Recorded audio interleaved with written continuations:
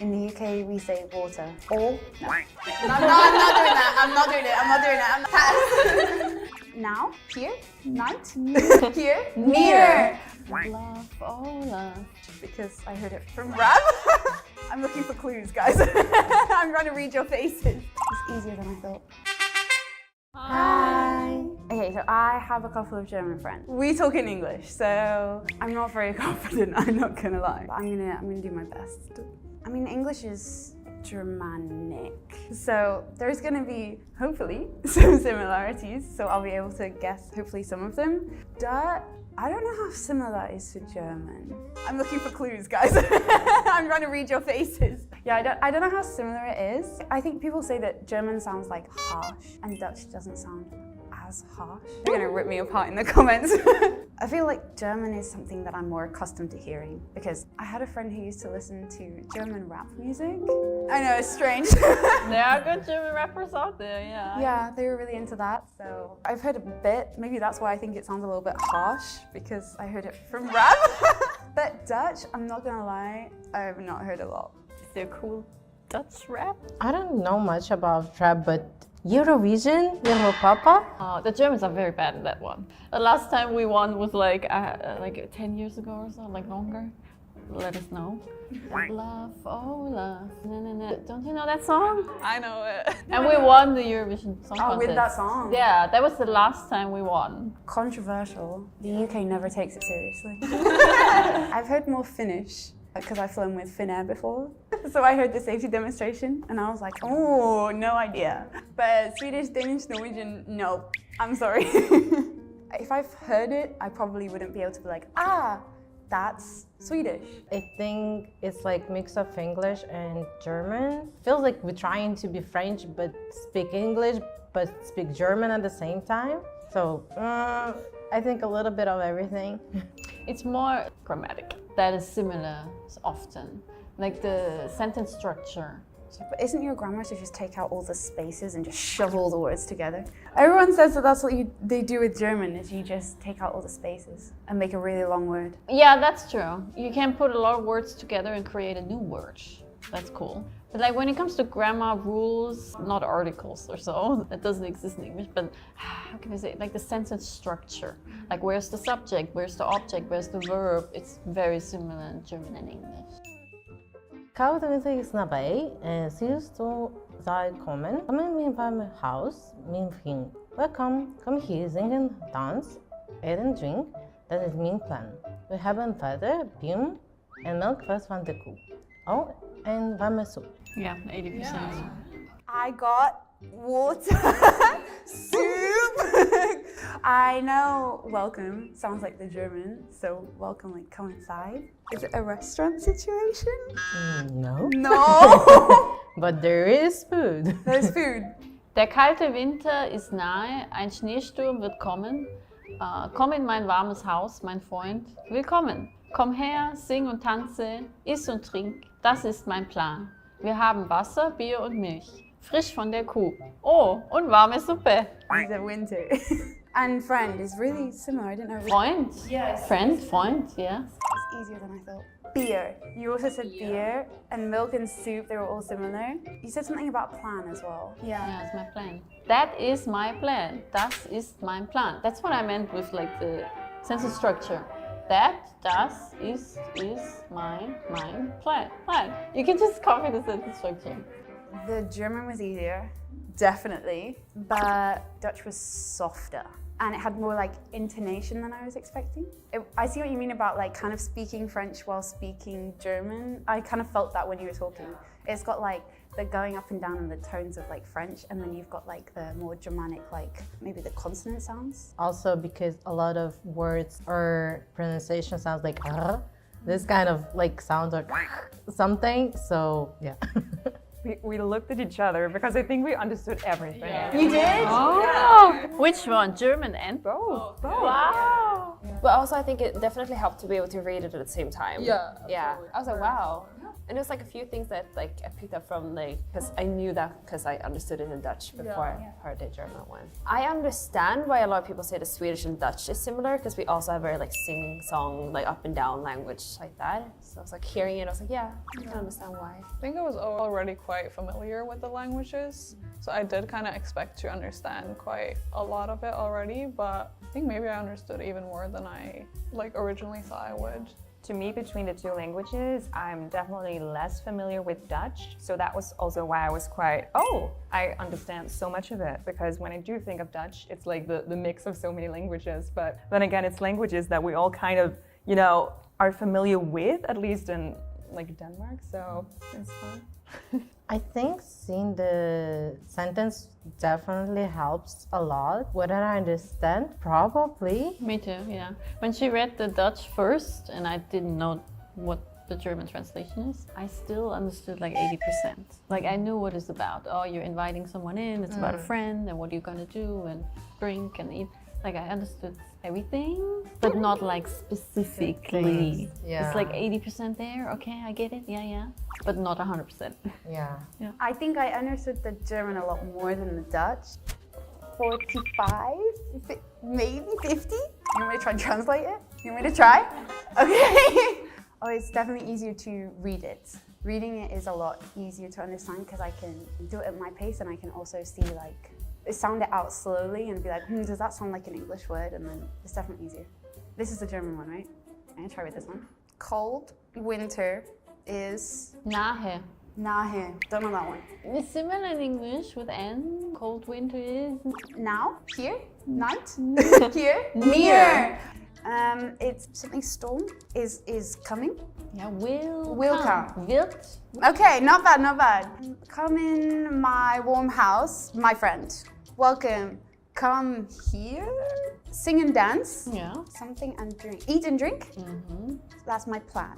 We have water, beer, and milk. Frisch. Fresh from the cow. You can say milk is fresh from the cow. And warm soup. That's more than 50. All these words are, yeah. Okay, I'm proud of myself. The one with This sentence specifically shows how similar it is. yeah. It's not all like that, guys. I mean, hey, learn German, but it's not that easy to learn German. This sentence is a good example, like it can be easy. Yeah, I think I found more words similar than I expected. And the whole sentence, now you've mentioned that the structure is the same, I don't have to think about grammar, so I think it's easier for me to understand it now knowing that. Den kolde vinter er nær. En snestorm vil komme. Kom ind i mit varme hus, min ven. Velkommen. Kom her, syng og dans, spis og drik. Det er min plan. Vi har vand, øl og mælk frisk fra koen. Og varm suppe. That's harder. I'm surprised that we all have like a form of the word welcome. It's like very similar. And milk also seems pretty similar. What's the word for beer? Øl. Øl? Like ale? I guess that could be the most similar, yeah. Øl. It's a good one, I need that. Good for ordering. Yeah. Den kalde vinteren er nær. En snøstorm vil komme. Kom inn i mitt varmehus, min venn. Velkommen. Kom her, syng og dans, et og drikk. Dette er min plan. Vi har vann, øl og melk, fersk fra kua, og varm suppe. That was way easier to understand than I expected. I do say that it's often very similar to English. Yeah. I have a friend who's learning Norwegian, and she's also from England. Yeah. So she always picks up like the similarities. I was not expecting to find those similar. That's kind of funny to me because I think this is very similar to Danish, but you didn't get a lot from that, right? I got some, but I think I got as much, or maybe a little bit more. Let me think about it. I think I got more Norwegian than I got German. I think if I didn't know the translation, I would understand more from this sentence, because the sound is really similar. Den kalla vintern är nära. En snöstorm kommer. Kom in i mitt varma hus, min vän. Välkommen. Kom hit, sjung och dansa. Ät och drick. Det är min plan. Vi har vatten, öl och mjölk färsk från kon. Och varm soppa. That's harder.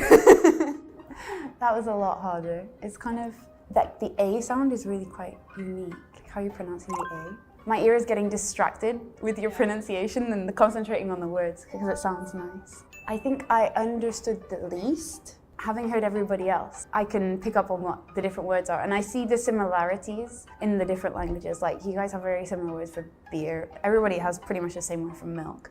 And again, welcome. Why do we all have the same word? In the UK, we say beer. In Germany, we say beer. And in the Netherlands, we say bier. In Sweden, we say öl. In Norway, we say öl. In Denmark, we say öl. Hey, you guys at the back are really similar. And then you It's guys us are kind of saying, similar. and then the back. But it kind of makes sense to me because we have ale and we have beer in the UK and they're the same, they're not the same thing, but they're basically the same thing. Okay, sorry. They're not the same thing. I'm sorry. In the UK, we say sing and dance. In German, we say singen und tanzen. In Netherlands, you would say sing and dance. In Swedish, we say sång och dans. In Norway, we say synge og danse. In Denmark, we say syng og dans. We all have kind of a really similar word for dance though. We want to party together. Welcome, let's party. In German, it's harsher, like you said. We have a T and Z instead of the D and Z.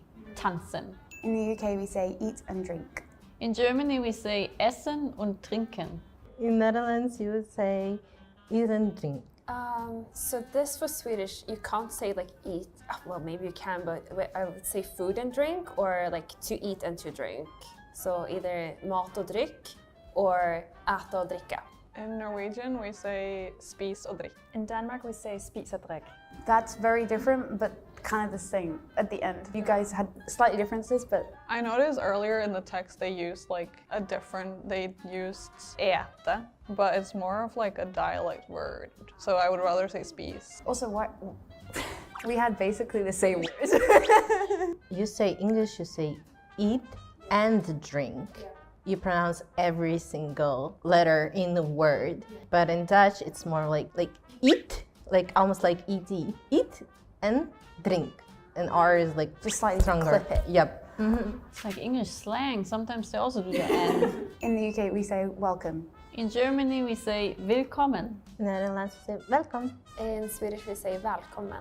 In Norway, we say velkommen. In Denmark, we say velkommen. It's all just different pronunciation of the same word. I think we just stress the vowels slightly differently. Like for us, it's welcome, like the E, but sometimes it's more like an I sound, right? Willkommen, it's an I. In the UK, we say friend. In Germany, we say Freund. In the Netherlands, we say friend. In Swedish, we say vän or kompis. In Norway, we say ven. In Denmark, we say ven. Like V-E-N. In Swedish, it's V-A with the two dots. And you can say vän, but I feel like kompis is more like natural. Like that's what people, at least Yeah, nowadays, because we say. can say kompis, but it's only for guys. So Oh, I was really really? fascinated when I heard it in Swedish. I was like, wait, you just said that about a girl? Oh yeah, because I say that about anyone. And I sometimes use vän, but not that often. It depends on the sentence, I think. Compis. It's kind of similar to the French. Copie. Maybe, yeah, because we have a lot of French words in Swedish. Maybe that's why. That makes sense. In general, I think German, generally.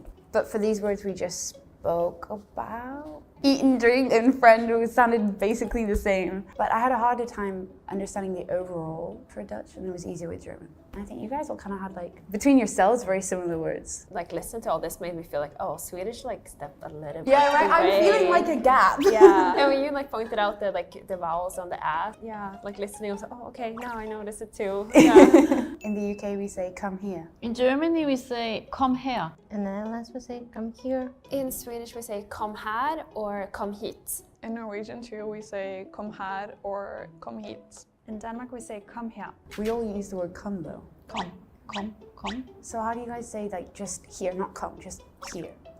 Here. Just H-I-R, like here. German, it's H-I-E-R.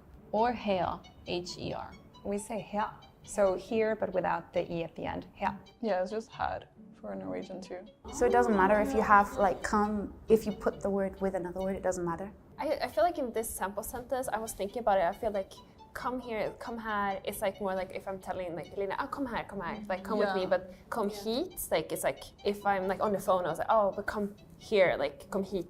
Does it matter then how far somebody is away from you? I haven't like thought about this that much. I was like, huh, this is interesting. I would say it's more of a feeling. Yeah, it's more, it's like. No, like you explained, like the hair is more like come here to me, like towards my direction. That's here. Doesn't matter how far they are away, I think. Just come towards me. But here is more just here, right here. The position you're in. Yeah, I feel like if I say like come här, it's someone that I can see. Like, but if you're far away that I can't see you, I would say come hit. Yeah, I don't know. I'm second guessing my own language. In the UK, we say water. Or? No. I'm not doing that. I'm not doing it. I'm not pass. In Germany, we say Wasser. In the Netherlands, we say water. In Swedish we say vatten.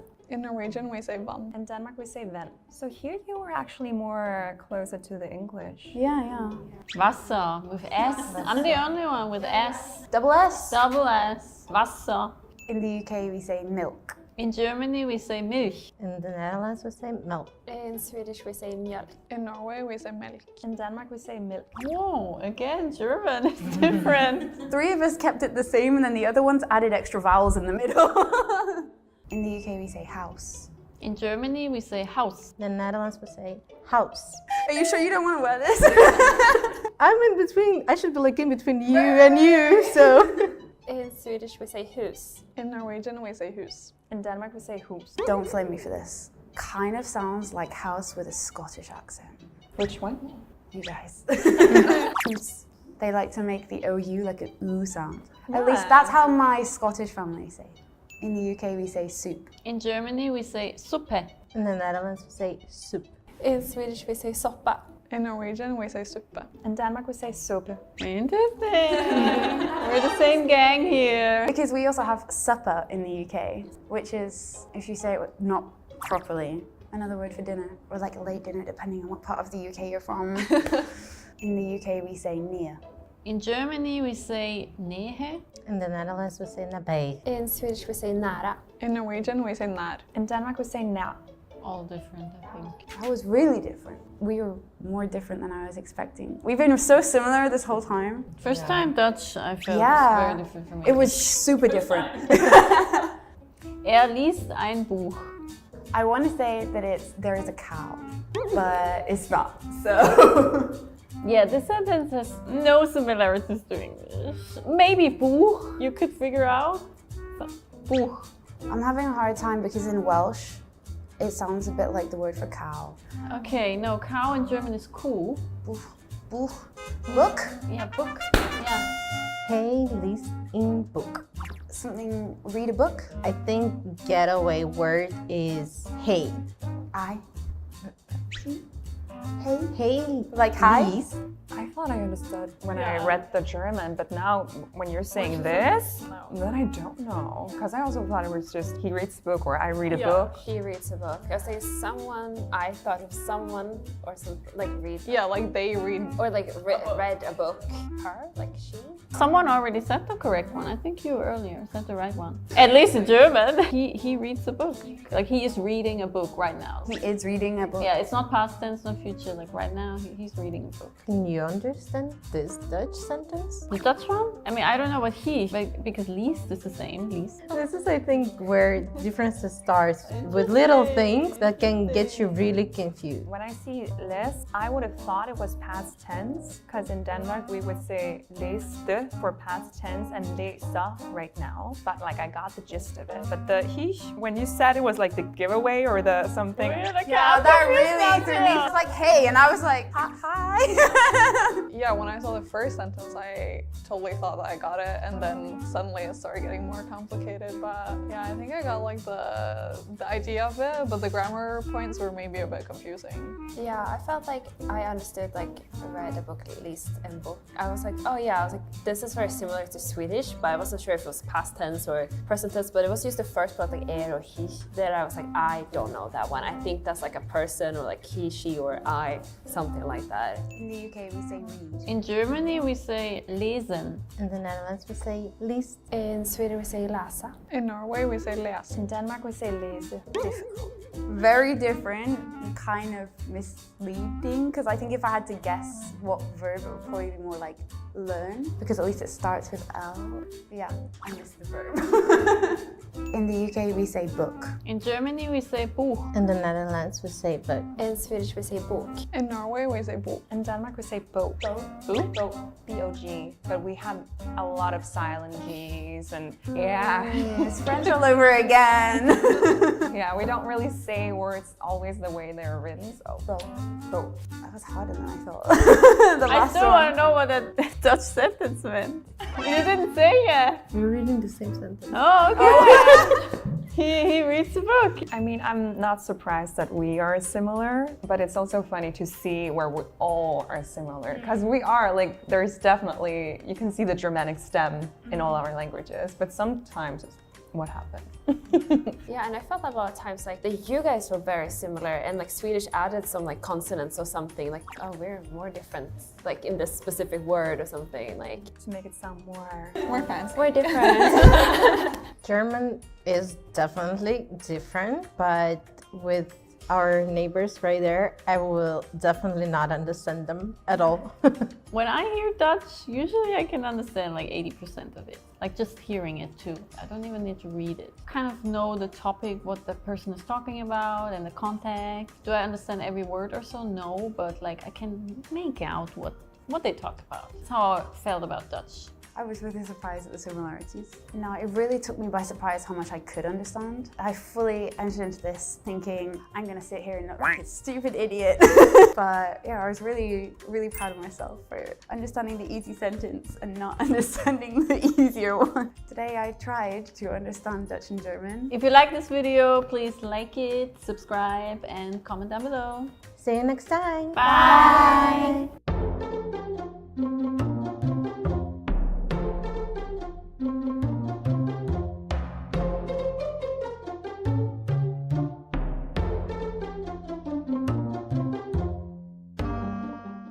Kultureller Austausch fördert das gegenseitige Verständnis und trägt zur Verringerung von Konflikten bei. I think it's the worst in German. There are words of like 100 letters. I think the Danish sounds like French now. Tradition. Tradition. We have the potato, we have the hairballs. Very universal language. Hi. Definitely the two of us. We understand each other pretty well. And I think I can understand German pretty well. You might be able to understand some Dutch, but it's a little harder, I think. I have some Dutch friends. When they talk in their own language, it's like I understand words, but like so I can maybe guess what the sentence is about, but I'm not 100% sure. Yeah, that makes sense. When I went there, sometimes I understood some random signs, which is really odd. I also think like German has some similarities to Danish, or like the other way around perhaps, but I don't speak it myself, not very well. Yeah, me neither. I don't speak any of your languages, I'm so sorry, but like maybe I could understand. Well, this will be embarrassing because I studied German for 4 years and I don't know. I think I forgot everything. It's the same, right? I think you get German in school and so do we. So I think you definitely don't get Dutch. I don't get it. So I think a lot of Dutch people are able to understand some German. If you speak, then we can probably get most of what you're saying, unless you're speaking really fast and using slang. I think for me, it's probably just like what's already in your language. If it's like similar to our words, then I would, but like we don't learn. No. For me, like Dutch sounds very like a mixture between German and English. Yeah. I always thought like that. For me too. Like I also have friends from both of your countries, but I think I never heard them talk in their language, you know? Yeah, like we just speak in English, so I'm not sure if I ever heard your language, if I could distinguish them both, yeah. I've always thought that Swedish is similar to Danish, but it just sounds way more melodic. It sounds prettier than Danish. I like Danish, but it sounds very like, I think the famous saying is like potato in their throat. I would always say it sounds like Norwegian, like they're speaking Norwegian, but with a German intonation. That's what I think sometimes. I agree. I think the Nordic languages sound a little bit like German, but more flowing, like what she said. It sounds a little more, I don't know if this is a nice way, but a little more funny. Det finns tusentals språk och kulturer som samexisterar runt om i världen. Detta mångfald är ett bevis på mänsklighetens rika arv. Kulturellt utbyte främjar ömsesidig förståelse och hjälper till med att minska konflikter. Er bestaan duizenden talen en culturen die over de hele wereld naast elkaar bestaan. Deze diversiteit is een belangrijk bewijs van het rijke erfgoed van de mensheid. Culturele uitwisseling bevordert wederzijds begrip en helpt conflicten te verminderen. Auf der ganzen Welt existieren Tausende von Sprachen und Kulturen. nebeneinander. Diese Vielfalt ist ein wichtiger Beweis für das reiche Erbe der Menschheit. Kultureller Austausch fördert das gegenseitige Verständnis und trägt zur Verringerung von Konflikten bei. Der er tusindvis af sprog og kulturer, der sammen eksisterer rundt omkring i verden. Denne mangfoldighed er et vigtigt vidnesbyrd om menneskehedens rige arv. Kulturel udveksling fremmer gensidig forståelse og hjælper med at reducere konflikter. Oh, I was surprised at how fast you guys were speaking. Same for you. Oh, really? I felt like I was hanging, so I was like, Starting with Danish, for me, yeah, I understood most of it, but like always, I feel a slight whiplash when I hear Danish. I think I never heard Danish, to be honest. For me, it sounds pretty, but it sounds like German, but like, you know, I used to have like the old cassette recorders, the VHCs, you know, when you turn them backwards to start the video. So it sounded to me like that, like German, but backwards. It sounds like to me like German, but backwards. That's funny. I love that. That to me is something. I was just like, that was so funny. It's also because of how fast she speaks, I think. Yeah. And I was actually surprised that I'm not able to understand more. There are certain words that look very familiar, like conflictors, like conflict, right? It's the same in Dutch and German, or reduce. But besides that, I wouldn't be able to tell the full meaning of this if I hadn't read it in my own language. Or German actually was pretty doable. I think I understand like 80–90% of it. Ooh, that's pretty cool. When I see the writing, it's easier, but when I just hear it, sometimes it's a little bit difficult. So when I see it, like, and when I read it, I don't understand anything. I can only read like the culture part and the conflict part, but like besides that, I would not be able to guess anything, to be honest. Like, I wouldn't know what the words would be. I think context would also help a lot. Like the sentence itself is pretty difficult. For Dutch, I was surprised at how much I understood, actually. Oh, really? It was a lot of words that like either through English or through German or through Swedish, I could somehow get it. I mean, in Dutch, we borrow a lot of words from English, French, and German. And then we have, of course, our own Dutch words. But I think there's quite a lot of words in this. But not when I read it, when I listen, I think, because when I read it now, I'm like, oh God, what does any of this mean? But I actually have the complete opposite with your language. Also, when she was reading, I thought she's not even reading the full word, like she's skipping over letters.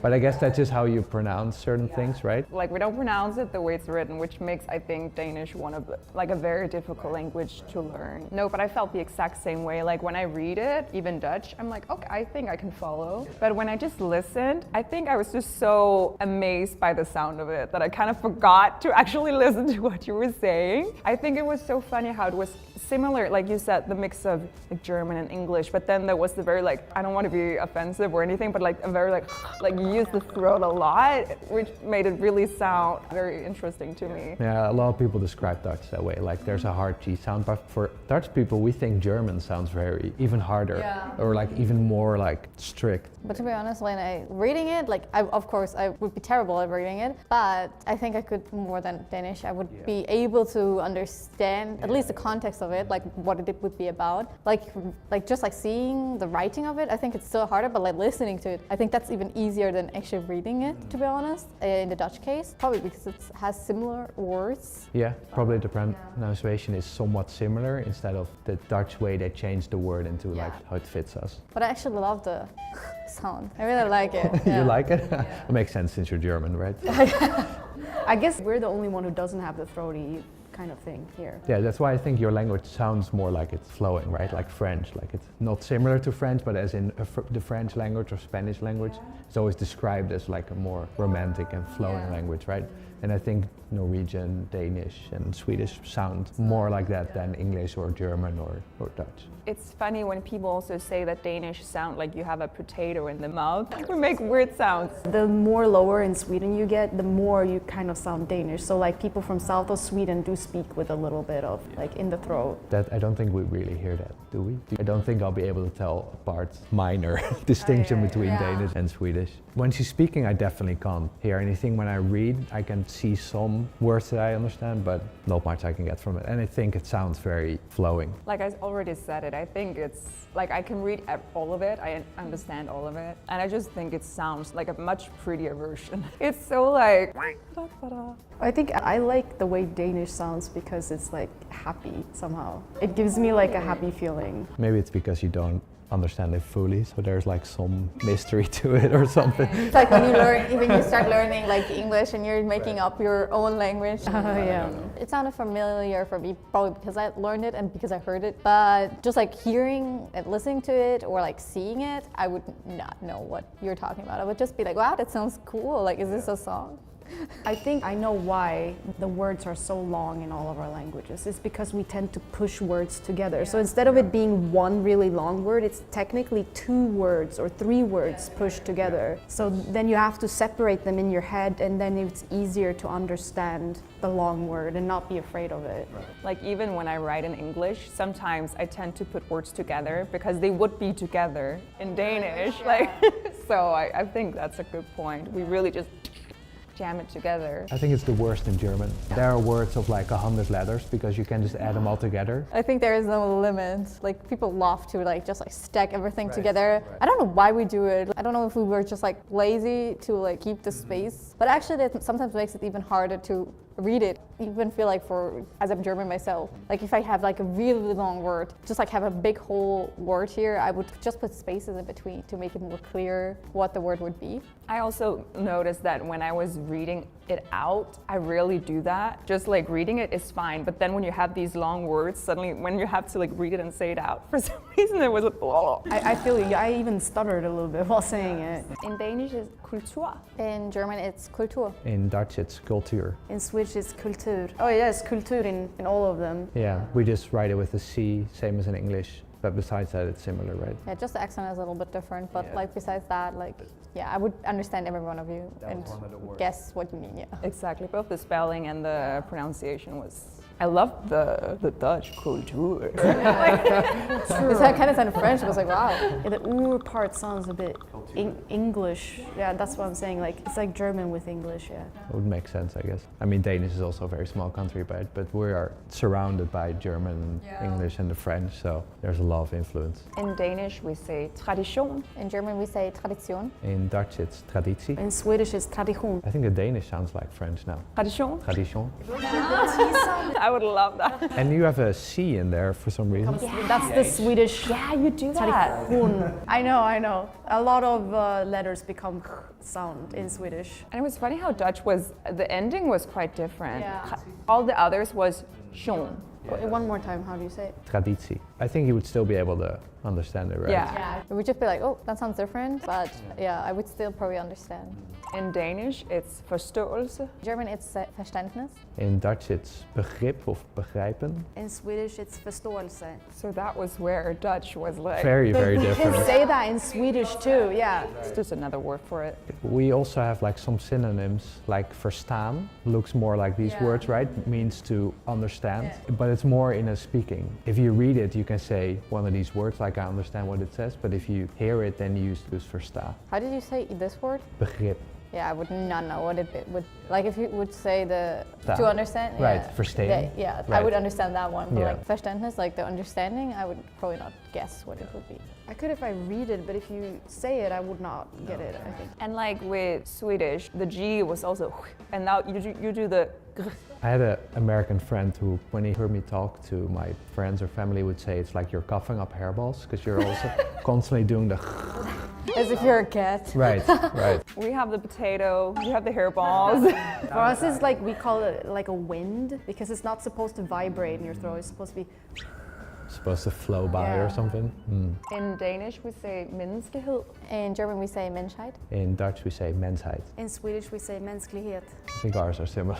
Yeah, ours. But once again, I think I would definitely also, based on the context, I would understand the Menschheit. Yeah, I think also for me, like I would understand all the three in this case because it's pretty similar. Definitely reading. I'm not sure if they said it. Yeah. Can you say it again? Menneskehed. Mensgehold? Yeah, I would wonder what the second part means. The first part is overly human or mens, but I guess the word itself is the same, it's the grammar that becomes different afterwards. yeah. In Danish, we say indsatser. In German, we say Anstrengungen. In Dutch, it's inspanningen. In Swedish, it's ansträngningar. But I could say insatser in Swedish too. Actually, I think that makes more sense. It's just the meaning might be a bit different. It's just a slightly different synonym for it. Jeg nyder at være en tur i park. Det hjælper mig med at få udviklet selv og få et fast punkt. Nogle gange lytter jeg til musik, mens jeg går, og det gør oplevelsen rimelig bedre. Genieße es, lange Spaziergänge im Park zu machen. Es hilft mir, meinen Kopf frei zu bekommen und frische Luft zu schnappen. Manchmal höre ich Musik während des Spazierganges und das macht das Erlebnis noch besser. Ik geniet van lange wandelingen in het park. Het helpt me mijn hoofd leeg te maken en wat frisse lucht te krijgen. Soms luister ik naar muziek terwijl ik wandel. En dat maakt de ervaring nog beter. Jag tycker om att gå på långa promenader i parken. Det hjälper till med att rensa tankarna och få lite frisk luft. Ibland lyssnar jag på musik medan jag går och det gör upplevelsen ännu bättre. I didn't understand, I think, a lot, but like knowing what it was about, for me the words is just like the parking part, the frisk luft and the music part, so it's like not really a lot, yeah, like 20. When she's speaking, maybe it's 5 or 10%, but if I read it now, I think I can understand like 50%. I don't know if I'll be able to put the full meaning of the text together, but in this text, a lot of words that are very similar to German, Dutch. I would say 90-95%. It would be faster if I say what words I don't understand than what I do understand. Very universal language for Western Europe. Yeah, I love the double S thing you You do. hear that S? Like we have double S, so it's really like double S, and this is more like sharp S. For me, it really helps when I look at the text, but just speaking, maybe we're like around 40, 50. Reading, like I said, really helped, but there's definitely some words where I thought I was pretty good at German, but I'm questioning myself now. Let's say about 50, just to put it like pretty safe. I think for me when she speaks, maybe it's 60 or 70. But now when I look at it, I think there's only one word, which I'm not sure what it means. Besides that, I know almost every word. That's a lot. I think listening, yeah, 40% too. But I feel like listening and reading is pretty same. It's just that I get more time to read, so then I can like really think about it. But one thing I'm realizing that I never noticed before is that how many words you're using the large letter in. It's German. They have to put a capital for every, like the clock or animal or person or any subject, I guess. Yeah, we have to write it in capital letter. Does it change the meaning if you don't? Oh, it doesn't change the meaning. They're just like, if we take a test, they're like, you're grammatically technically wrong, but like they would still understand what it is. Before I was like, oh yeah, it's a mix with English and everything, but here I see very few words where I for sure get it. Like lange would be the same like long in Danish, lange, but I'm definitely on 20. With the help from the text, maybe around 20, 30. I feel like reading is really harder than listening to it in that case. I mean, I understand the first sentence, like I would understand. Besides, like I would understand parts, like when reading it, but not a lot, maybe like 30%, 40%. But when I listen to it, I feel like I would understand way more, like 70, 80 in that case. I agree with you. I understood more when I was hearing it than when I'm reading it. I think like if I read it for a very long time, yeah, I can see like how there's a lot of similarities just from knowing what the text is a little bit.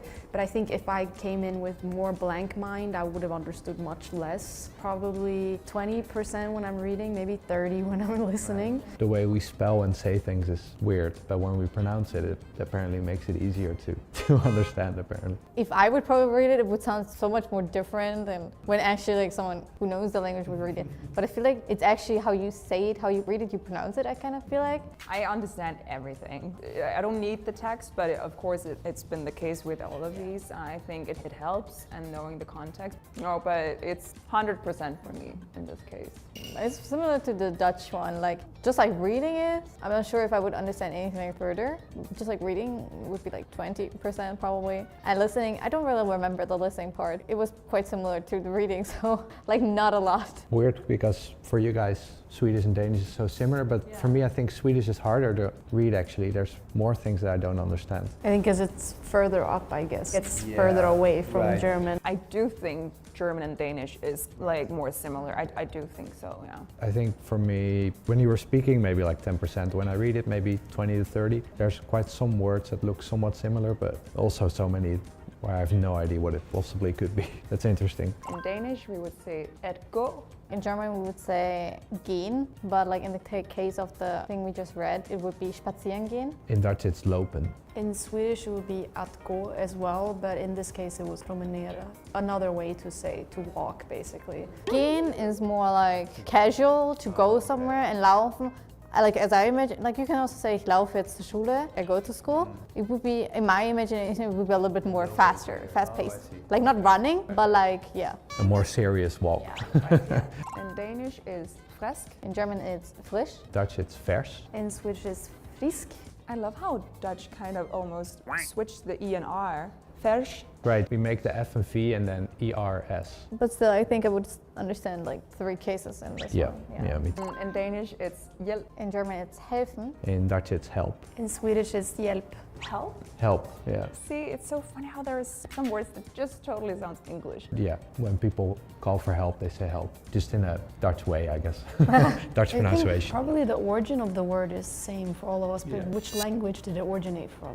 Germanic, Old Germanic. Yeah. I was actually personally surprised that obviously it was difficult for me, but Dutch, I thought it was totally different, but I actually understood more than I thought. So that was interesting. German, I already knew was kind of similar, so I wasn't surprised, but it sounds just cool. And Swedish, I mean, neighbors.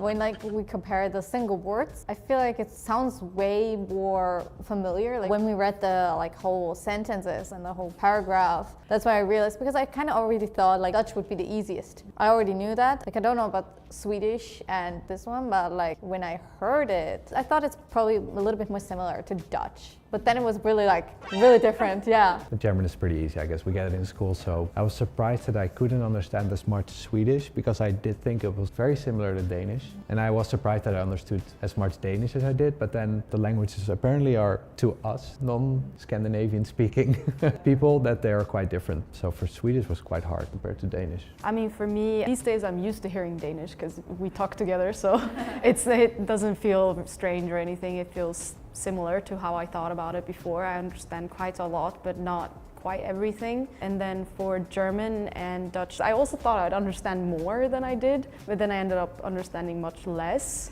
But I feel like with Dutch, I usually understand really random Dutch, usually. So like I said, like road signs or something, like you can only park here until 3, and then I understand every word of that, but then I don't understand a simple sentence. Today we compare 4 Germanic languages. If you like this video, please like, subscribe, and comment down below. See you next time. Bye.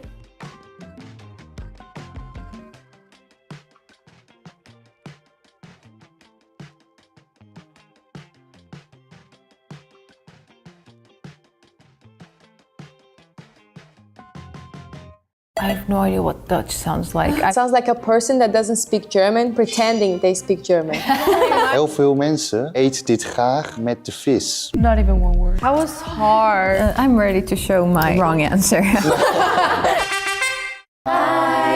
Yes, I would say they're similar, but sometimes Germans can understand what Dutch people say, but then we cannot really speak Dutch. But some words are the same or sound familiar. Germans find it easier to learn the language when they come to the Netherlands compared to the rest of the foreigners. So I'm sure there's some similarities, but obviously still completely different languages. I heard like the vocabulary is similar, but then the grammar is different from German. I have no idea what Dutch sounds like. I only remember like Dutch uses a lot of English words, if I'm not wrong. That's true. They do use more slang, sometimes just trade in some English words, because Netherlands is really Americanized. 96% of the population in Netherlands speaks English. I actually saw there's a lot of memes with Dutch language, because it looks like it's broken English. Yeah. And they're like super long words, and they mix a lot of English. In German too, they just put all the words together and make one huge word. So whenever I hear Dutch, I'm like, wait, is it German? No, it's not German. It's like always like the first thought, huh? Ik kom uit Nederland, Engeland en Zwitserland. Ik ben net hierheen verhuisd en ik spreek 3,5 talen en ik ben nu nog 2 erbij aan het leren. It definitely sounds a bit German-ish. I didn't see the difference with German actually. It sounds like a person that doesn't speak German pretending they speak German. There's some like mixed accent or dialect. He speaks 3 languages and he has like 3 different nationalities. And Hallo, ich bin Lara. Ich komme aus Deutschland. Ich bin 23 Jahre alt. Ich studiere hier in Korea. Ich bin jetzt seit 5 Jahren hier. Way easier to understand. Yeah. Way easier. I got like 85% of it. Yeah. But I think it's because you actually end up hearing a lot more German than you do Dutch. Like, I watch series in German, you know, and it's actually a language that you have a lot more exposition to. Like, you actually hear it, as in comparison to Dutch. I don't think I've ever watched like a Dutch show, but I've watched a lot of German shows, for instance. I think Dutch just sounds a bit more pointed and broken up. Stereotypically, German sounds really harsh. Previously in other videos, I've heard it and it's always very smooth, a bit softer to the ear. But like I said, with Dutch, it's like very, not that it's not nice language to hear, but it's just broken up, I guess. Oh. All right, well, yeah. Ik drink hier heel graag van hete chocolademelk. Ik kan er ook soms van koffie drinken. Handeltje op de zijkant om het vast te houden als het drankje zelf te warm is. Ik giet hier meestal een warm drankje binnen. Dus ik zei al koffie of hete chocolademelk. Yeah, I think that's a pretty accurate description. I did understand some of the words, but I'm not quite sure. I have no idea. You're right. Interesting. Two people are right. It's a cup. So I said, indeed, hot chocolate and coffee. I drink this out of, obviously I couldn't use the word itself, drink hot chocolate and coffee out of this object. I hold it on the side with a handle. I thought you were talking about a cappuccino. No, because you mentioned chocolate and coffee, I imagined tiramisu. That was hard. In Dutch we say kopje. In English, we say cup. In Portuguese, we say chávena. In Spain, we say taza. In Portuguese from Brazil, we say caneca. In Germany, we say Tasse or Becher. Never heard of this word actually. What? Chávena? Ah, no, I don't know. Yeah, chávena café, because caneca would be the big one. I would say xícara, but xícara it's for tea. Yeah, xícara we don't use as much. Also, in dem Alter geht man wahrscheinlich noch in die Grundschule. Man spielt sehr oft, man geht sehr oft raus, trifft Freunde, man lebt zu Hause und hat natürlich seine Eltern noch zu Hause. Man ist noch sehr sorgenfrei. Es ist sehr hart zu beschreiben. Man spielt gerne und auf dem Spielplatz oder... Wow, I have no idea. It is really hard. This one is really hard to describe as well. Did you see like girls at some point? I heard a girl too. Like hanging out? Mm-hmm. Yeah, that's all I got. It's a child. Oh my god, I put living room. In German, we say Kind. In Brazilian Portuguese, we say criança. Spanish, we say niño or niña. European Portuguese, we also say criança. But yeah, we can also say like menino, menina. In English, we say child. In Dutch, we say kind. Oh, same. In German, kindergarten is the same as in English. In German, Kind means child. Kinder means children. So it's like a place for children. Kinder chocolate literally means child? Yeah, right. So it's like child chocolate. Yeah. I didn't know. That's why there's a boy on the package. There's always children on the package.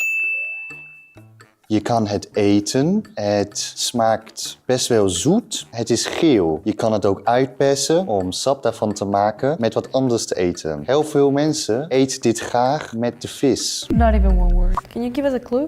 It's something to eat. Yeah. You can eat with fish. That's what you say in the end, right? Yeah, that's and what soup? it's... No, sap, which means juice. Wine? I said you can squeeze it out. Lemon. It's sweet? Yeah, zoet. Yeah, sweet. I don't know how the Dutch cook, so... I don't know what else people eat this with, to be honest. Waarmee mensen dit eten. Want meestal eet je dit niet op het zelf. Je meestal eet het met iets anders erbij. I don't know if it goes well with fish, but he said you can drink it in a juice and it's sweet. In Dutch, we say limoen, lemon. No, it's not sweet. You said sweet. Oh. That's the first thing I said. Sour. Oh, my bad. Oh, that's my fault. Yeah, but then he says sweet, and I was like, okay, definitely not lemon. Because everything else was like lemon, lemon, lemon. But then he was like, it's sweet. I was like, Yeah, I take the blame for that. Yeah. Actually, I only heard the German word for fish. Fish, yeah. And like by itself, you could have it by itself and with fish too. No, I said you don't eat it by yourself. Well, then there's my understanding right there. In Dutch, we say limoen. In English, we say lemon. In Portuguese, we say limão. In Spanish, we say limón. In Portuguese from Brazil, also limão. In German, we say Zitrone. Es ist ein Bestandteil des Körpers. Man benutzt diese sehr, sehr häufig zum Schreiben, zum Malen, alltäglich für alles zum Zählen. Wir haben davon 10 Stück. Also 10 sind Bestandteil des. Zum Beispiel benutzt man diese beim Kochen auch. Can we get a hint? I only got for all. I didn't understand anything from the explanation. It's very important. All of you have it and you're using it. Not really. Not everybody. That could be so many things. You're using it to maybe express yourself. That's all I'm gonna say. I have a theory. Could it potentially be this?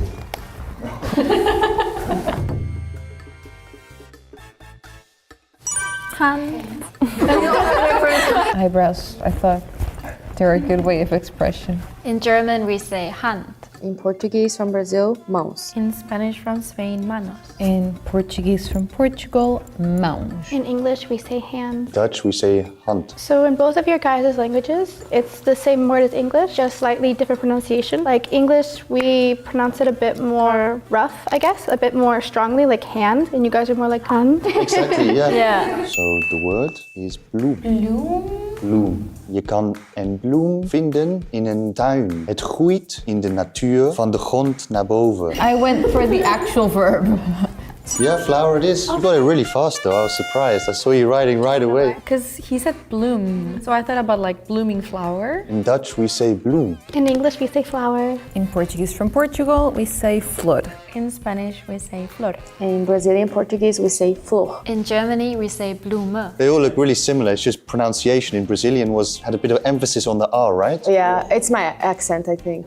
How do you say it? Flor. Do you guys write it the same? I think it's interesting how Dutch is Bloom and German just adds an E, like Blume. The next German word is Schwester. Do you guys need a hint? I do need a hint. Genau, man lebt zusammen in einer Familie oder man hat gleiche Eltern. Yeah. Personally, my stepmom is German and I have 4 sisters. I hear that word frequently. I just remember hearing it before, like I said. Like, I've watched shows in German. For me, it was the explanation. Because before that, I just wrote belt. In German we say Schwester. In Brazilian Portuguese, we say irmão. In Spanish from Spain, we say hermano or hermana. In Portuguese from Portugal, sister, we say irmã. In English, we say sister. In Dutch, we say zus if it's an older sister, but zusje if it's a younger sister. Oh, it's like Korean. Yeah, Nona. Actually, with everything we do, if it's smaller, then we do je. Like, for example, kop, we say kopje, like cup. We have like this in Portuguese too. We say inho. Oh, yeah? So, for the next word, in Dutch, it's berg. Je vindt het niet in Nederland, maar je kan op een berg wintersporten doen. Bijvoorbeeld zoals skiën of snowboarden. En een berg is meestal heel groot. I'm so lost. This time I understand almost everything that he said. It's very similar to German. Yeah, right, yeah. I have not a clue. I'm ready to show my wrong answer. I think I'm wrong. Some right answers. It's mountain. Okay, cool. Said you can ski or snow, and then see if some cities have it, that means maybe the city has a mountain on it, my guess. I got the word, but when he described, I was like, ah.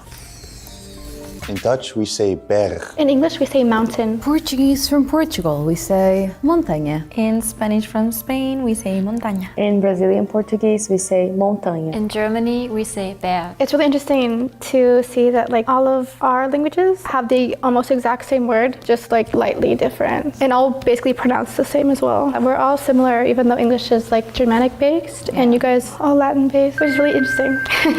I think it's also interesting how in Dutch you pronounce the G like harsher, like Exactly. Honestly, I just thought it was bear at first. I thought it was a bear too. Yeah, then I was like, why would a bear be skiing? So I think this one's gonna be easy. In German we say piano. let's not make our life harder.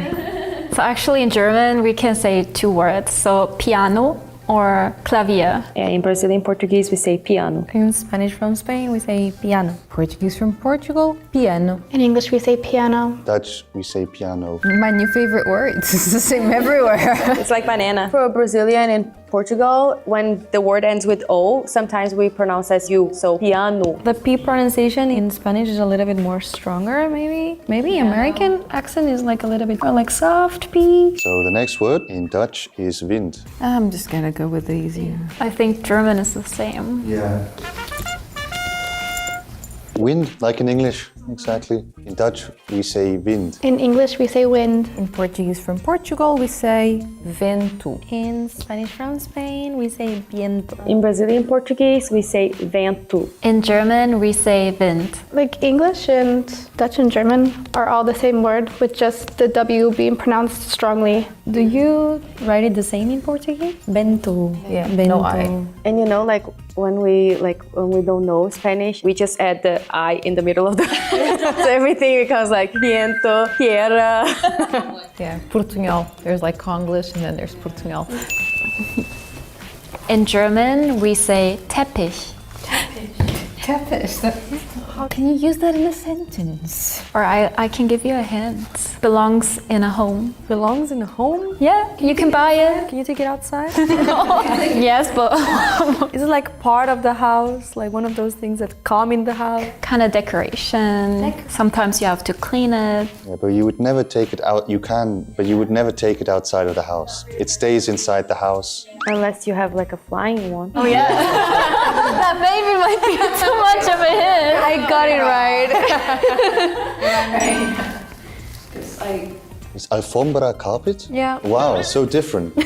That's so different. In German, we say Teppich. In Brazilian Portuguese, we say tapete. In Spanish from Spain, we say alfombra. Portuguese from Portugal, we say tapete. In English, we say rug or carpet. Same thing. Dutch, we say tapijt. It's also similar.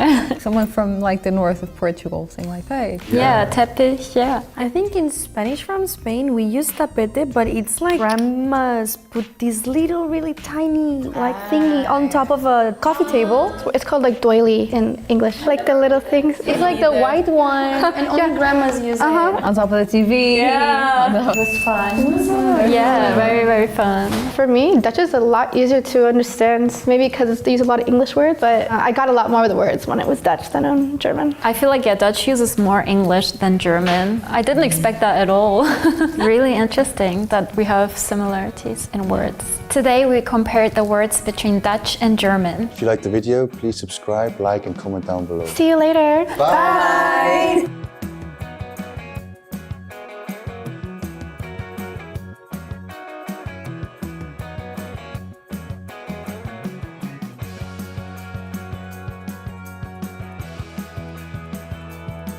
So what does gift mean? Poison, it's poison. Yeah. I'm slow and I make you cry? Like, what do you mean? In Norwegian, we say blå. Blood? Blå. Yeah, we don't even have that word. I should learn Swedish. It doesn't seem so hard right now.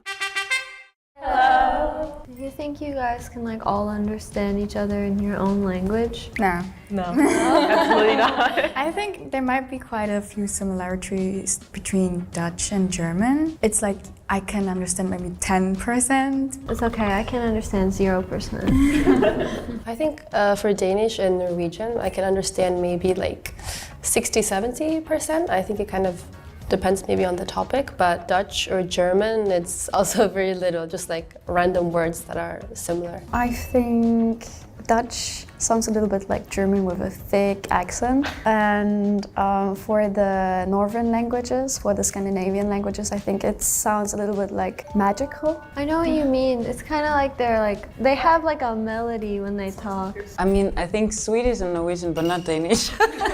Because Danish is much more like flat. I think language. Like a lot of people think that Norwegians are like singing when they're talking. I hear that all the time. Yeah, I think I get that a lot sometimes, yeah. Dutch kind of sounds like a mix between German and English to me. So that's why I kind of understand a little bit, but it's still very different. But I heard it's pretty easy for Germans to learn Dutch. I have a friend that went to Amsterdam and she learned it in like 6 months. Well, I actually studied German for 2 years when I was in high school. However, I did not manage to master anything. Grammar is a lot more difficult compared to other languages. Sorry. So can you guys all introduce yourself in your own language for us? We can start with you. Hallo, mein Name ist Joanna. Ich bin 22 Jahre alt, ich komme aus Bonn und ich lebe und arbeite in Korea. Hallo, ich bin Lara, ich komme aus Bremen, ich bin 26 Jahre alt und ich auch. Ich bin auch hier in Korea am Arbeiten seit 4,5 jaar. Hoi, ik ben Kira. Ik ben 22 jaar oud en ik kom uit Nederland. Ik ben geboren in Tilburg en momenteel woon ik in Seoul in Zuid-Korea. Hej, jeg hedder Ida, og jeg er 34 år, og jeg har boet i Korea i et års tid. Hej, jag heter Julia och jag kommer från Helsingborg. Jag är 26 år och jag har varit i Korea i 4,5 år. Hei, jeg heter Linnea. Jeg er 24 år og jeg kommer fra Norge. Og jeg har bodd i Korea i rundt 2 år. Because I actually studied German, I understood maybe 80%, 70%. It's pretty similar to Dutch. Yeah, I think I also understood maybe 80%. For me, I didn't understand like everything of the German part, but I feel like I understood enough keywords to know what she was talking about.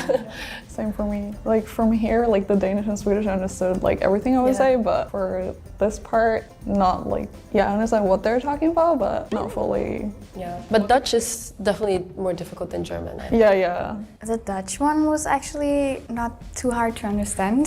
I think like 80%. It was quite similar to Plattdeutsch. It's like a really old German accent, and the rest I didn't really get anything except for the word Korea.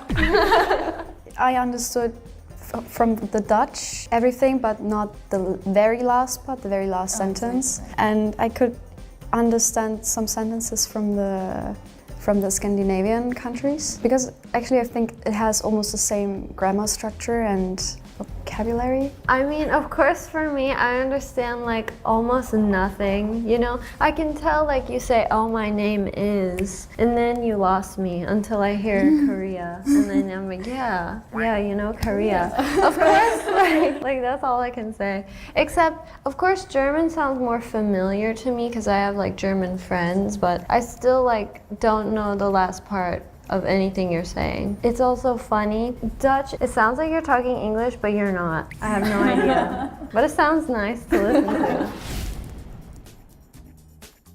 In English, we say friend. In German, we say Freund. In Dutch, you would say vriend. In Danish, you would say ven. So in Swedish, you could either say vän or kompis. Yeah, in Norwegian, you also say vän. Yeah, like ours all sounds kind of similar, like F's and R sounds. But like, do you know where your root word comes from? Like for friend, why it's different? No idea, but it's all the same. Like it's. For me, it's kind of close to friend. I don't know why. It still sounds similar to friend. The V sound or the F sound, I don't know. But this is like definitely closer to English. Freund. How did you say it in yours? Vriend. All of them also have an I sound, it seems like. Ah, yeah. In English, we say father. In German, we say Vater, but we usually don't use that to address our father. We say Papa. In Dutch, you would say Papa as well. However, father would translate to vader. In Danish, you would say far. In Swedish, we would also say far, but we would also more often use Papa. So more similar to that, I guess, also. Yeah, Norwegian is the same as Swedish. We say either far, but you would rather say Papa. Again, we're more kind of similar, like father or father, but I noticed like you guys just, it's so short, it's like just fa. It's also funny, it's English is kind of the same, like you have so many different nicknames for your dad, like even like dad, daddy, papa, pop. Maybe it's easier for babies to say. Sounds cuter too. Yeah, it does sound way cuter. In English, we say river. In German, we say Fluss. In Dutch, we would say rivier. In Danish, you would say flod. In Swedish, we say flod. In Norwegian, we say elv. So actually in Swedish, we also have the word elv, but I don't think it means exactly river. Like I think it's slightly smaller than a river. Oh, like a stream? Yeah, I think kind of like that, yeah. Yeah, we don't even have that word. What did you say it was in Danish again? Flod. I mean, in Norwegian, we have flod, but that means like something is overflowing. Oh, okay. So it doesn't have the same meaning. It's completely different from everyone else suddenly. I have no idea what happened there. I think overflowing in Germany too is also Flut. Yeah, that would make sense. Like flood? Oh wow. There's water, that's what we know. But we don't know what type of water. In English, we say mountain. In German, we say Berg. In Dutch, we would say berg. In Danish, we would say bjerg. In Swedish, we say berg. In Norwegian, we say fjell. I don't know why I didn't expect that. Like, it all sounds like bear, kind of. I mean, in Norwegian, we actually do have the same word. We have berg, but it's kind of smaller than a mountain, I would say. Like a hill, maybe? Yeah, more like a hill, I would think, yeah. Well, where did mountain come from then? Now I'm confused. Yeah, both of ours are completely different from this. In English, we say red. In German, we say rot. In Dutch, we would say rood. In Danish, you say rød. In Swedish, we say röd. In Norwegian, we say rød. Pretty similar. In English, we say blue. In German, we say blau. In Dutch, we say blauw. In Danish, we say blå. In Swedish, we say blå. In Norwegian, we say blå. Blood? Blå. Still, like, we're vaguely all a bit similar. In English, we say yellow. In German, it's gelb. In Dutch, it's geel. In Danish, it's gul. In Swedish, it's gul. In Norwegian, it's gul. See, to me, that kind of sounds like gold. That's true. I feel like maybe it comes from that. I don't know. I think this one is the most different so far. Yeah. Even Dutch and German don't really overlap. In English, we say city. In German, we say Stadt. In Dutch, we say stad. In Danish, we say by. In Swedish, we say stad. In Norwegian, we say by. Danish and Norwegian has by. Did anyone else? Everything else was like stad. So in Swedish, we also have the word by, but it means kind of like town, like it's smaller than a city. So it's not very big. It surprises me that Swedish is so close to German and Dutch. I should learn Swedish. It doesn't seem so hard right now. In English, we say clock. In German, it's Uhr. In Dutch, it's klok. In Danish, it's ur. In Swedish, it's klocka. In Norwegian, it's klokke. We had the same as German, Danish, and Uhr. with an R, right? Yeah. Yeah, same in Danish. Where is the R? In the end. Uhr. You don't pronounce the R too hard there. R is like half silent. So, what does barn mean in y'all's languages? We don't really have barn as a German word. Neither do we have barn in Dutch. I mean, in Danish, it means et barn. It's like one child. It's the same in Swedish. Same for Norwegian too. So, barn in English means like building on the farm where you keep like the animals and the hay. So very different. Yeah. So, what does gift mean in y'all's languages? Poison, it's poison. Yeah. In Dutch, it would be more like giving someone money. But only money? It could be other things as well, but usually it's used for money. In Danish, it means two things. It also means poison, but it also means to get married. Oh. It's the same, yeah. Same for Norwegian. Get married and poison. It's the same word. And it's spelled exactly like that. Oh. In English as well, it's just like a present you give somebody, not poison. So, what does rolig mean? Do you have a word like that? No, I don't think so, actually. I don't think we have it either. I mean, in Danish, it means to take it slow, like stille og roligt. That's interesting. Like, Yeah, because it's different in Swedish, yeah. In Swedish, it means like funny. Oh. Yeah. So if I were to say like, oh, you're funny, I would say du är rolig.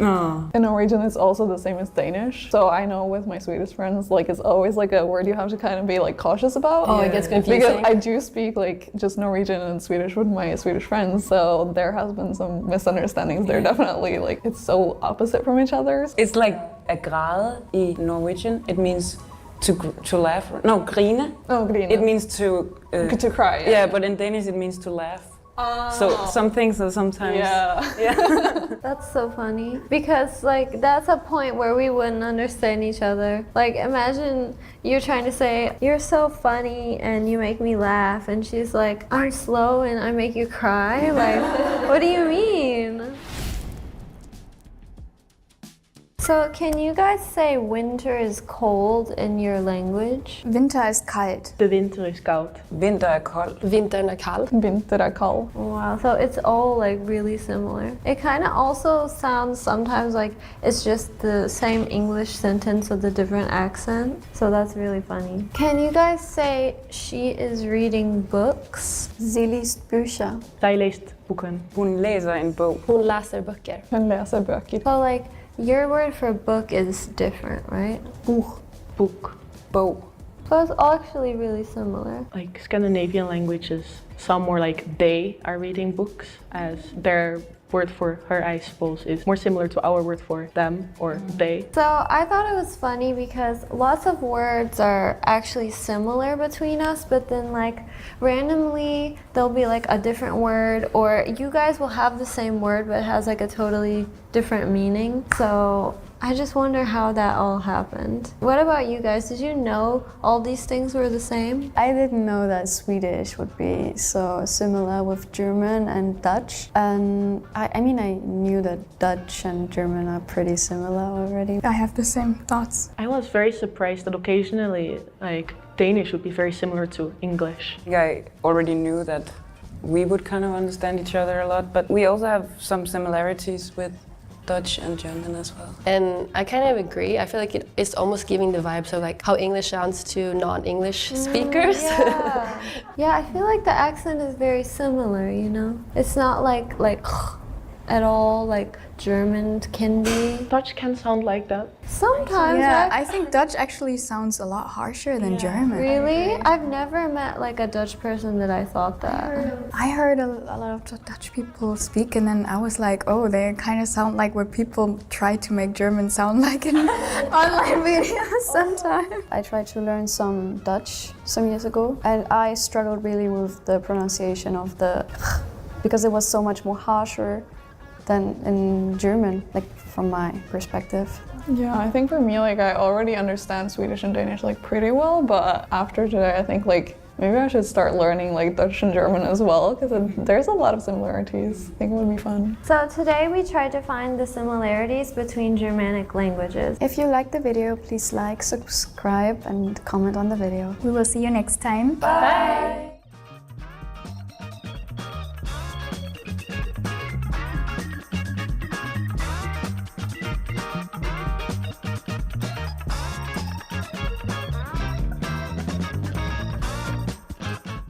Kleine Kinder können keine kleine Kirschkerne knacken. I'm warning you, it's very long. This is German? I hope it is. Kleine, keinen, kunnen, keinen, heinen, leinen, heinen, feinen.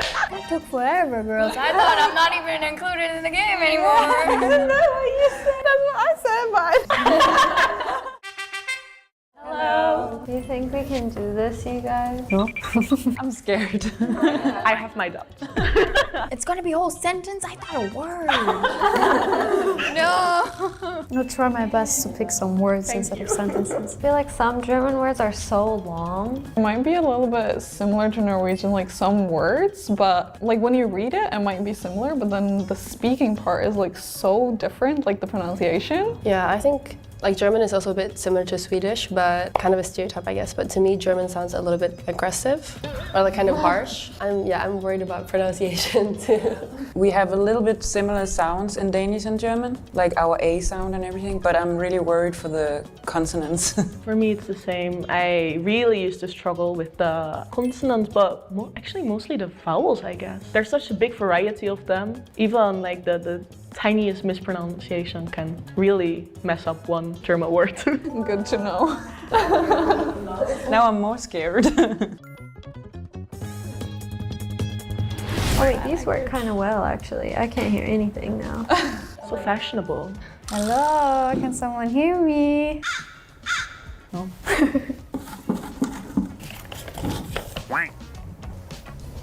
So it's a very long word. Oh God. Rindfleisch. Rindfleisch. Etikettierungs. Überwachung. Überwachungsaufgabenübertragungsgesetz. Isn't this the longest word in German? Yeah, I heard it before, but it's so long I forgot. Rindfleisch, Etikettierungs, Überwachungsaufgaben, Übertragungsgesetz. Aufgabenübertragungsgesetz. Should I just go for it? I mean, the chance you will get is pretty high. Okay, here we go.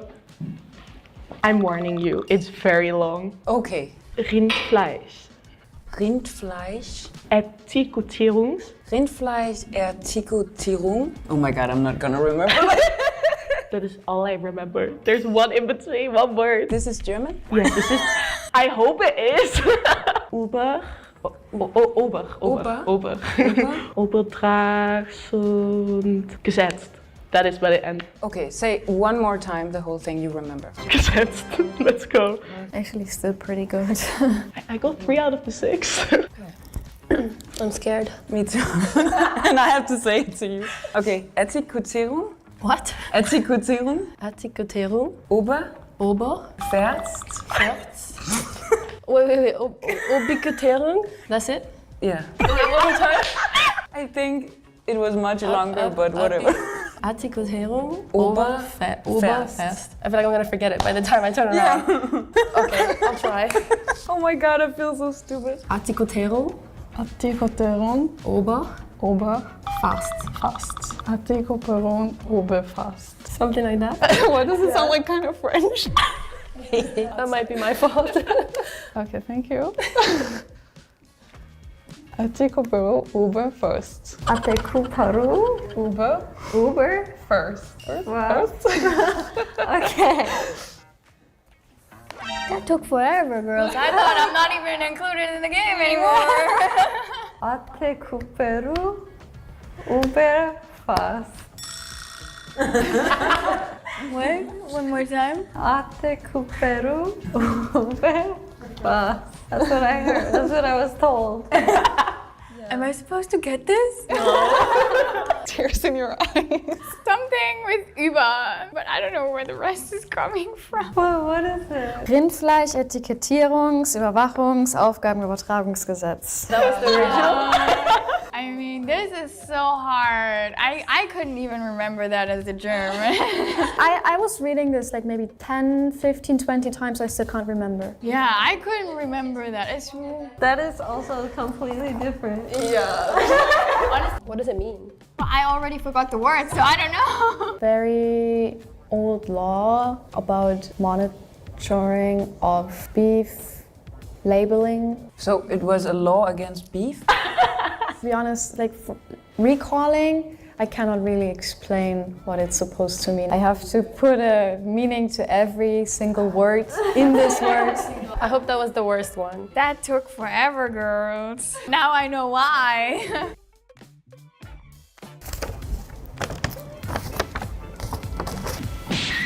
Could be confusing, but it's easier. Kleine Kinder. Kleine Kinder können keine kleinen Kirschkerne knacken. Kirschkerne. Cherry seeds. Ja. Knacken. Knacken. Kleine Kinder können keine kleinen Kirschkerne knacken. Kirschkerne knacken. Knacken. This is a sentence. This makes sense. A lot easier. Okay. Kleine Kinder können keine kleine This is not easy. It's fine. Okay. Let's go over it. Kleine Kinder können keine kleine Kirschkernen knacken. Okay, I think I understand the meaning of Yeah, me too. One more time, you can do it. Kleine, keinen, können, keinen, heinen, leinen, heinen, feinen. Okay, I will try. Is it equally as long? Kleine Kinder können keine kleine Kirsch something knacken. Kleine Kinder können keine kleine. I'm gonna forget this indeed. Yeah. Kleine keine Kaune. This just looks like you're just making it up right now. One more time, keine Klaune. Kleine Kaune. Kleine Kirschknacken. Keine Klaune. Knacken. Okay, I'll try. Keine Kaune, kleine Kirschknacken. Okay, wait. Keine Klaune, keine Klaune, keine Kirschknacken. Okay. Kleiner Kirschknacken. All I heard was kleiner, Kirsch. That's my fault. There's definitely kleiners. Well, I know the word klein is in there somewhere. Yeah. Maybe more than one. Sure. But I'm not really sure how to connect all of them together. Me neither. And then the last part, I don't get at all. What are you getting? I'm getting kleine and Kirsche und Klacken, whatever that is. What is it? Kleine Kinder können keine kleinen Kirschkerne knacken. Oh, a tongue twister. Yeah. That was similar enough. Yeah, we totally got that one. I got the Kirsch and the Klein. I think the words were too similar. It was just all to me. For me at least, I understood the sentence more. Yeah. The other sentence I didn't understand. Children wanted a cake, the kleine. They cannot crack small cherry seeds. Yeah. Just put me out of my misery. This takes forever. I'm terrified. I feel like I'm doing so bad. Round 3. Krankenwagen. Fahrer. The driver of the Krankenwagen. Krankenwagenfahrer. Okay? You will get this. Okay. Krankenwagen. Krankenwagen. Fahrer. Een Krankenwagenfahrer. Krankenwagenfahrer. Kranken... Mere. Krankenmähre-Fähre. I forgot. Okay, I mean that's easier to remember at least. Sorry. Krankenmähre-Fähre. Krankenmähre-Fähre. Ja. Krankenmähre-Fähre. Krankenmähre-Fähre? Okay. Yay, that was a lot faster, so I hope it's gonna be something. Krankenmähre-Fähre. I got the first word out. We got the beginning, so. Isn't that what you said? That's what I said, but. Krankenwagenfahrer. Yes. I'm sorry, I messed it up. No, it's fine. It got wrong with Denmark and Sweden. I think the start was too difficult, so our brains are a little fried right now. Yeah, that was too much. I was like, when are you stopping? You just keep on saying words. There we go again. Streichholzschächtelchen. Streichholzschächtelchen. Yeah. Oh, that was perfect. Streich. Holz. Streichholz. Streichholt. Streichholz. Streichholzschächtelchen. Chen. Streichholt.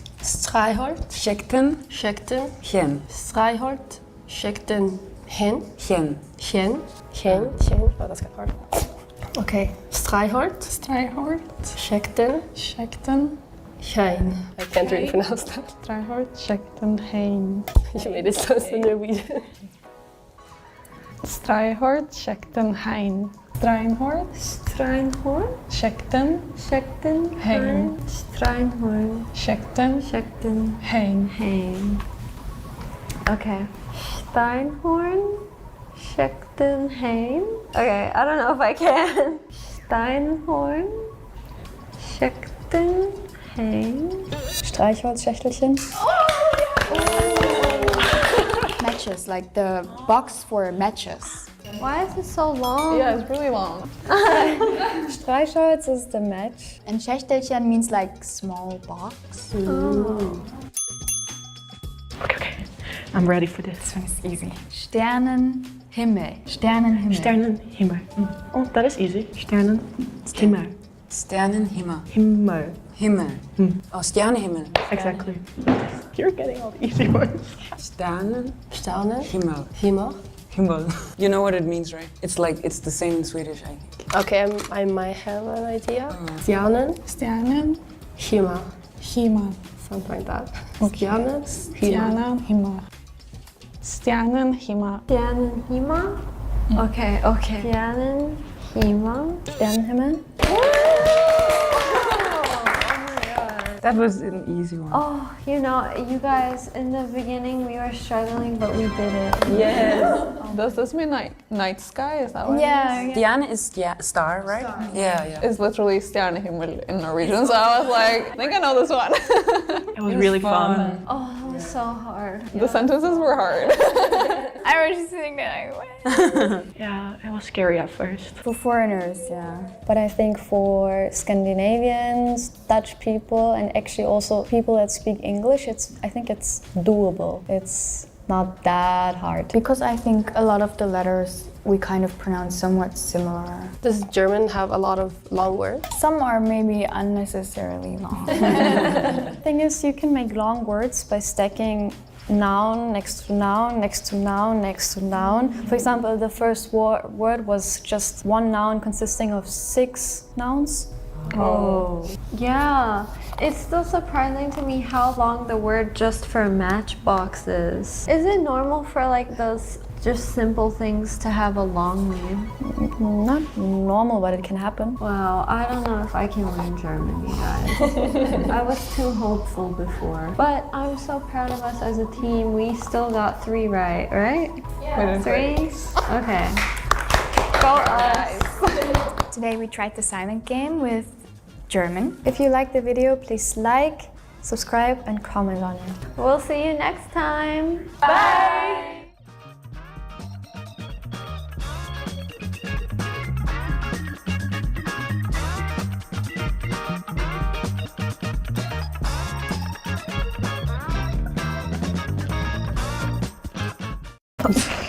I will not explain that.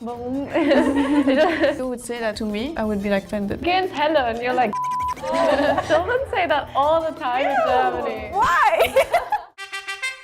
Hello. We speak Dutch, Nederlands, and we also speak Frisian, but then in one province specifically in Friesland. In Belgium, we speak French, Dutch or Vlaams, and then a little part of Belgium speaks German too. In Austria, we speak German. In Switzerland, we speak German, French, Italian, or Romansh. In Germany, we speak German. I would say Swiss German, I understand 100%. I just have to concentrate more. And when people speak Dutch, maybe I understand around 75 to 80%, like the context, but not literally all the words. But Germans I can also understand quite well. It's really hard for me to understand Austrian and Swiss German. I can understand, I'd say, through the context clues a lot, so like also 70 to 80% maybe. I would say similar, because I live pretty close to the Netherlands, so it's kind of a similar language. I speak German as well, not like super fluent, but on a good level. I live close to Germany as well, like 15 minutes from the border. So I would say German, like 80%, Flemish, probably 95. There are only a couple words that we differ in. Austrian German and Swiss German, that's a different level, maybe like 50%, because the dialect is so strong. Netherlands, I can understand maybe 95%. As for German, I think I just understand 50 maybe by the context. I understand some words, but then others I really don't. 100%, I would say. It depends where the Austrian person is from. I've had some very brutal accents from that. And context maybe, yeah. Hi, ik ben Yara, ik ben 27 jaar oud, ik kom uit Nederland en ik speel graag tennis. Don't ask me what she said. I think she says ich, but just with, it feels like with a Dutch accent, like ich. But then Netherlands is basically just Netherlands. So it's kind of a lot of context clues. And dansen, what did you say? I like to play tennis. Oh, tennis was it, okay. I do have to say, I'm from the south of Netherlands, so I have a slight accent, maybe. Doesn't make it easier. If you would have said that to me, I could have gone with the context clues, I could have understood. Hallo, ik ben Olivia, ik ben ook 27 jaar en ik hou van reizen. Except the last sentence. You have a rabbit? No. That's what I thought. Wait, say it again. Ik hou van reizen. You like to read. See, even I don't know. This is like the word that differs for us. Travel. Travel. Reisen. Lesen and reisen sounds really similar, that's why. It might be my French accent too. The first two sentences I was fine with, but the last one was what? Please lower my percentage to like 60. Never mind, I was confident. Hallo, ik ben de Carmen, ik kom uit Tirol, aus Österreich. Ik ben 29 jaar oud. I had to think. Yeah, she said her name, and you said you're from Tirol, right? Yeah, right. And you had to think about your age? Yeah, because my birthday was just a few days ago. And then you concluded that you're 29 years old. Yeah, everything. I was kind of surprised. That was almost just Hochdeutsch, you know, like just German. In Austria? Nah. I mean, some of them are a lot harsh. It's just different. Tirol, I'd say that sounds very similar to what people speak in Bayern, so in the south of Germany, because I think it's quite close, that's why. But then there's some smaller villages where I can't. That's where the percentage goes down to like 60. Hallo, ik ben Danny, ik ben 27. Ik ga gerne kavelen und gutes Essen. Okay. I think I understood everything. You like to eat good food, and I think you said drinking coffee. Gutes Essen. Ah! That one's quite strong. Yeah. Maybe go down to 70%. My 50% is quite correct. My first guess. The last part threw me off a bit. I thought I would get more. Mein Name ist Tara und ich bin 22 Jahre alt. Ich komme aus Hamburg und ich würde sagen, mein Hobby ist Backen. I think I should lower my percentage of understanding because I only got your name and your age. I have the most trouble then with Austria and German. But I can hear, like, for me, what's normal German is German. This is my wording, excuse me. I did hear a slight accent with you, but not to the point that I don't understand what you're saying. You also use ski? 27. Yeah, I thought that was really cute, but that way I can definitely tell that's Swiss. In Dutch, we would translate it to boom. In Vlaams, we would say boom. In German, it's Baum. In Swiss German, it's Baum. Yeah, in German, it's just Baum. It's not really different. I guess that's why we can kind of pick out what the other person is saying. It also don't has any K in the word, so it makes it easier and smoother. A lot of dialects or Dutch, they kind of swallow some of the vowels sometimes, like it's bong, bong. But in German, you pronounce every letter. Bong, bong. In Dutch, it would be hond. In Flemish, it would be hond. In German, it would be Hund. In Swiss German, it would be Hung, or if you're trying to really enunciate, if you're speaking to a German, Hund. Yeah, it's German and Hund. I think it's almost the same except for the middle letter. We use an O. Maybe if it's a little bit more similar to English, it's more like hound. Maybe. Is it written with U or O? H-O-N-D. Yeah, in German it's with U, just U. Yeah, it's very similar. I think we were more similar than we two. Wait, can you say it again? Hund. I think Swiss is more similar. Oh, really? It's more like O. Yeah, hond. Hond. Hung. For us it's really clear. Hund. Yeah. In Dutch we say vogel. In Flemish, we say vogel. In German we say Vogel, or in dialect we say Vogel. In Swiss German, we say Vogel. Yeah, in German. We say Vogel. Pretty much the same. Yeah, that's really similar. The G sound is a bit different, I think, for you. Yeah, that's because I'm from the south. I don't have the from the west.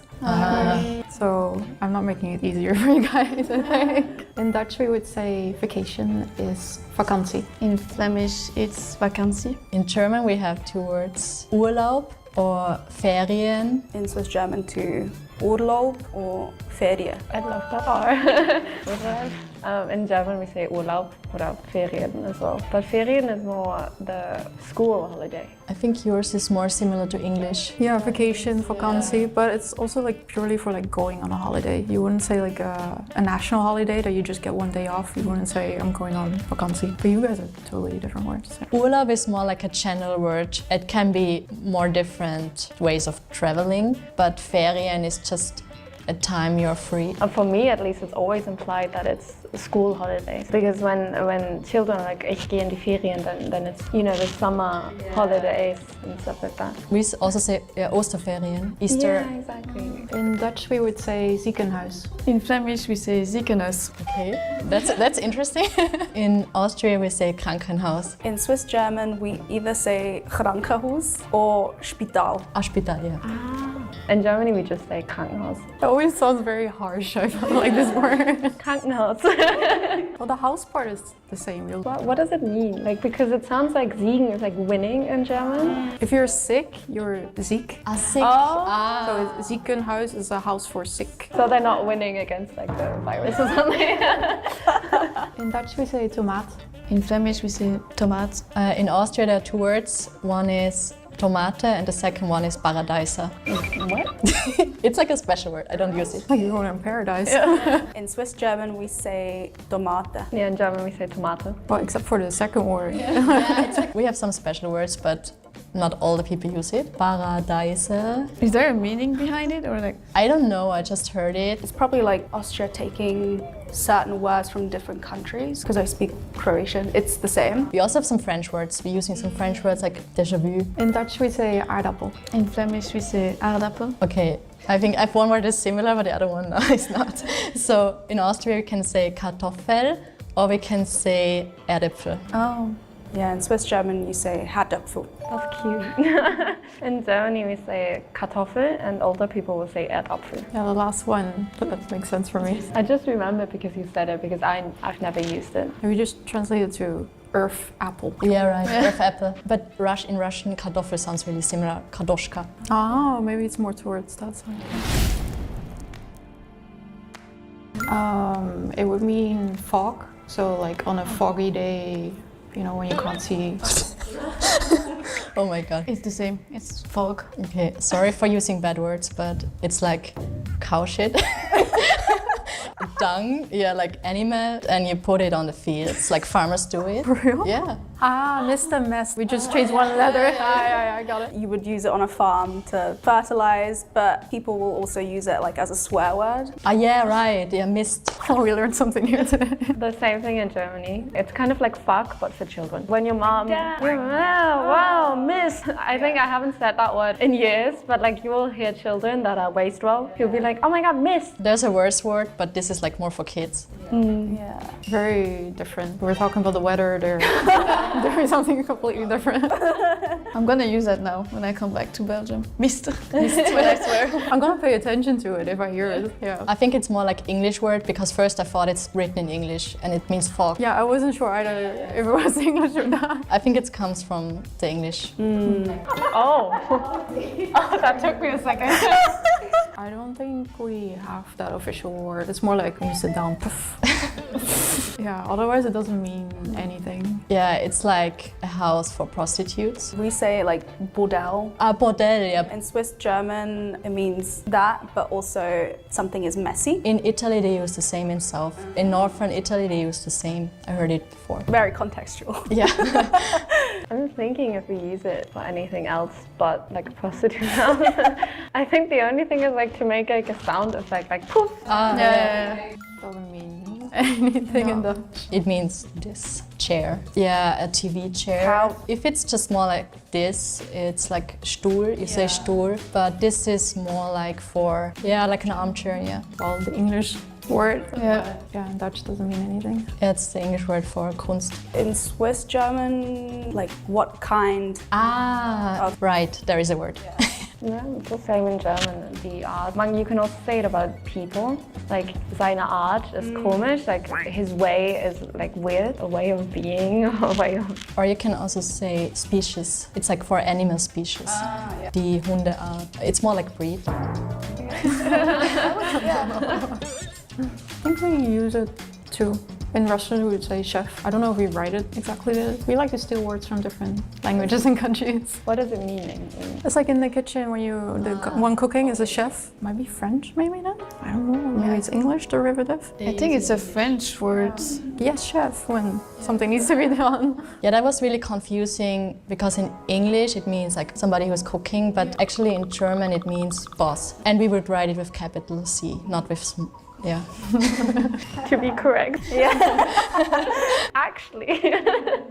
The rat. Is it wheel? No, that would be with a D then. Like the Ferris wheel would be with a D. With a T, it would just mean like the rats. The animal. Okay, so it's the English word. It's just pronunciation, but you write it exactly the same. Okay.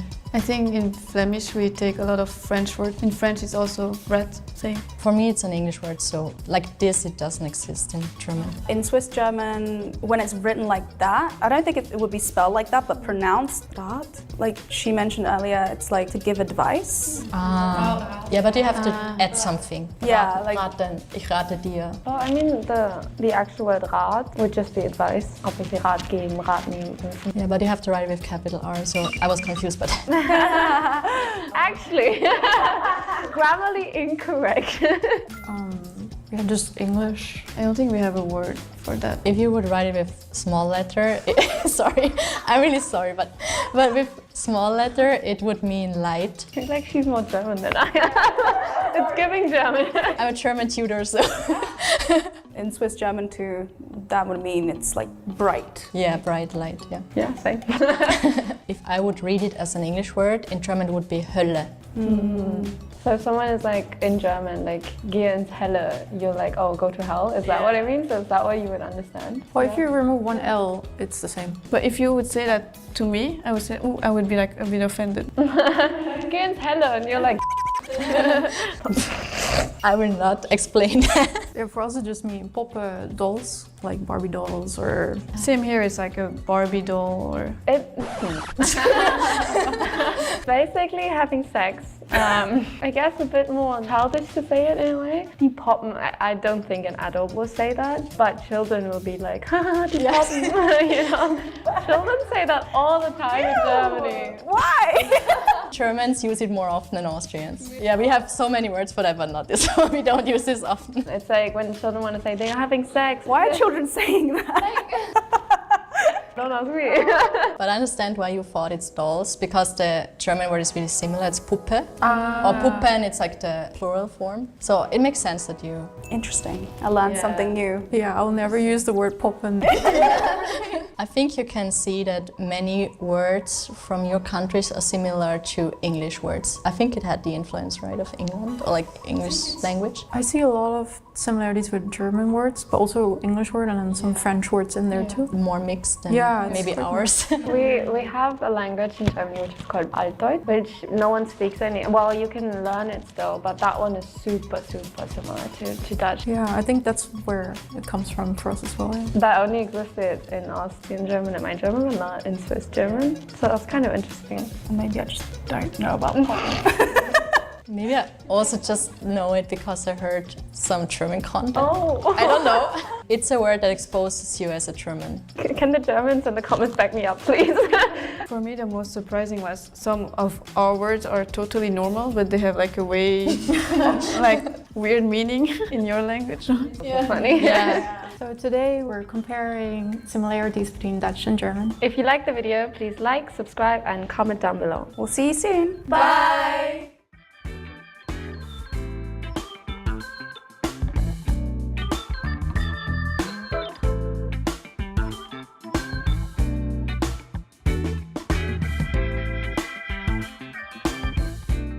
When I was younger, we would go to Croatia, which has a lot of nudist beaches. It was no Croatians, just Germans. Why do Germans love nude beaches so much? Actually, I don't mind.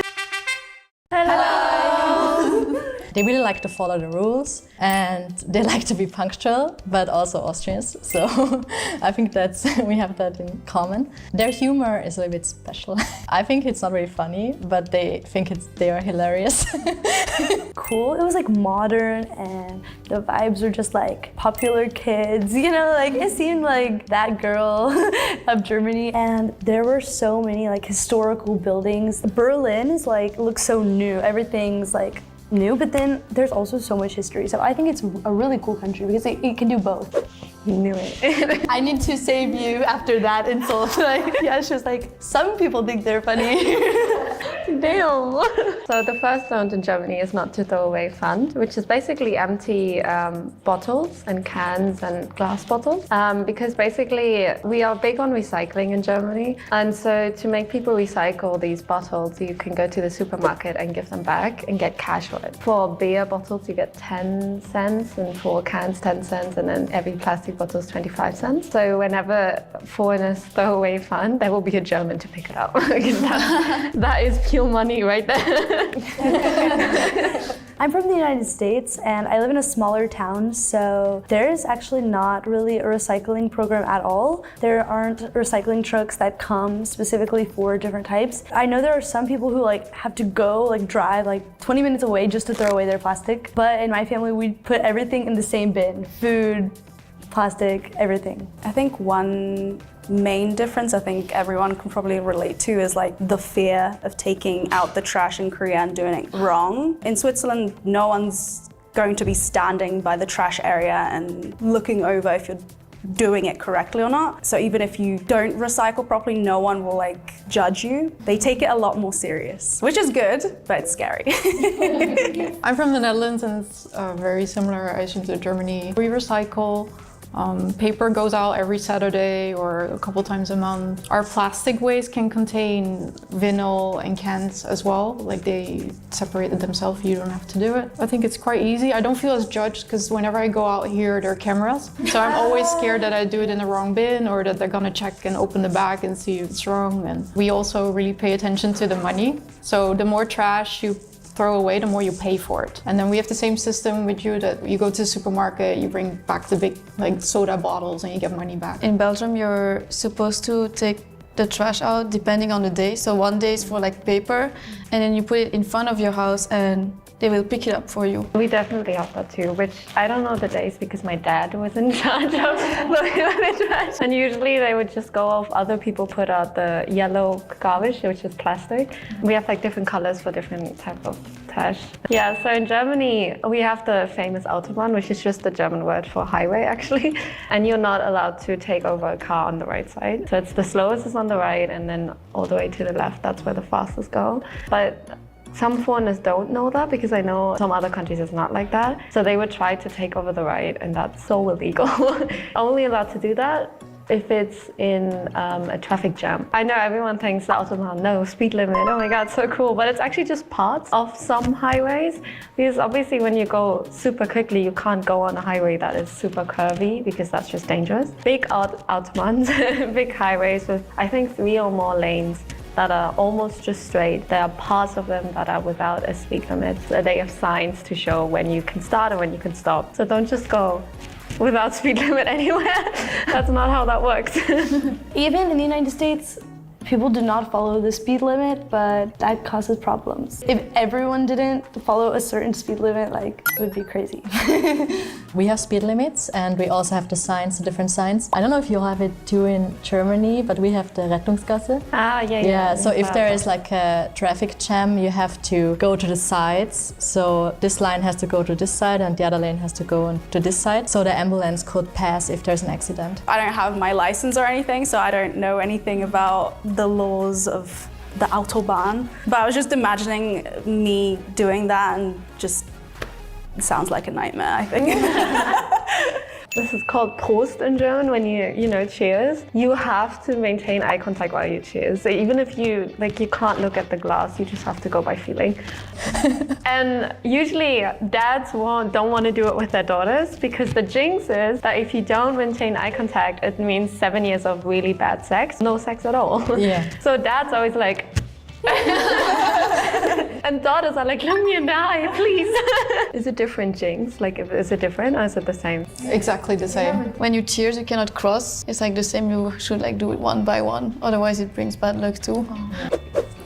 Yeah, we have to, they have to wait. Yeah. So if you cross the glasses, it brings bad luck. So you should like be careful how you cheers with people. You're not allowed to wish a happy birthday before the actual birthday. And you aren't supposed to celebrate it before the actual birthday. Well, when I came to Korea, my birthday was, I think, on Monday last year, and my friend's birthday was the weekend after, so I was supposed to celebrate the weekend before, and I did, and I hated it.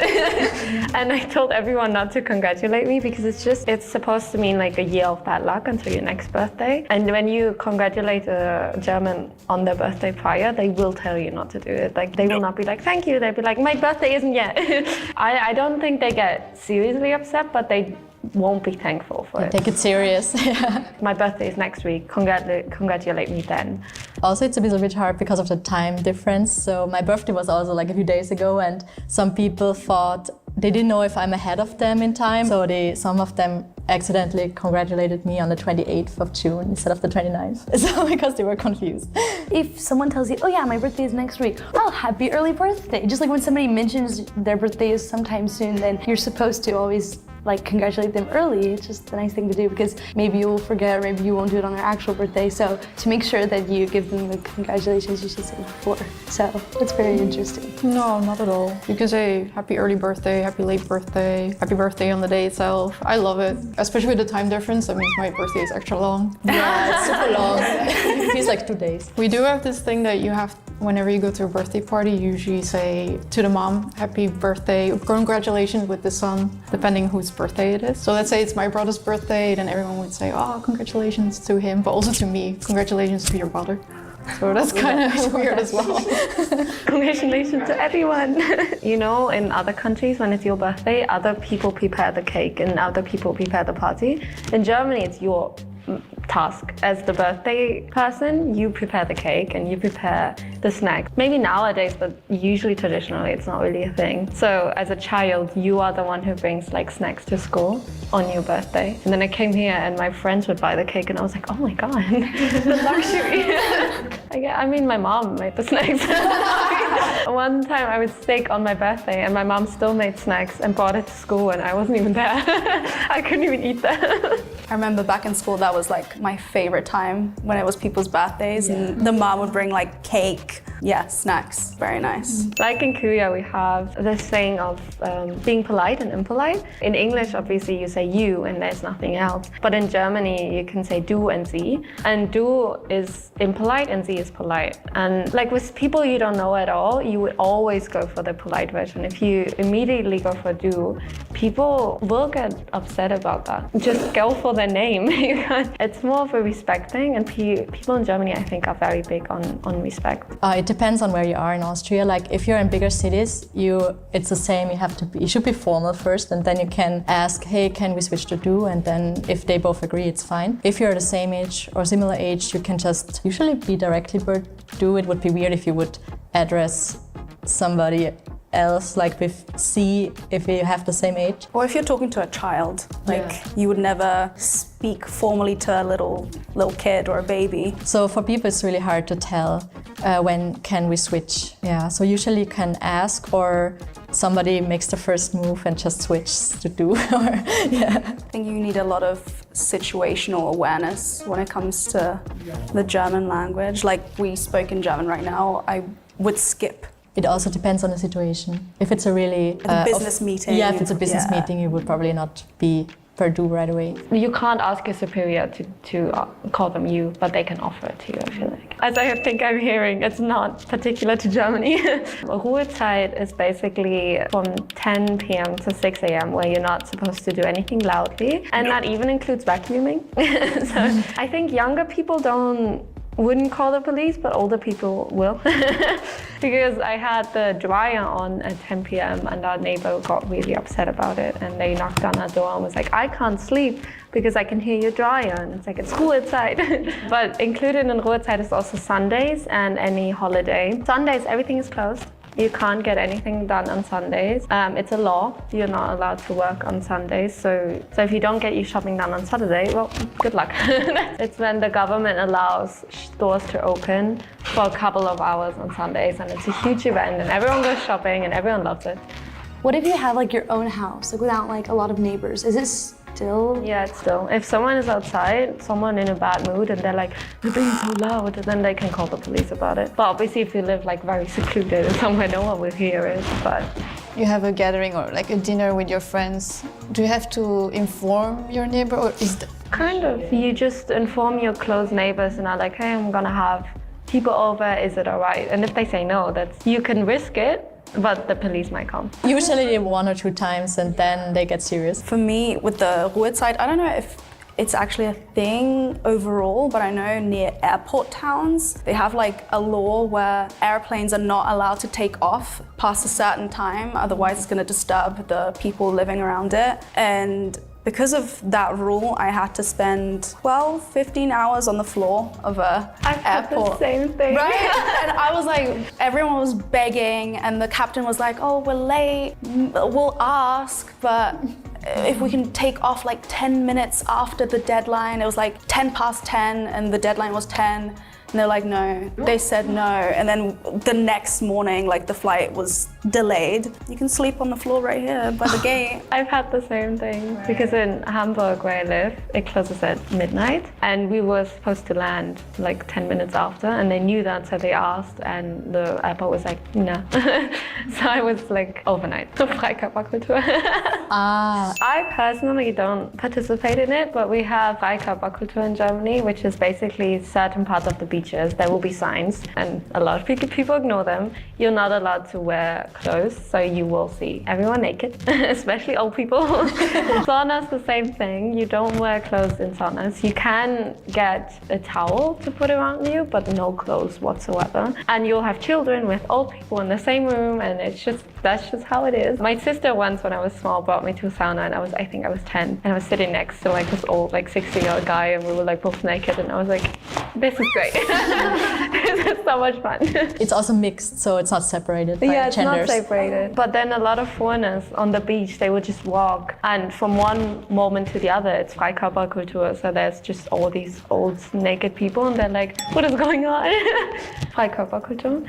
It's free body culture. But also, when I was younger, we would go to Croatia, which has a lot of nudist beaches. It was no Croatians, just Germans.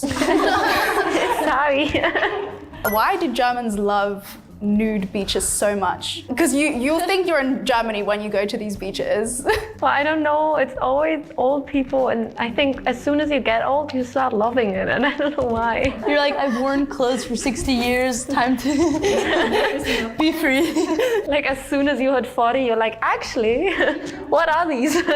Just a group of people and they are following this culture. I just know a story. I know an owner and he owns a camping site, and there was this group they're following FKK, and they asked if they can come to the camping site because they have an area for doing arrowing, and they asked if they could do it naked, if it would be allowed. Were they German? Probably. I feel like that would be a safety concern.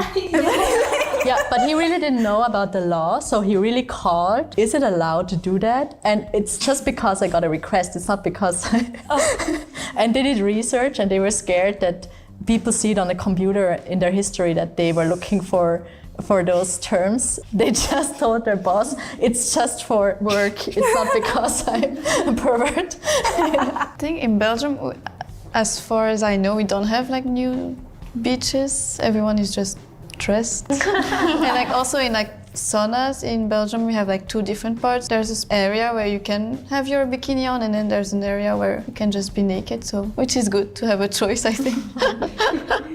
A lot of similarities, I would say. Yeah, something surprising too.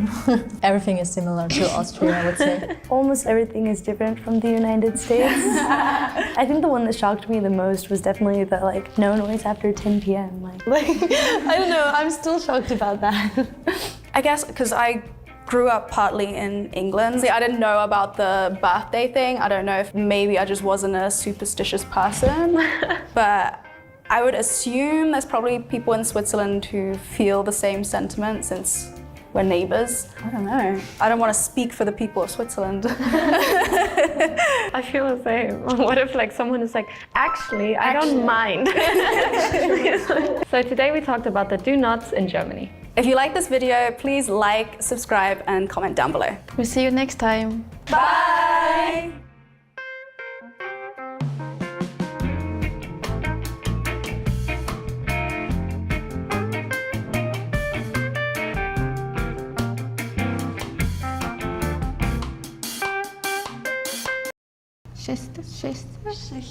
This just sounds weird when you say it really quickly. 55. You're like, what? Oh my gosh. Oh girl. Oh no, I'm sorry, it's gonna be me. It's so hard. Okay, I think I got it though. Hello! There is this image of German of like being like a strong language. I'm sorry, but like not a pretty language. But I kind of disagree with that, because if you're here in real life, people are speaking German. There is its own charm. Like it's really charismatic, I think. German is like really strong, but to me it's like a very like chatty language. My stepmom is German and she just all day is yapping. So it's like, it can sound like really fun and playful, but I guess stereotypically it's like strong. I think German is a really, really hard language, especially pronunciation, all the grammar rules, the gender in the languages. Yeah, I don't think no matter how hard I would study, I would never be able to speak it, I guess. Actually, my best friend is German, and we talk to each other like I speak Dutch and she speaks German back, and we can kind of understand each other. So it's kind of fun, but sometimes I would try to speak German, but she's like, no, this word doesn't exist. So I would think it's easy, but actually it's not yet. I also think that German is a really poetic language, and you can write the most beautiful poems in German. Yeah, I mean, German literature is quite famous in the world. Yeah, I think in German we have words that don't exist in English. So I think, yeah, for poems it's really nice. Oh, many foreigners have difficulties with the consonant sounds. Like, they sound very strong, like the T sound, K sound, Z, the Z. You have to say it quite strong, especially English speakers. Like, English is quite a soft language. Like, especially when I think about the Z sound, they say it almost like an S, or it's like very softly spoken. But in German, the Z sounds quite strong, and yeah, the K as well. Like, I don't know, like Canada. Yeah, in English you would spell it with a C, but we spell it with a K, Canada. Your language doesn't have like a lot of throat sound, like then it might be a bit hard to pronounce German words, because in Germany we have quite a lot of those, like Buch. Yeah, the h sound, the ch. We use a lot of airflow. Yeah, like. In French, I don't think we don't have the sound, but I think if like someone from Germany explain a little bit, we can do it easily. Like it's not like a unknown sound kind of. We already heard it a lot of times, so I think we can do it. Yeah. We don't have that sound. Like we have obviously like a very strong G sound, like. So if we were speaking German, we would just use that sound. Like we would say like Buch, you know, kind of more. It's more like.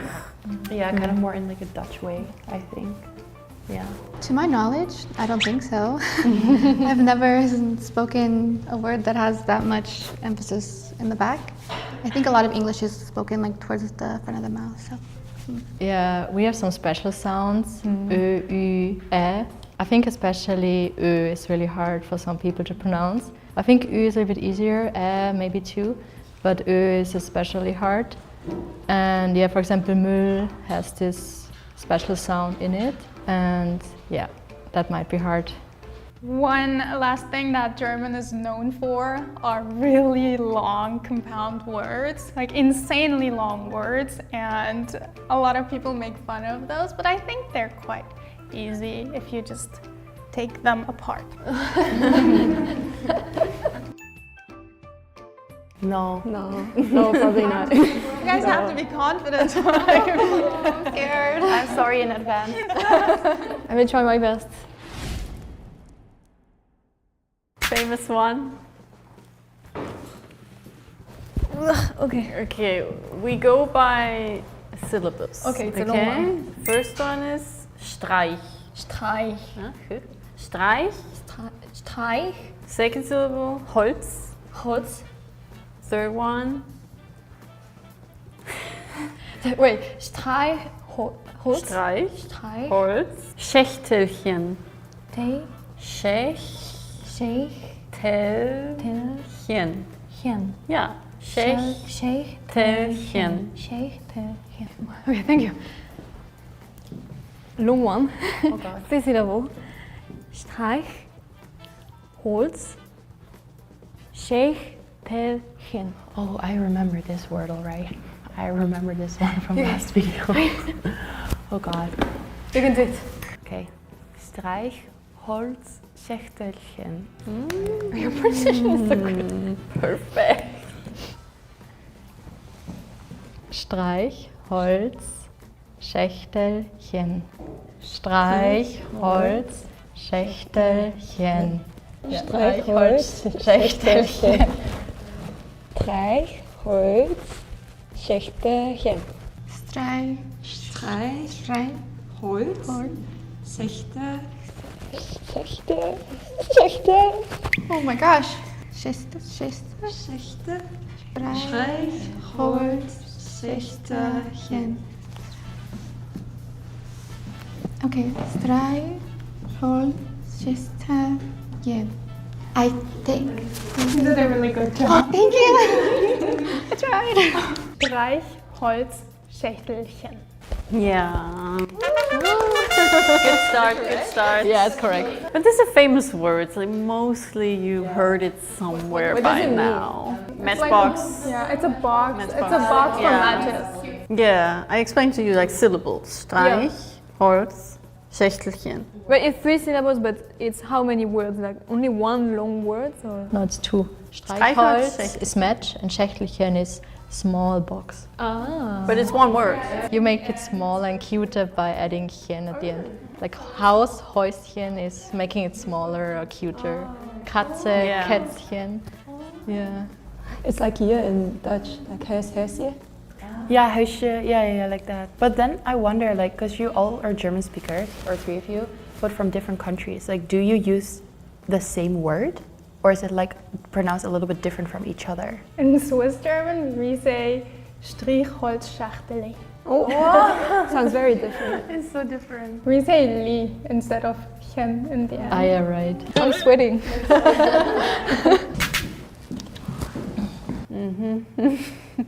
Okay, I'm thinking the best way to break this down.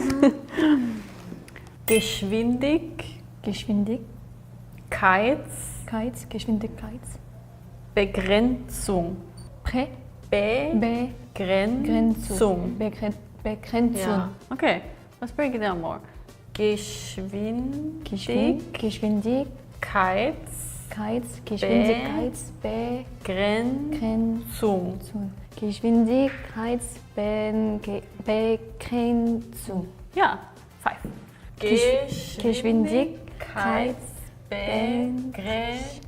Begrenzung. Okay. Oh my god, this one I'm not. Okay, 5 sound. Oh wait. Geschwindigkeit. What was it? Penetration. One more time.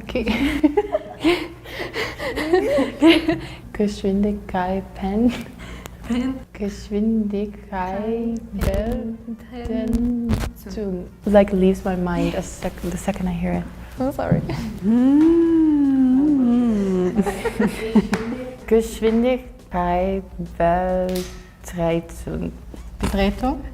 I think. Or Begrenzung? That. Okay. I got you. Geschwindigkeitsbegrenzung. Geschwindigkeitsbegrenzung. Geschwindigkeit. Ja, Begrenzung. Geschwindigkeitsbegrenzung. Geschwindigkeitsbegrenzung. Ja. Geschwindigkeitsbegrenzung. Geschwindigkeit. Begrenzung.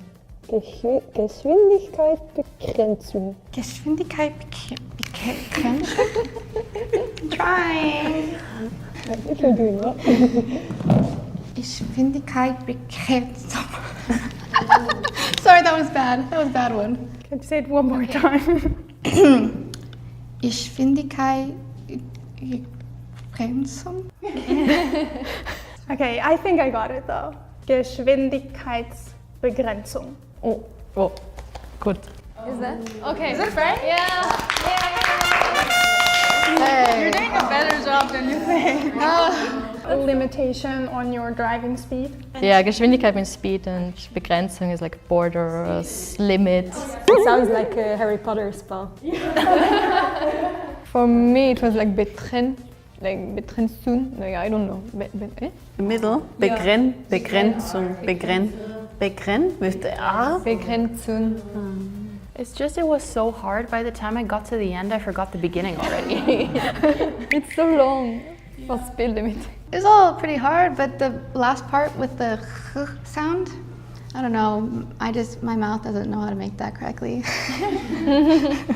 So Geschwindigkeit is speed, and then Begrenzung is limit. Okay. You're already turning around. You're Oh, ready. sorry, I'm not sure you're ready. Okay. Is it like a 10-syllable word or something? Contemplating in my head how this is gonna sound. I'm gonna say it one time quickly, and I Okay. think you get the gist of it. Okay. What kind of word it is? 555. It's a number. Fun something more. Okay. Yeah. So 500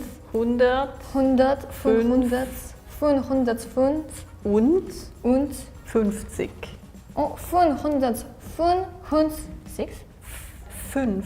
Ah, 5. Yeah, again, the consonants in German are very strong. Yeah. So 5.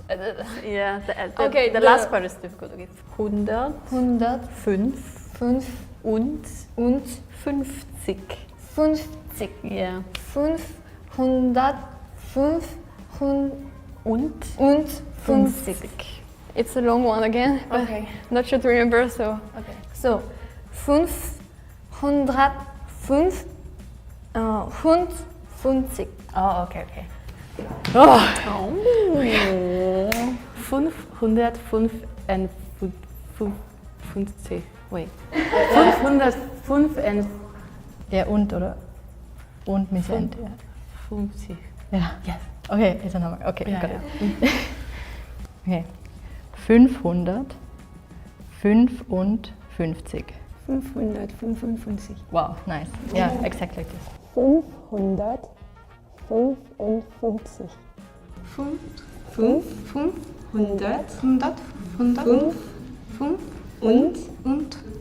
550. What's the last part? 555.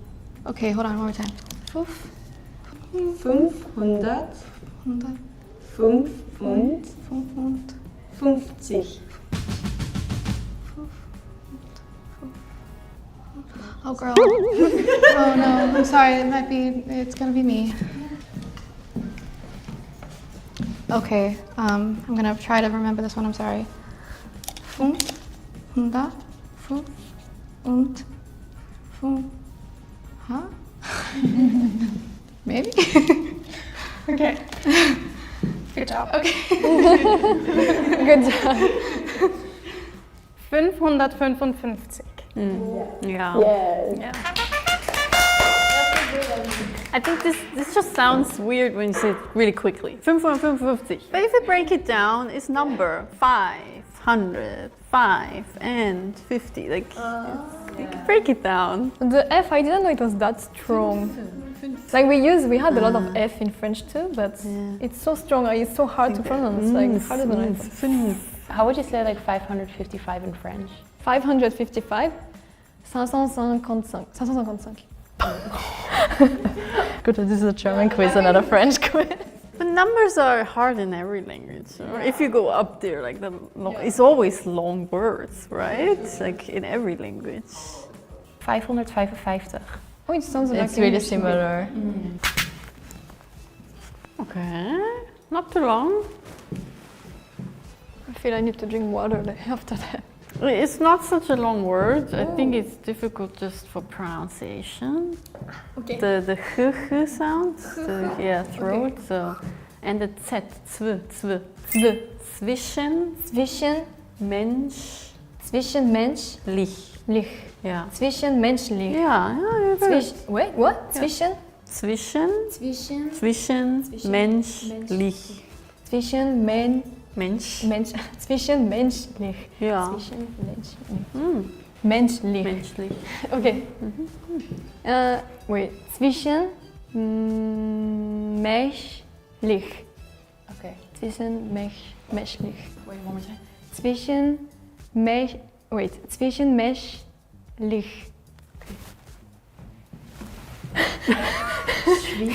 Zwischenmenschlich. Zwischenmenschlich. Okay, zwischenmenschlich. I hope that makes sense. Yeah, that makes sense. Zwischenmenschlich. Menschlich. Zwischenmenschlich. Menschlich. Ja. Zwischenmenschlich. Menschlich. Menschlich. Okay. It was such a good song. Okay. Zwischenmenschlich. One more time. Okay. Zwischenmenschlich. I think she's gonna have a hard time. Zwischenmenschlich? Zwischenmenschlich. Is it right? Yeah.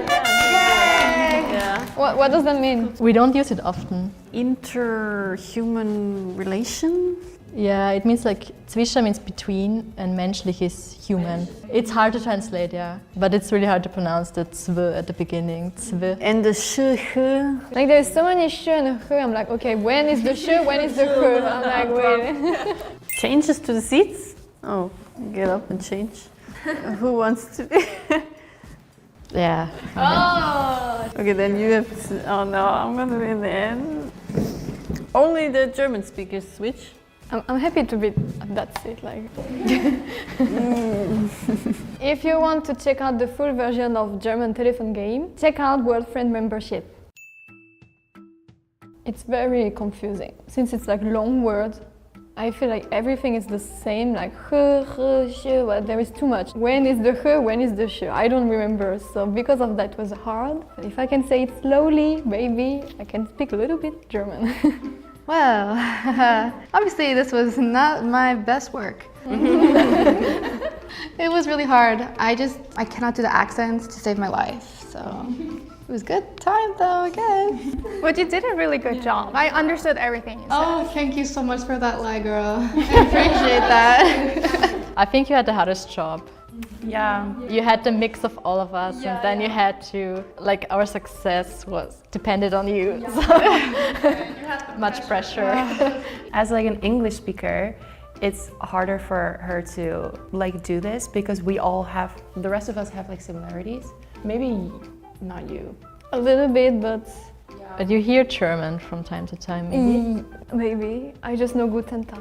Yeah, it's okay. I feel like I'm not making any sense, so just cut that part. You made sense. But I think it's because I learned recently that there was 2 shifts in German language, like before, and English was only had the first shift, and German has the 2 shifts, so that's why like they are so different now. If you look at the geographic, America is really far away and England is really close. True. So we have to keep that in mind too. So, and I noticed that Americans often struggle with pronunciation in German, but English people are doing much better. Like it's just easier because they're closer to Europe and they hear it, and there's the history together. So I think that's, yeah. I think doing this in Swiss German would be even more difficult. I'm just pitching myself. 100%. What's the Swiss German? Or any dialect German. Yeah. That would be fun. Like Schwäbisch. Schwäbisch, oh my god. Yeah. But this lineup helped that we have a German speaker in the middle. Yeah, if you would not be there, it would have turned out different. It's so hard. This is why I said that I don't think I will ever be able to speak German. It's a humbling experience. I do feel like there were some similarities in the words, so I can kind of know what they're talking about. So even if I don't pronounce it right, I kind of know what they say. And the numbers were the easiest. Yeah, I love them. First time I'm loving numbers. Oh, yeah. You only had the easier ones with same number 3 times. It could be harder. Today we did the telephone game in German. If you like this video, please like and subscribe and comment down below. We'll see you next time. Bye.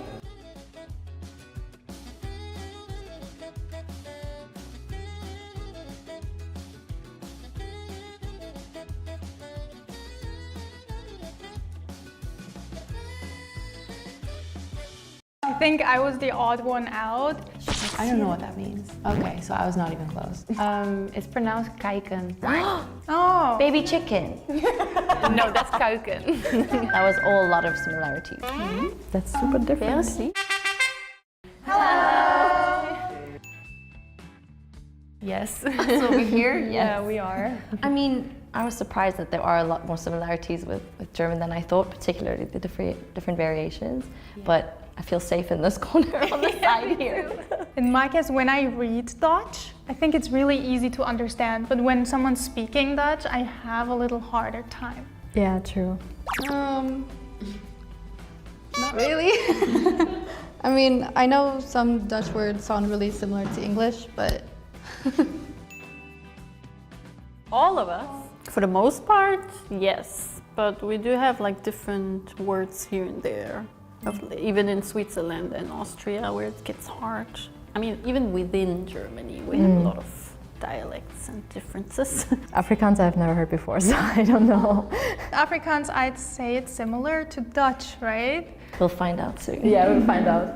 I would say German, like standard German, 70%, I would say. But then Swiss German would go down, and then Austrian would go down even more. Netherlands Dutch, 100%, and then Afrikaans, I would also say like 70–80%.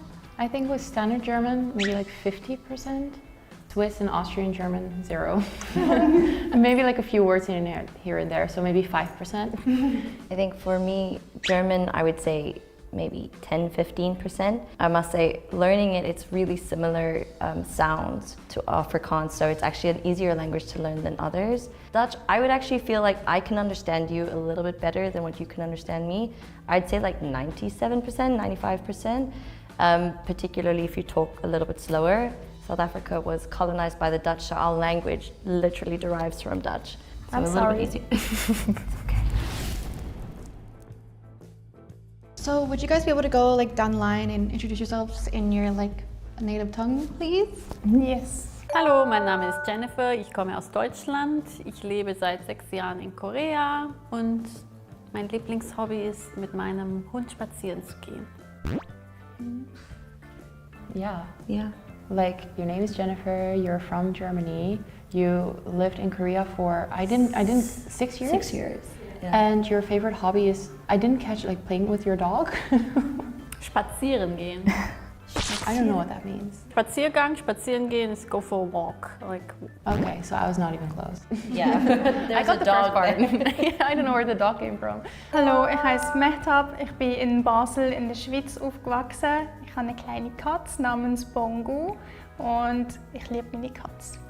0%. I understood 0% of that. Wow. I mean, I definitely got the context, but I was just like in awe by how different it sounds from like regular German. Oh, I understood everything. As a German, yeah, it's just a dialect for me, but I understood 100%. Yeah, 100%. It's like a hybrid. Wow. That was really different. Oh my god. Was ist der Name der Katze? Bongo. Bongo, okay. Das ist süß, ja. There was a cat in that story. Ja. Hallo, ich bin die Carmen, ich komme aus Österreich und ich lebe seit circa 2 Jahren in Korea. Und meine Hobbys sind Lesen, ins Museum gehen und malen. You like reading? Yes. I feel like Austrian German was easier to understand than Swiss German. Oh yeah. Yeah, much easier. I could understand some words. I expected it to be the other way around, to be honest. I saw more similarities between Austrian and German. No, I agree. As a German speaker, I think it's standard German, then Austrian, and then Swiss German. I agree too. I think we're not very used to it because I hear it not that often. I heard it on the weekend, last weekend, but I don't hear it often, so I'm not really used to it. I think it's harder to understand it if you're not really used to it. Maybe like 2 words and that's it. Hers sounded like really different to me. Hallo, mijn naam is Maika, ik kom uit Gent, België. Ik ben 27 jaar oud en ik woon al bijna 4 jaar hier in Zuid-Korea en ik hou van dansen en reizen. That was pretty good to understand. I think 99%. Not 100, but like 99. 80. Yeah. Your name, how old you are, you're 27, and you said where you're from and that you live in Korea for 4 years, right? And hobbies you, are like, reading lezen? and painting? No, I like to dance and travel. Oh yeah, you said dance, right? Hoi, ik ben Lin, ik kom uit Nederland. Ik ben al 5 jaar in Korea en ik woon hier als een student. You say you're an exchange student, right? Just student. Oh, that's just student. But you said something before, right? Ausland?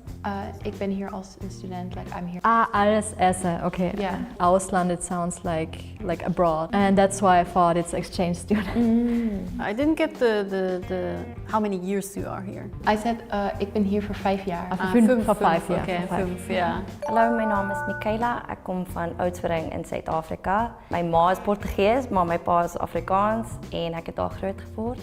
Ek bly nou vir amper 4 jaar in Korea en ek hou van dans en lees en ook swem. So die strand hier is baie lekker. Okay. 15%. I understood that your mom is Portuguese and your father is Afrikaans. Oh yeah. You lived in Korea for 4 years. Yeah. Okay, Yes. that's. And you like swimmen? Oh yeah. Ah. And you talked about your languages you can speak, right? Oh no. Oh, my dad is Afrikaans, I said. Ah, that's the part where you talked about your parents. Okay. I mean, I understood like everything. Right? Yeah. It sounds so cute. Yeah, it sounds really. It sounds like cutified Dutch. Yeah, it's cute Dutch. It sounds as if like all the words are Dutch, but you like cut them off halfway. Yeah, that's what it sounds like. Yeah. So whenever I read the words, also I can see like, oh, like okay, this is similar here, but yeah, ours is a little bit shorter. Yeah, it just cuts off in the middle. Very interesting. Yeah. How do you guys say hello in your countries? In Germany we say Hallo. In Switzerland, we say Sali. In Austria, we say hallo or servus. In Belgium, we say hallo. In the Netherlands, we say hello. In South Africa, we say hello with an A. Oh, with A, with German? Oh, yeah. Hallo. Yeah, Hallo. I just wanted to be a little fancy. We also say hallo, but that's boring. And we also say Sali, so I said the more fun one. We say servus as well. But Yeah, Or like it moin. depends which yeah. Moin moin. Moin moin. We also say ciao, like the Italian. How do you guys say eggplants in your countries? In Germany we say Aubergine. In Switzerland, we say Aubergine. In Austria, we say melanzani or aubergine. In Belgium, we say aubergine. In the Netherlands, we say aubergine. In British English, they say aubergine, which is, I guess, similar to what everyone else is saying. Is there also squash or is this zucchini? Yeah, that's what I was going to be. What is the difference between squash and aubergine? Oh yeah. And zucchini. We know from the emoji on our phones. Yeah, right. I was literally thinking that. You use that image. How would you guys say plastic bag in your languages? In Germany we say Plastiktasche. In Swiss German, we say Plastiksäckli. In Austria, we say Plastiksackerl. In Flanders, we say plastieke zak. In the Netherlands, we say plastic tasje. In Afrikaans, we say plastikzak. A lot of similarities there. Yeah. Yeah. Yeah. Tas is for us also like bag or suitcase, so plastikzak. Yeah, we also have Sack and Tasche. We have the same words, but we don't use it for this one. I think you also have Tüte, right? Tüte, yeah. Yeah, that's why I was confused. Like Plastiktasche, Plastiktüte. What did you say? Sackerl. Sackerl? Sackerl. Sackerl. Oh, I say säckli. I could say plastic sock, but that sounds big. So I say plastic säckli. So we make it cuter again and the smaller li, again. it makes it small. Yeah, also Erl is also like hien, it makes it maybe smaller. Yeah, I was surprised. It was like Tasche, huh? yeah. Plastiktasche. And Sack, we also have Sack, but it's more like a pouch, a big. Tas is more like a suitcase. Really? Niet koffer? We can also use koffer, but we say tas, I think, is more like. Oh, for us it's tas like a handbag or like just a shoulder. But how you say Tasche is more like Tasse, eine Tasse. Yeah, it sounds to like drink out. mug. You say yeah. Tasse, Tasse. Yeah, we say Tasche, Tasche. How do you guys say bike in your languages? In Germany we say Fahrrad. In Switzerland, we say Velo. In Austria, we say Fahrrad. In Flanders, we say fiets. In the Netherlands, we say fiets. In Afrikaans, we say fiets. Never heard that before? Fiets? Fiets? Fiets. F-I-E-T-S. Oh, yeah, see. Yeah. We have the exact same word this time. Yeah. Yeah, this time we German speakers are so different. Yeah. I think Velo comes from French actually, because in one part of Switzerland people speak French. So there are a few words in Swiss German where we prefer using French. Nobody would say Fahrrad, everybody says Velo. How do you guys say lunch in your countries? In Germany we say Mittagessen. In Switzerland we say Mittag. In Austria, we say Mittagessen. In Flanders, we say lunch or middageten. In the Netherlands, we say lunch or middageten. We say in Afrikaans middageten. Mittagessen, Mittageten. Middag, midday eating. Midday eat. Yeah, Mittagessen. Yeah. Mittageten. That was all a lot of similarities. Yeah, I think yours was the most different. Yeah, middageten is Middageten. Yeah, it sounds like eating. It sounds, you can still kind of understand it, but I had the feeling yours was a little bit different at the end. Oh, maybe because I kind of said fast, like it's like middageten, but I said middageten. And what was middageten? So again, we're just cutting it off there from. Yeah, you just like decide to stop the word. I think I was the odd one out. Technically, in Switzerland, if you say Mittagessen or your version, people would understand it, but it sounds a little awkward, so we prefer saying Mittag. Short and sweet. Zu Mittag. Yeah, zu Mittag. Yeah, like zu Mittag we say also like zu Mittagessen, like separate then. Zu Mittagessen, to eat for midday. Yeah, or what did you had for lunch? Was hattest du zu Mittag? Zu Mittag, genau. Like so it kind of. How do you guys say dinner in your countries? In Germany we say Abendessen. In Switzerland, we say Znacht. In Austria we say Abendessen. In Flanders, we say avondeten. In the Netherlands, we say avondeten. In Afrikaans, we say aandete. It's the same thing with as we had with lunch. Yeah. So in this case also, Nacht is night, so we prefer saying Znacht for dinner. But we wouldn't say zu Nachtessen, we say zu Abend. Yeah, zu Abend. Abend It's is evening, not night. Not Yeah. night. Nach is also night for us, but we don't say nachete, we just say aandete, which is like evening. Oh, okay. How do you guys say garbage in your countries? In Germany we say Müll or Abfall. In Switzerland, we say Abfall or Götel. In Austria we say Müll or Abfall. In Belgian Dutch, we say vuilnis of afval. In Netherlands, we say vuilnis or afval. In Afrikaans, we say vullis. Sounds like wellness to me. Yeah. Oh, Wellness. Because that's garbage in Dutch. What is vuilnis? Garbage. Oh, in Dutch. Oh, it sounds like vullis. Okay. Yeah, it sounds similar. And what was yours? Abfall and?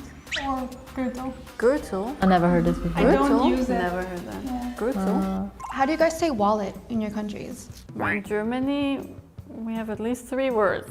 So it's Geldbörse, Geldbeutel, or Portemonnaie. In Switzerland, we say Portemonnaie. In Austria we say Geldtasche or Geldbeutel. In Belgian Dutch, we say portefeuille or portemonnaie. In the Netherlands, we say portemonnee, but I guess older generations would say portefeuille. In Afrikaans, we say biersie. That's super different. Biersie? A Börse maybe. Börse. I think portemonnaie is from French. Yeah. It sounds very French. It's French. We use it, but it's a little bit old-fashioned. We only use Portemonnaie. We don't use the other words. Maybe because a part of Switzerland speaks French. Maybe that's why. Probably. German, you hear all 3. It's not. I don't think it's old school. So it just depends on the person. What they tend to use. How do you guys say battery? In Germany, we say Batterie. In Switzerland, we say Batterie. In Austria we say Batterie. In Belgian Dutch, we say batterij. In the Netherlands, we say batterij. In Afrikaans, we say batterij. We're all pretty much the same. Ending is different. I noticed that all of you guys on this side say like battery, and everyone on this side says like better, like I. Yeah. Yeah, like yeah. Interesting. How do you guys say teacher? In Germany, we say Lehrer. In Switzerland, we say Lehrer. In Austria we say Lehrer. In Belgian Dutch, we say leerkracht of leraar. In the Netherlands, we would say leerkracht or leraar. In Afrikaans, it depends on the gender. Onderwijzer of onderwijzeres. Completely different. Right. But that's like old school Dutch. Yours sounds like Lehrkraft. We also have it, but it's really old. It's kind of old-fashioned. Yeah, we don't use it anymore. Not really. Lebe. Lebe? A lion? Lewe. Lion? Löwe? It sounds like No, Löwe, I think it's like and it's living. lion. Lewe. Lion. She's already guessed it. I already guessed it, guys. Can I say it? Yeah. It's like living. Living? Leben. Lebe. Yeah, makes sense. Lebe makes also kind of sense, yeah. How do I say it? Hoe gaat het? Who has it? Well, I think we How already are know. you? Ah, how is it? How are you? Yeah, yeah. Wie geht es? Yeah, kind of like, how's it going? Ah. You guys know? That's really cute. This never happened. This never happened? It's not true. That's not true. Das ist nicht wahr. You say nie twice? Yeah. Oh yeah. Do you always say it twice? Like In a lot of contexts, but sometimes no. Ek wil nie gaan nie. Like, oh, I don't want to go. Ek wil nie gaan nie. That's so cute. Doesn't mean it never happened, right? Das ist nicht wahr. So the wahr, yeah, kind of similar in German. Like just W-A-H-R. Confusing, like never, never. In German, you could say, like, das ist nicht wahr, nein. You could add the nine at the end. Yeah. And then it's double, but the word for true is the same as in German. Wahr. It's pronounced kijken. Oh. Baby chicken. No, that's kuiken. We say kijken. Oh no. It's like is kid like child? No. Kochen, backen. Looking. Yes. Oh, cake is look for us. Yes. Oh, yay. I redeemed myself.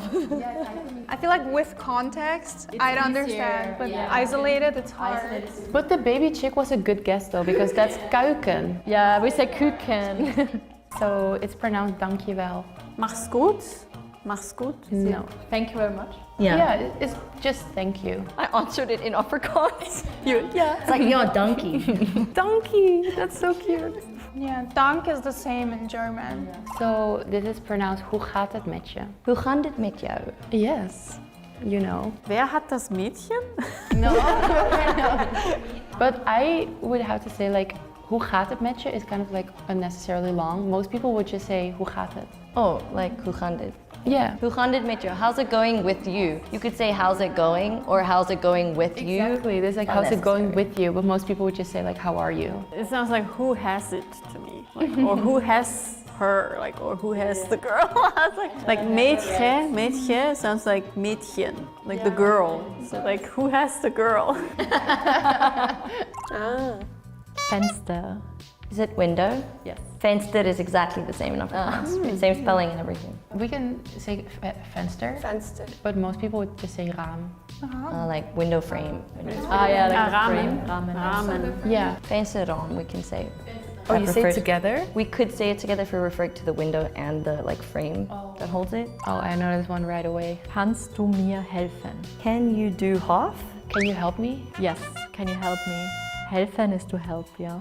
Kannst du mir helfen? Initially, no, because half is similar to half in English, but I do know that German uses the P with the F. So, kannst du mir helfen? Like, can you help me? Kan jij mij help in Afrikaans? Similar, but not. I did get it wrong. Oh, I know this one too. Ich bin müde. I'm tired. Yes. You're really good. Moeg is tired in Afrikaans. So, ek is moeg. I am tired, but I would not have guessed it from, we don't have the little dots on the U. No, us too. Like in Dutch we would say ik ben moe. But the ich sounds way more close to German. Like you say ich. But Afrikaans, what was ich? Ek. That's EK, yeah. That's more different. Different, Yeah, that's different. So I think what was really hard is that there's so many similarities. So by the time it got to me, I was so confused about how I have to pronounce it. So that was really throwing me, particularly because we all sound so similar. I came here with the thought that, oh yeah, Dutch, I understand fully, German's just like a whole other ballgame, but actually it was a lot more similar than I thought it would be. I already knew what Afrikaans sounds like, but just kind of realizing that Afrikaans sounds like half Dutch, you know, just cutting off the words, but still like it's easy to understand. With German too, with like the sentences, I was kind of like, I got it pretty fast. For me, like the most impressive thing that I noticed is that there's also a lot of French influences in German, because I know that there's a lot of French influences in where I'm from, but I heard it also, especially in Swiss German, I heard a lot of French, so that was also very interesting to me. Yeah, so for me, I never heard Afrikaans before, so it was really interesting to hear it and read it. And I also never read Dutch before, so I thought it would be easier, but actually it was harder than I thought. Yeah. I think German and Swiss German has so much more in common with Dutch and Afrikaans than I expected. And I also learned something historically, just briefly. I had no idea that Afrikaans is so similar to Dutch, but because of the history, it makes sense that it's so similar. Well, it was my first time hearing Afrikaans, which is fun. I think, yeah, it sounds similar to Dutch, but also not. I don't know, can't put my finger on it. But I don't understand both languages for the most part. I have a harder time reading it than hearing it. Like when you say something, I can grasp it, I think, a bit better than rather just reading the words. Because they are written so different than spoken often. And with German speakers, yeah, Swiss is kind of like the odd one out. I can understand the Austrian for the most part. Swiss sometimes really has different words, yeah.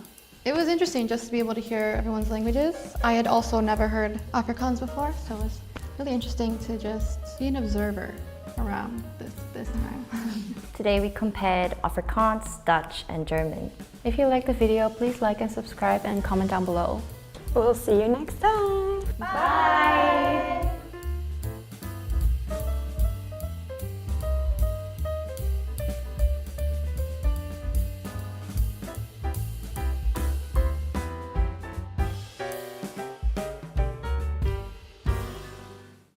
I don't think you guys will be similar. So who stole it from who? People say Burmistr. In Germany, we say Bürgermeister. Yeah, it's like when it's written, it looks like Burgermaster, like Burger King, just different name. We literally have like no meaning. So you stole the word and then you're even misusing it. Hi. I don't think there's a lot to compare. I mean, I do think we are two different languages, so we will not have that much of similarities, I think. The only thing which is similar are borders, I think. No, because like, you know, like history-wise, like we did have like street names that were from German. But now everything changed, and as far as I know, not a lot of similar words left, like maybe like 3,000 words. I don't think you guys will be similar.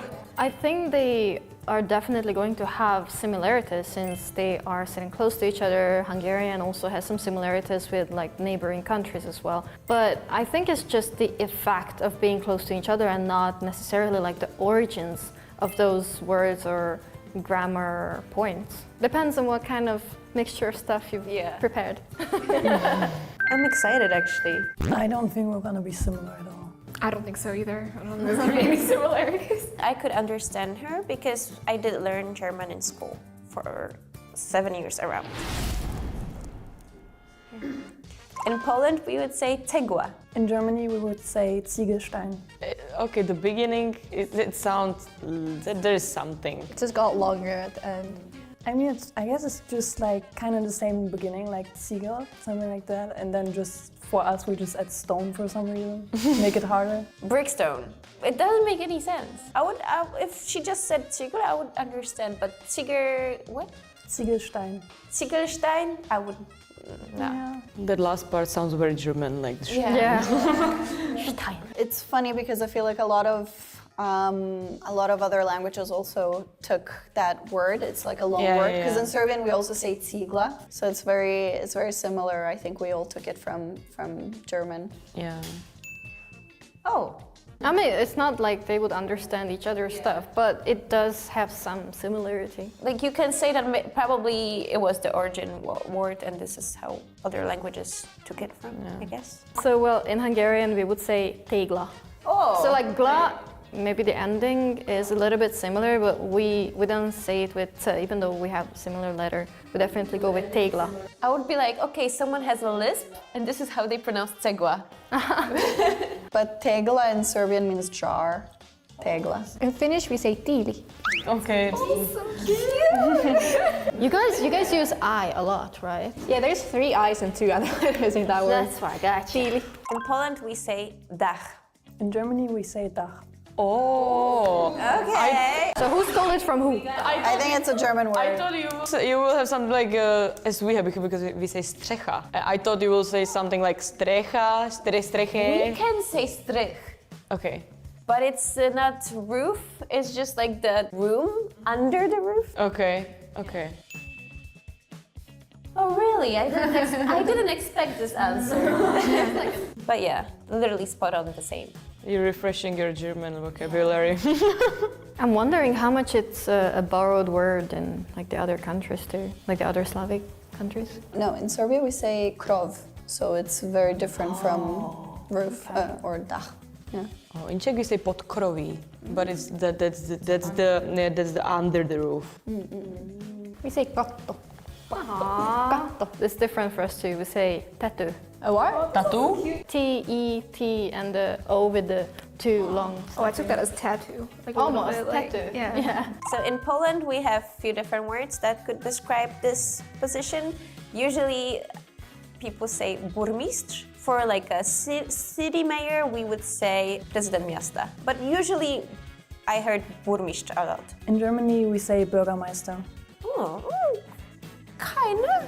But I got hungry because burger, like, yeah. Yeah, it's like when it's written, it looks like Burgermaster, like Burger King, just different name. You know, you have like a cake master, pizza master. You have burger master. Yeah. You guys know that burgers come from Hamburg. That's why it has the word berg, like burger. Yeah, so it is a German word. We love the fact how we are all so hungry. He's like, what the? He's like, enough. Can we do that? I don't want to do that. It's like, depends on how picky we are. Because like the Burmese has the same start, but like the rest of it's so far off that's why I was like... It's just that Polish took off the vowels of the word. True. Like we just like took it, as we said, and then we made our own word. So it's similar, but I wouldn't exactly say I would know the meaning. I don't think it sounds that similar, but if I like read the words, I would maybe guess that it means the same thing. Because Bürger means citizen and Meister just means master. Oh, okay, the meaning is different. Definitely We have the different. same meaning. We literally have like no meaning. So we probably took it from German and then we changed it to make it ours. In Poland, we would say just pub. In Germany, we say Kneipe. Oh yeah, we also could say Kneipe. But Kneipe, we say, these days we kind of use it as a slang for like restaurant. In pub, you can like eat something, but you also drink alcohol. But in Kneipe, you usually just mostly eat. Do you guys have places where you mostly just drink? Yeah, it's just bar. Okay. I mean, Kneipe. Kneipe. Yeah, it's like the same. Then in Kneipe, you also eat? No, not really. Yeah. And in our Kneipe, you need to eat.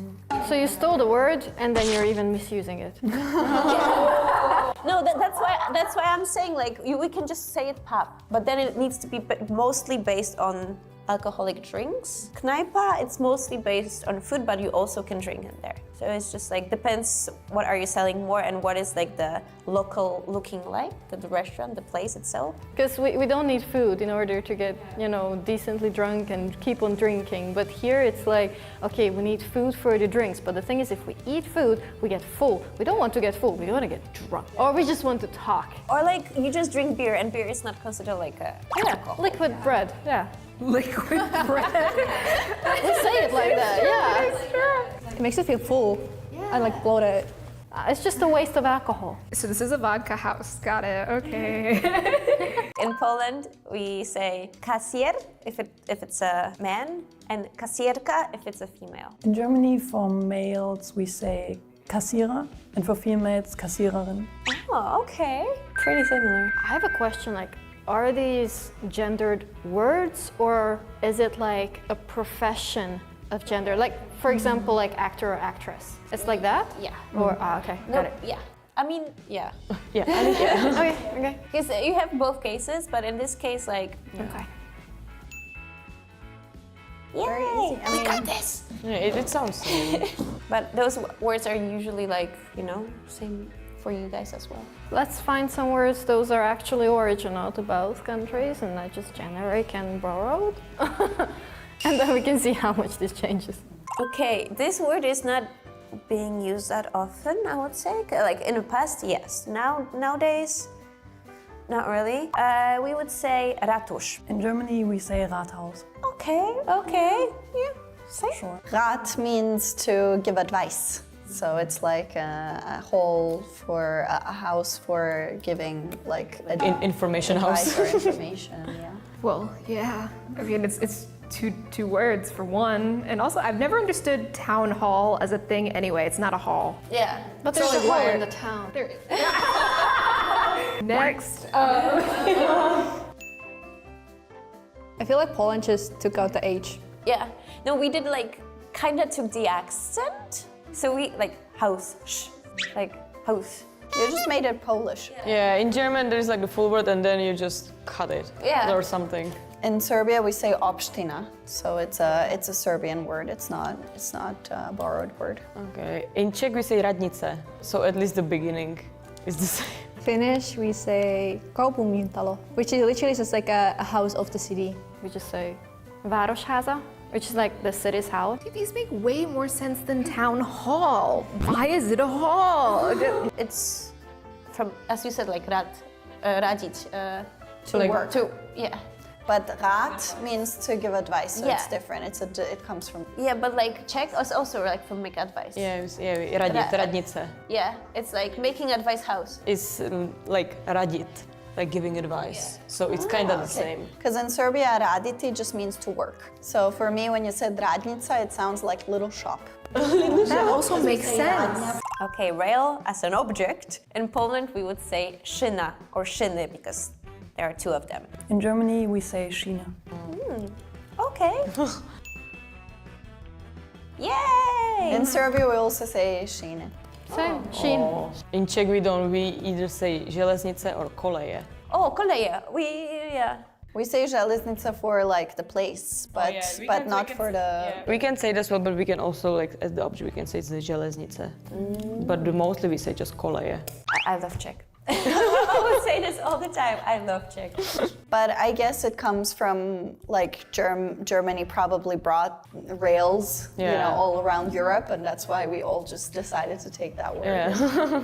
Okay, that one I think will be funny. In Poland, we say powietrze.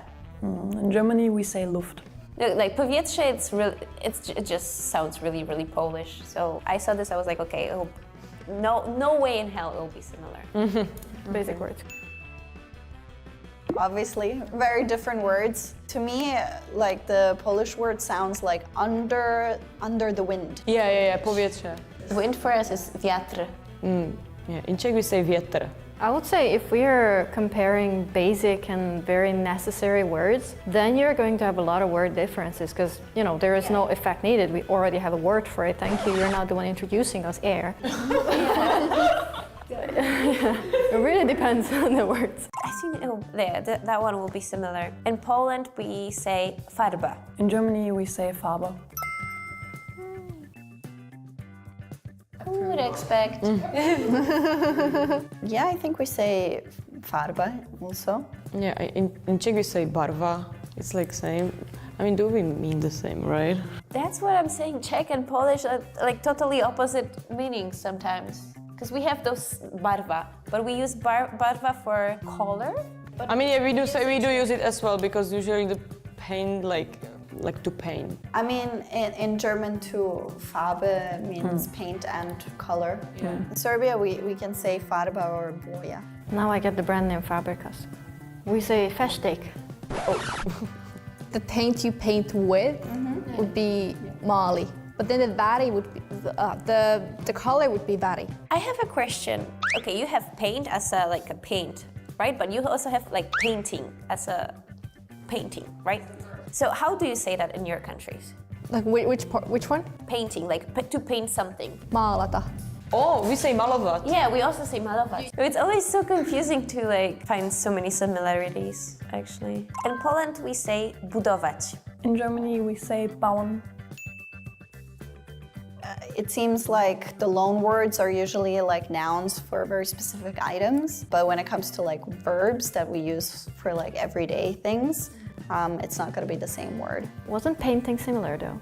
Like paint to paint. Was. Yeah. But I think it's probably because paint came also a little bit later and then that was introduced probably or something like that. In Poland, we will say sznurek, nić, if it's like small one. We can also say sznur if it's like a big one. In Germany, we say Schnur, Faden, or Strick. I mean, the first one sounds really similar, Schnur. Yeah, I feel like usually people would use sznurek, but sznur is also really common, so it's literally the same. Yay! Yeah. Okay, at first I did not expect it, and then it kind of came to me and I was like, oh wait, I remember learning those words in school and thinking that it's similar, but now I've totally forgot everything. So I feel like I'm coming back in time to my childhood and yeah, I was surprised, but then it made sense. I was also a little surprised in the beginning, but then when she said like the same words, just like with a Polish accent, then I was like, oh, okay, makes sense. But it's also like, it's not every word, it's like only a few words that are similar, so.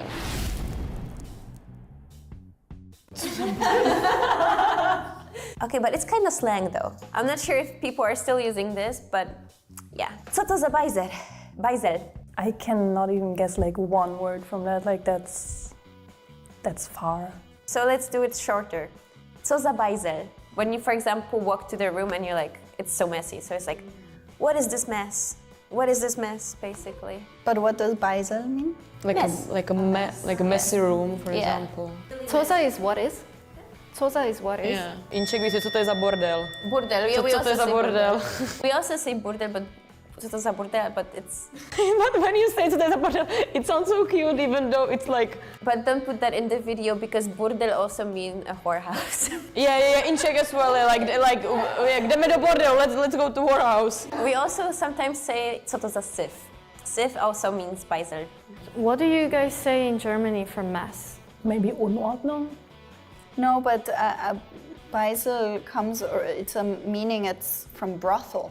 Oh. So it's so it makes sense. It means, okay. It's a German Yiddish word, actually. Oh. So I think it's more of like a Jewish word rather than like a German. Yeah, I know in French you say c'est un bordel.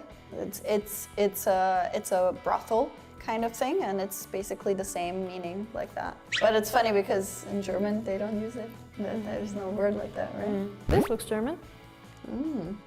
Katzenjammer? Katzenjammer. How are you?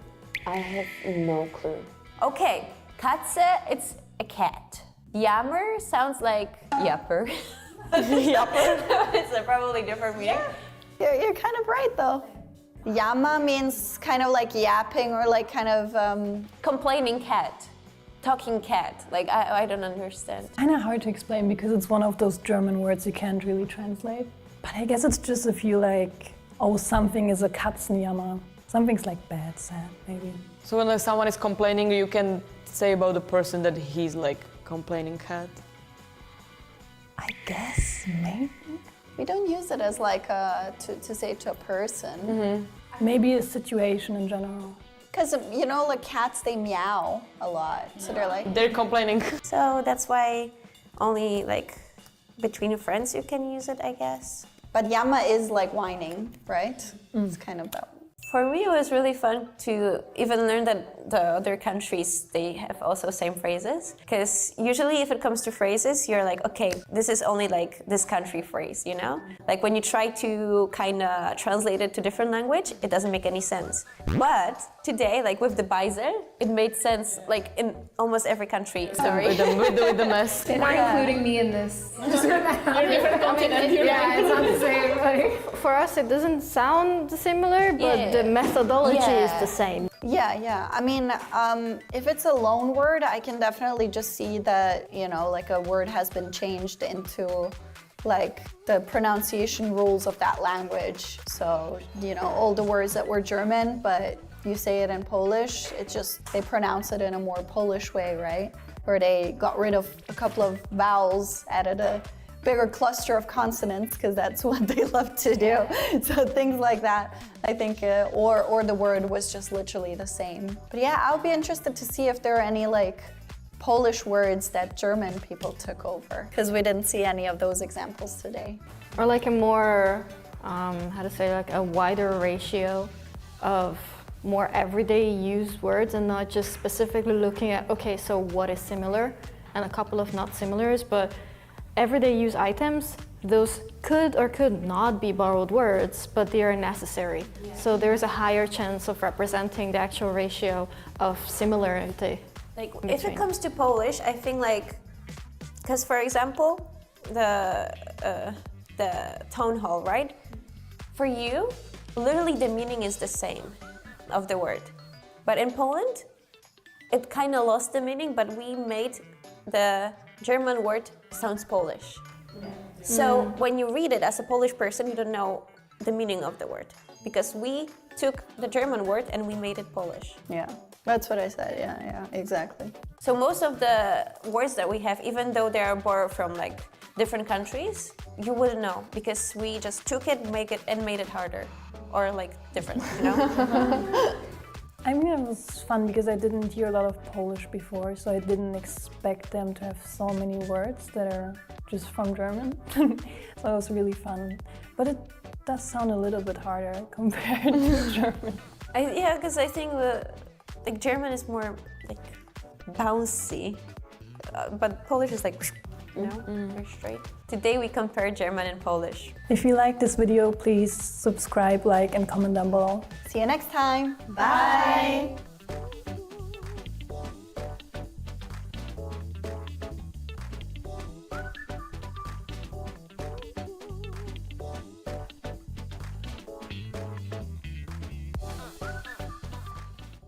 We have a lot of abbreviations and also just expression words. Trust me, a lot.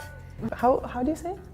No idea how to guess. The weight of sadness, the weight of depression. She sounds like a walking dictionary. It sounds like a good idea, like only if you drank a lot of alcohol. I use it now. It's such a fun word. Hello. I feel like every language has that, no? Yeah. I think so, yeah. Yeah. For me, like a lot. Trust me, a lot. Like we have a lot of abbreviations and also just expression words. When I need to translate Indonesian to English, it's gonna be really, really hard because we use a lot of expressive words. So that's a lot. I know that we have words that don't translate because I speak other languages where there's words that I can't translate. I can't think of a ton off the top of my head other than brain rot TikTok, like skibbity toilet. I don't know how I would explain that in a foreign language. Those ones, I don't think they really translate, but I know there's legitimate words that also don't translate. But I think it would be easy for the Germanic languages to understand most of our words. I don't know that we have many untranslatable words with you guys. We have a lot of words, and they are very emphatic words that we use for emphasis, and they're just sounds. It's a word, but you can't really translate it to anything. Yeah, same. There's a lot of words that we use for specific scenarios, but then you wouldn't have them in other countries, so there's just no word for them. So yeah, we have that too. Jein. Jein? Jein. Is it nice like that? No. It's yes, but no. Yeah, that's it. Oh. It's a mix between yes and no. Kinda. It's really useful. We use it a lot. It's kind of I'm not sure about it, maybe. Maybe you could just translate it to a maybe. I think that would work. So I guessed because ja and nein. I love the spelling. Kummerspeck. Kummerspeck. No idea how to guess. How do you say it? Kummerspeck. Kummerspeck? No clue. No idea. No idea. So Kummerspeck is basically the weight you gain by emotional eating. When you have a breakup and you eat a lot, then you gain Kummerspeck. Because Kummer means sadness and Speck is I don't know, pork, just Oh, speck.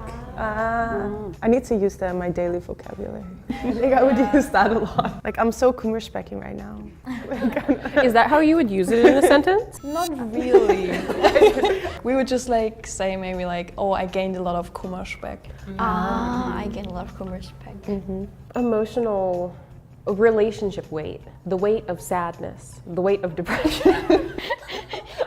She sounds like a walking dictionary. The only real way to say it would be emotional eating, like you said.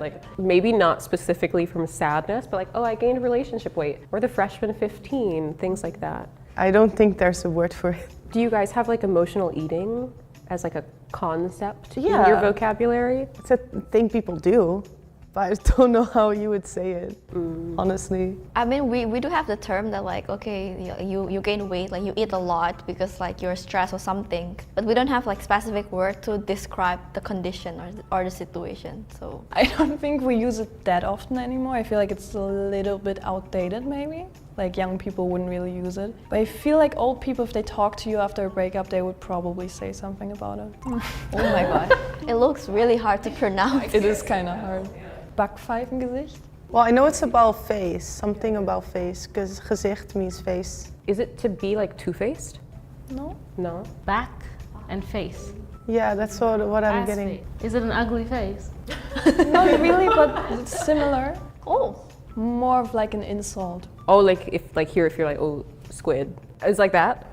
Kind of. Is squid, squid being what? Someone ugly is you can call them a squid. So it basically means someone has a face that you want to punch. That's a good word. Oh, he has a Backpfeifengesicht. Like, oh, he has a good face to punch. I think Backpfeife is more like a slap.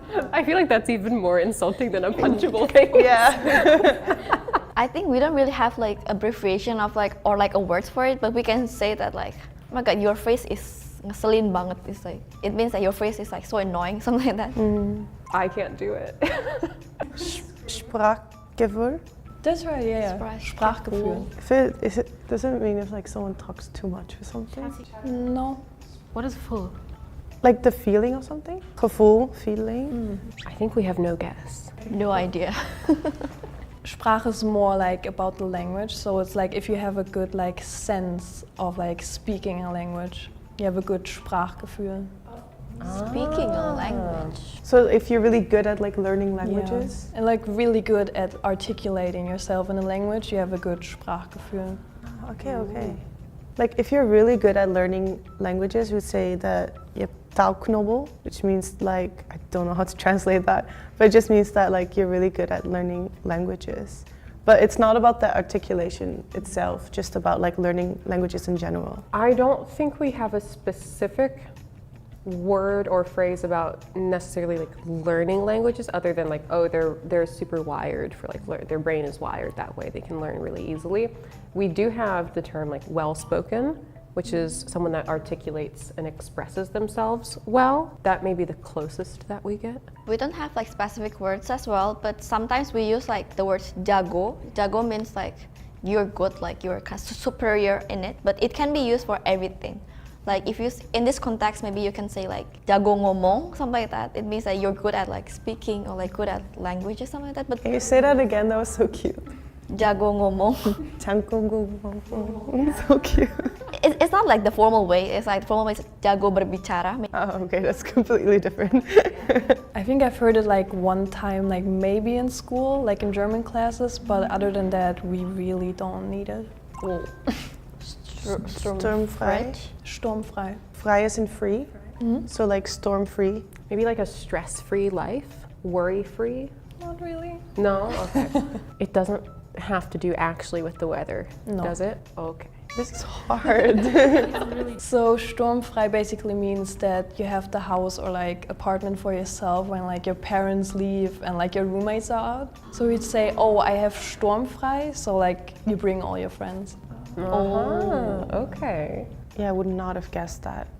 Yeah. From this context. I think we just say home alone. Maybe the TikTok kids have a new word nowadays. But they're always coming out with new things. But I think we would just say like, oh, I'm home alone. I have the house to myself. We would just like tell our friends, oh, today I have sturmfrei. I like that this implies that like your parents, like the other people living with you, your roommates are like the storm in your life. It's like finally all the chaos is gone. Oh, we use it a lot. Because like it had like a good feeling to it, because it's not only like I'm home alone, it's like, oh, like it's empty, like I have freedom. Let's like all drink at my place, sturmfrei. Like in the Netherlands we do have this little saying that's like, wanneer de katten van huis zijn, dansen de muizen op tafel.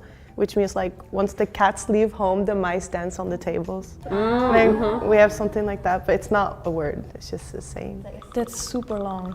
I know, you were like, we have that's why you wouldn't say that. It's like, Schnapsidee. Schnapsidee? That's really good, Schnapsidee. Like that's a good idea. Something like that. It's like brilliant, something like that. Yeah. It's something like that, but then also kind of like the complete opposite. Something about like having good ideas, but. Oh, so if someone says something like a stupid idea, you're like, wow, that's such a Schnapsidee. Oh! Yeah, I got one. Because it's like, Schnapsidee is like about like alcohol, because Schnaps is alcohol. So it's like, it sounds like a good idea, like only if you drank a lot of alcohol. Yeah. I love that. Yeah. Only good when you're drunk. I use it now, it's such a fun one. I use it maybe not that much because I don't drink that often, but if I do drink with friends, I think it does come up quite a lot. It's like you just talk to them and you just say like, oh, that's like such a Schnapsidee. Head. Kopfkino. Kopfkino. Is it something related to like coffee? No. No, cough is like head. What does the kino part mean? That will definitely give it away. Okay. It's not really something with emotions. So I'm curious as to what you'll tell us that the kino part means, if you think that'll give it away. So kino means like movie theater. Head in movie theater. Too hard? Too hard. So kopfkino basically means when you like imagine something in your head. So you use it like mostly in positive ways, but like also in kind of like unfortunate ways, like, oh, now I have kopfkino. When someone like explains something to you and then you imagine it without wanting to imagine it, you're like, oh, kopfkino. Is it like something like delulu? Yeah. It's like daydreaming. That would probably be the closest for us. No, we don't in Indonesia, but like a lot of people say like delulu maybe. We like positive delusions. We like deluding ourselves into, you know, in like relationships. When you like first meet someone, there's like that kind of delusion. Kind of like wondering. Yeah.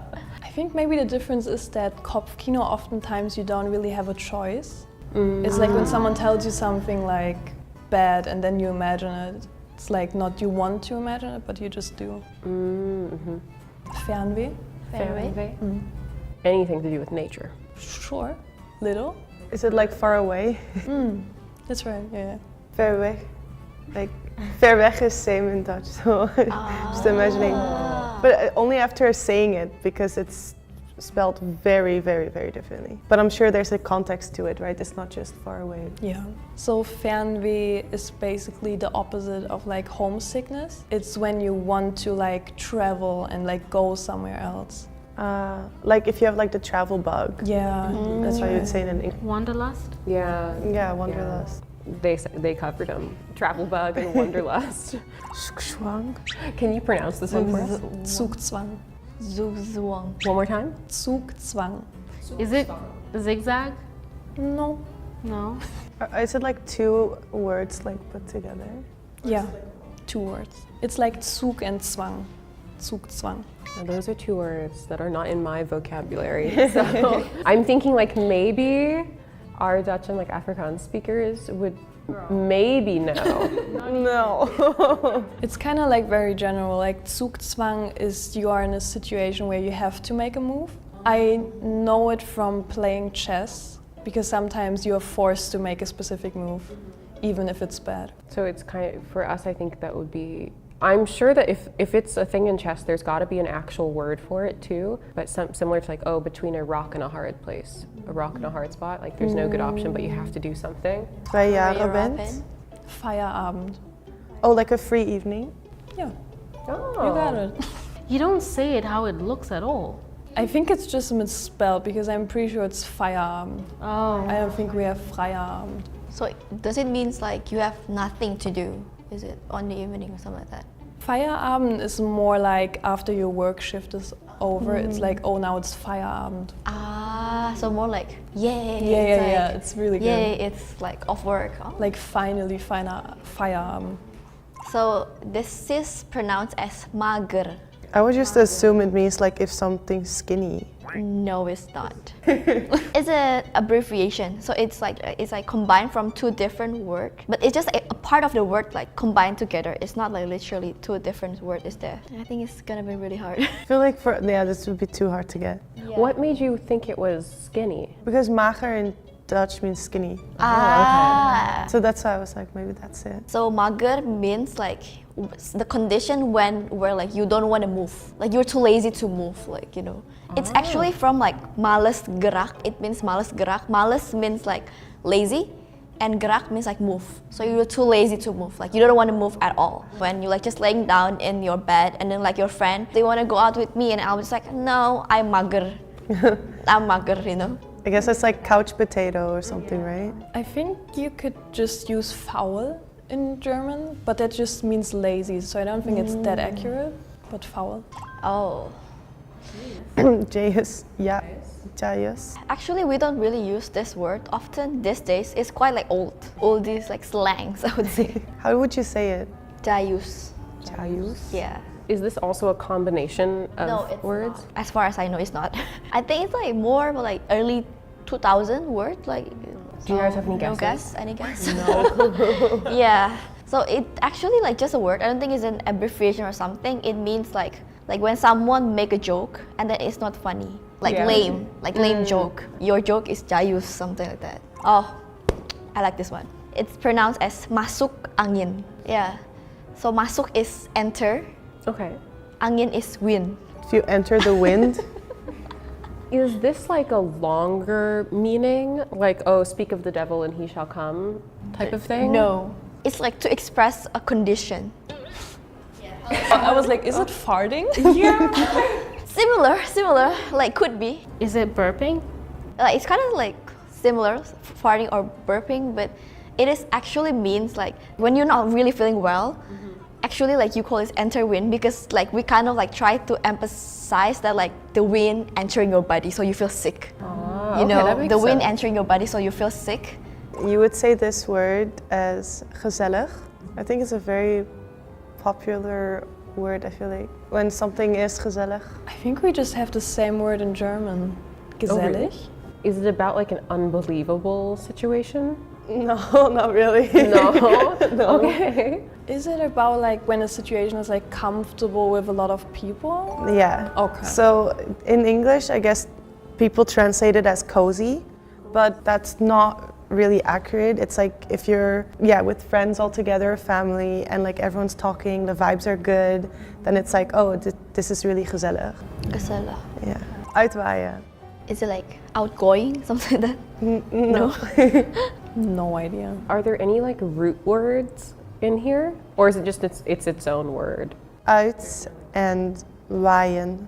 What do those mean? Like if you wanna like go outside and get some fresh air. You're like, oh, I'm gonna go outside even uitwaaien. Like just getting, like going for a walk, getting some fresh air. Then you would do that, like, oh, even uitwaaien. Like, oh, I just need to get out. No, it's about getting the fresh air, yeah. Like, cause like the waaien is like the wind blowing, like, so you would say like the wind waait.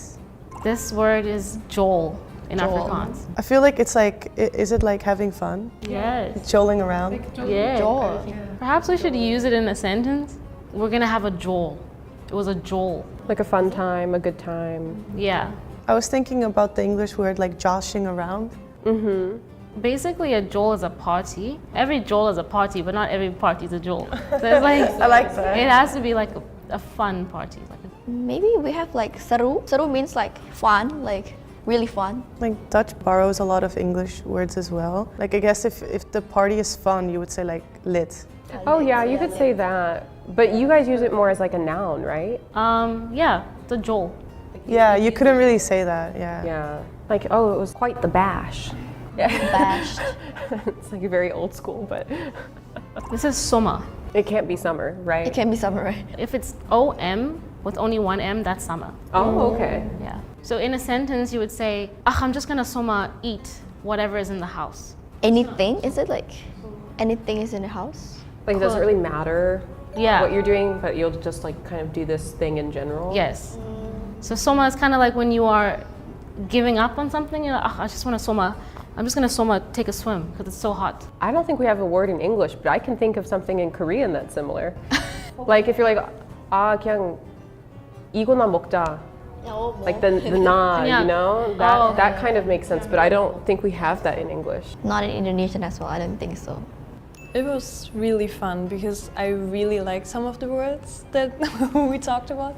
So it was fun to show you guys what they mean. This is why I love languages, because it's so fun to have words that you can't like describe. For example, in Korean, I really love the word nunchi. Oh yeah. It's like you can't explain it in English, but it's like I use it all the time. So it's so fun to like see all the languages having their own versions of it. It was really good. I enjoyed it, and I think all of us speak English, so it was really nice to kind of speak our, home languages and share it with each other, even though we're not fluent. I think it's always, that's like she said, it's part of the fun of learning languages is learning the stuff that you can't express in your own language. The only other language like I speak fluently enough to be able to compare to is Korean, right? Where they have 10 times as many words as English has. So there's so many other ways to express yourself. So it's really fun getting to learn these in other languages, and just like, I think it helps you understand the people more and the culture more as well. At first, I thought that Indonesian, like one of the languages that like usually use a lot of abbreviation or like those kind of like slangs. But it turns out that almost every country, I think they have their own, and it's really interesting that like actually we don't have like those kind of specific words to describe something that you guys have like maybe in German or like in Dutch or in Africa. So really, really interesting. Today we compared 10 German untranslatable words. If you like the video, please comment, subscribe, and like to this channel. We'll see you guys next time. Bye. Bye.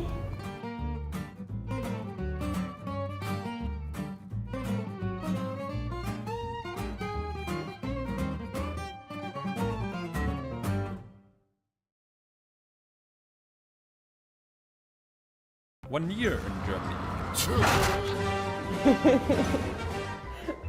Is that true? Usually in Germany we really just walk and expect the cars to stop. We just go and hope for the best. Even if a car is like really speeding, would you still walk? They probably would stop, right? Hello! Their words are very long. They have certain accent markings on letters that I can't even hear the difference. True. For me, like I never learned like German, like the language, but I heard from my father that it's actually pronounced quite much similar as Indonesian. So I'm actually waiting for it, you know, to see is it actually similar. I know that German people like to go hiking, a lot of them. They also have free university. Oh my god, yeah. I heard that. I love German's nature. I think their nature is beautiful. In München, oh my gosh, I love it. I mean, it's definitely different than in other countries. Germany is kind of like a little boring because like a lot of the shops like always close quite early at like 8 p.m. and every Sunday just all the shops are closed, so there's really nothing to do. It seems like a very nature-oriented people as a whole, as far as like activities go. Like she said earlier, hiking seems to be a big thing, and people have their I love that also they have bicycles. Love that they can bike places. First day in Germany. Oh no, I broke the window. 1 week in Germany. No way. They also open like this? Amazing. These tiltable windows are awesome. Still kind of scary. 1 month in Germany. Those windows make so much more sense. It's nice. You can always have the debris. Why don't more countries have this? 1 year in Germany. Honey, don't forget to open the window when you're done cooking, okay? But it's too cold. It's winter. Neither the smell nor the mold care about it being winter. Alright, I'll open the window. No. Kippen ist für den Sommer. Im Winter tun wir Stoßlüften. Stoßlüften? We need to open all the windows to replace the old air in one go quickly. What? Don't worry, we just do this 3 to 4 times a day for 10 minutes. 10 years in Germany.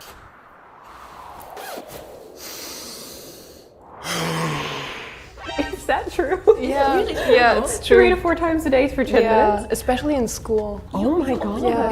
You open the window? In the winter? Yeah, it's super cold. That's why. I mean, the Netherlands is a little bit similar, but I feel like this is way more extreme. Like we also like to like air out everything, but not that much every day. That feels like a lot, a very high frequency.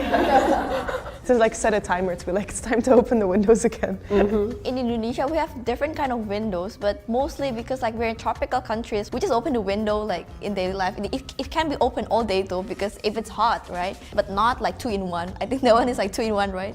For us, like just one side, like either from below or from the side. Is it a German thing or is it like... Yeah, we have the same windows. We don't have those windows. I think that's a little bit chaotic when you don't know what's happening.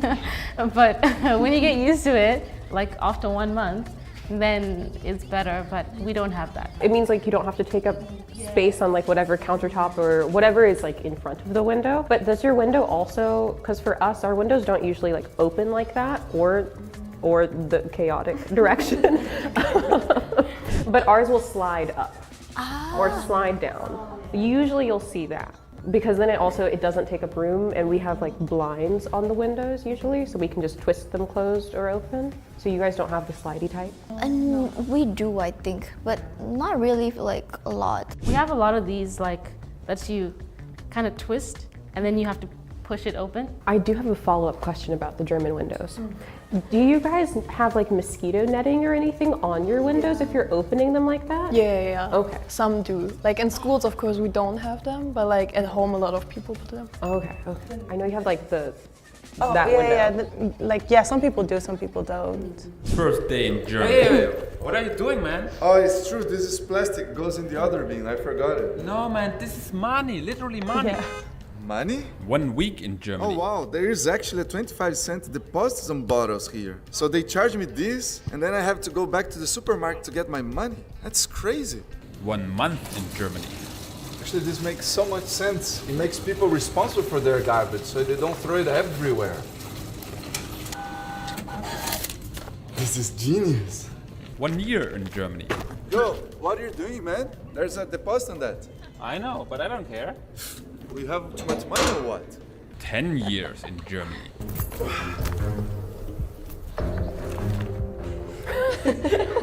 Hey, are you finished with that? No, there's still something inside. Hey, what the hell? Now it's empty. This is the easiest money ever. I love that concept. Yeah.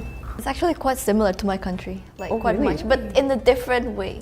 Like we can make money from like plastic bottles or like can, but it's not like one bottle like 25 cents, something like that. We don't have the machine yet. I hope Indonesia have that like soon, but we have like the traditional way, which is like usually people go around like trashes and like try to like pick up those like plastics and they can sell it, but like more in a bulk way, like for example like 1 kg 2 kg of the plastic, then they will pay you like the amount of it. So it's not like one bottle, 2 bottles, something like that, but in like more bigger like amount. Is it like similar with Korea with the carton boxes? Yeah, I think it's quite much similar. Like, so people actually collect it, like, We have that as well. Although I think the system where you can just like drop it into a machine like that for just an individual bottle is really, really nice. I am curious if there's like those drop points relatively often outside of like a supermarket setting. Like if you're just walking along and say like you've drank all your water and you want to get rid of it. I think they're only in supermarkets. Only in supermarkets. Yeah. Okay. Because for us, we can take the bottle, you get like no money. You get like 5 pennies. But you can take them to a recycling center. But like, does anyone know where that is? No. We have the exact same machines in my country. Yeah. Like my mom would tell me like, okay, bring all the bottles and then you can keep the money that you make off it. She's like, yeah, it's like my little like your allowance as a kid. Yeah. And then I would like get a little energy drink for free, and I'm like, yay. Yeah, we have the same ones, and usually they're like at the shopping malls, and you just put them in. I've seen people wait and like use them, but I don't know if a lot of people use them. We always use them. I don't think I've ever met any German person that doesn't do this. Like, we all collect the bottles and we all get our money. But I don't think we collect the bottles outside. Usually we put them like next to the trash bins so that like homeless people can get them. So that's also a big rule. Like, you never throw them into the trash bins.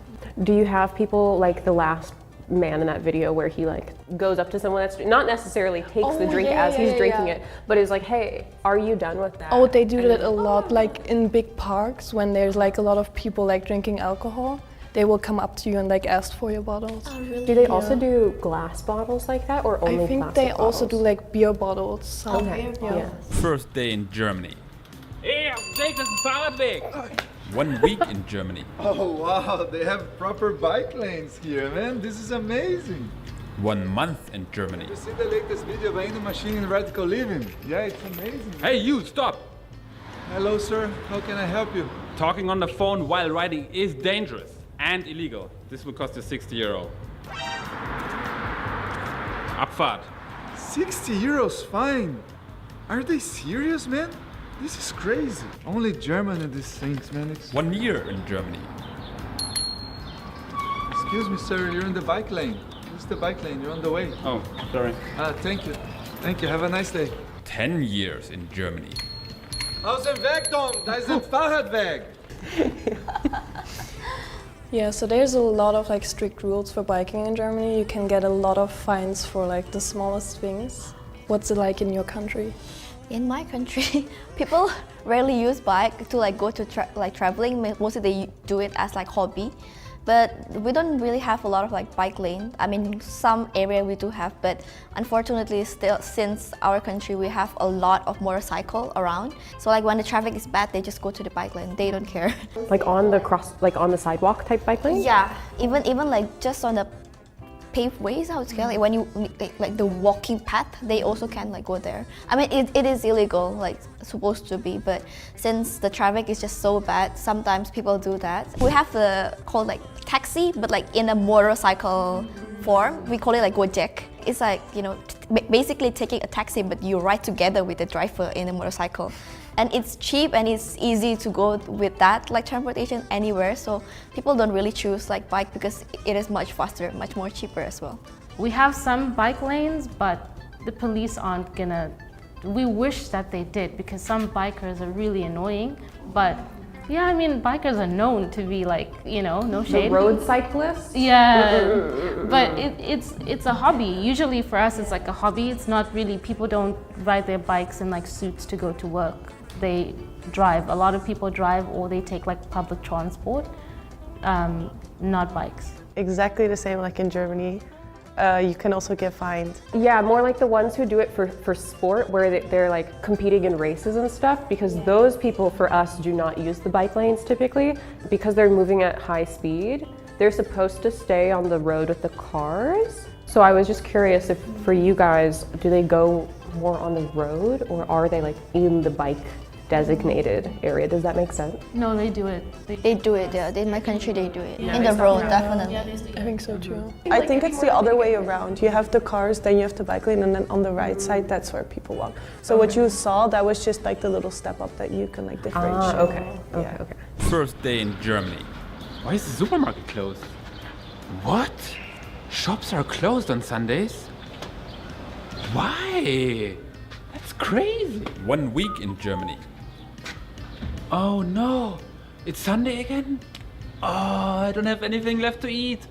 1 month in Germany. Oh crap, tomorrow is Sunday again? I gotta go get some food. Oh, half an hour until the supermarket closes. Oh, quick. 1 year in Germany. Sundays are so peaceful without the hassle of shopping. Kind of nice. Why don't more countries have this? 10 years in Germany.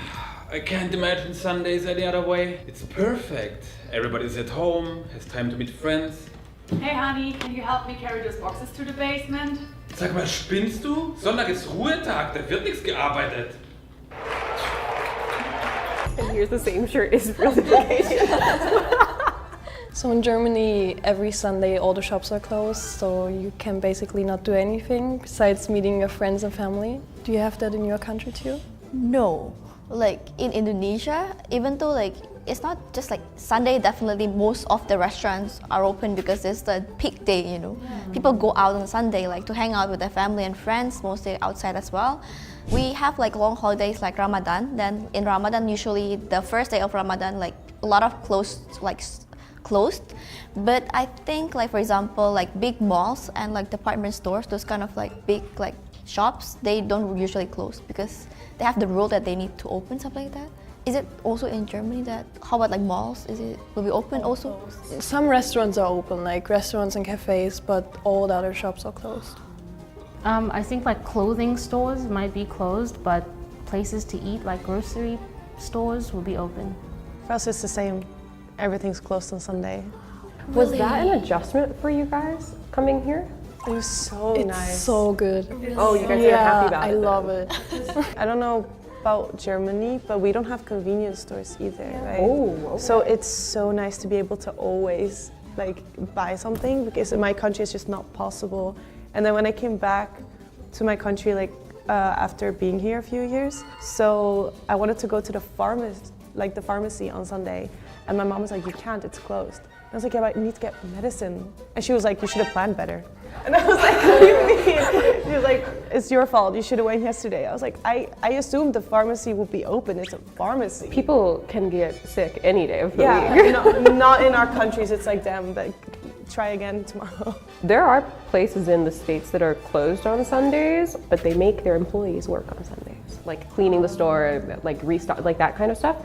So there are places that are closed, but usually I think it's more of like a Monday that people will take off for their business. I think that's also a thing in Indonesia because like especially at restaurants, they take like holiday like during the week. It's either like Wednesday, Tuesday or Thursday. Just randomly depends on like the restaurants, but not on weekends because it's the peak, I think. I was gonna say this guy wears the same shirt in every video. First day in Germany. Announcement. Oh no. They're gonna renew the street next to my house? What's the timeline? 2 years? 1 week in Germany. They already put up barriers, huh? But they're not doing anything. They're literally blocking traffic for nothing. 1 month in Germany. So there's containers now, huh? I thought they're just fixing the street, not moving into the neighborhood. 6 months in Germany. 6 months. And all they did was deliver raw material. 1 year in Germany. I can't believe it. They finally opened the street? So this is what they're hiding down there. 5 years in Germany. Did they forget that this construction site exists or what? German efficiency, my ass. 10 years in Germany. Look at that. They finally wrapped it up. Wait, what is that? They're gonna open the street again next month to renew the electricity lines? That's it. I'm emigrating. Like every construction site takes ages. Like you can always see construction sites everywhere and it's pretty annoying. Is that even for like residential construction? That's probably a bit better. But like especially like street construction, oof, it takes a while. Why does it take so long? I don't know. You don't know? No, I have no idea. If it's like in the main street, then how about the traffic? If it takes like so long, isn't it gonna be like clogged a lot, the traffic and stuff? They just like reroute you to other streets. Not a street directly by me, but my God, it took like 7 years. 7 years? I don't know what they were doing. Because American construction also takes really long. So it was kind of, I liked seeing that it takes a long time in other countries because coming here, I was upset. It made me really mad about the American construction. So I like to see that others are suffering along with us. No, same with us. Like it takes forever and there's always construction and I never see anyone working on it. Do they not work at night? Because we'll see people out at night usually. Oh no. They are sleeping in the containers. That's what the containers are for. Yeah. Like, okay. I never see them actually working. But then like after years, suddenly it's like it's done. Oh. First day in Germany. Hey, I'm the new neighbor. Ah, yeah, hey, welcome. You don't have any kids or dogs, do you? No, I don't have a kid, but I actually have a dog. Nee, nog zo'n Köder. 1 week in Germany. Oh man, I've been living here for a week already and none of the neighbors have talked to me yet. Why Germans are so cold? 1 month in Germany. Ah, right. Germans don't like chit-chat. So it makes total sense to avoid small talk in the hallway. It's kind of liberating. 1 year in Germany.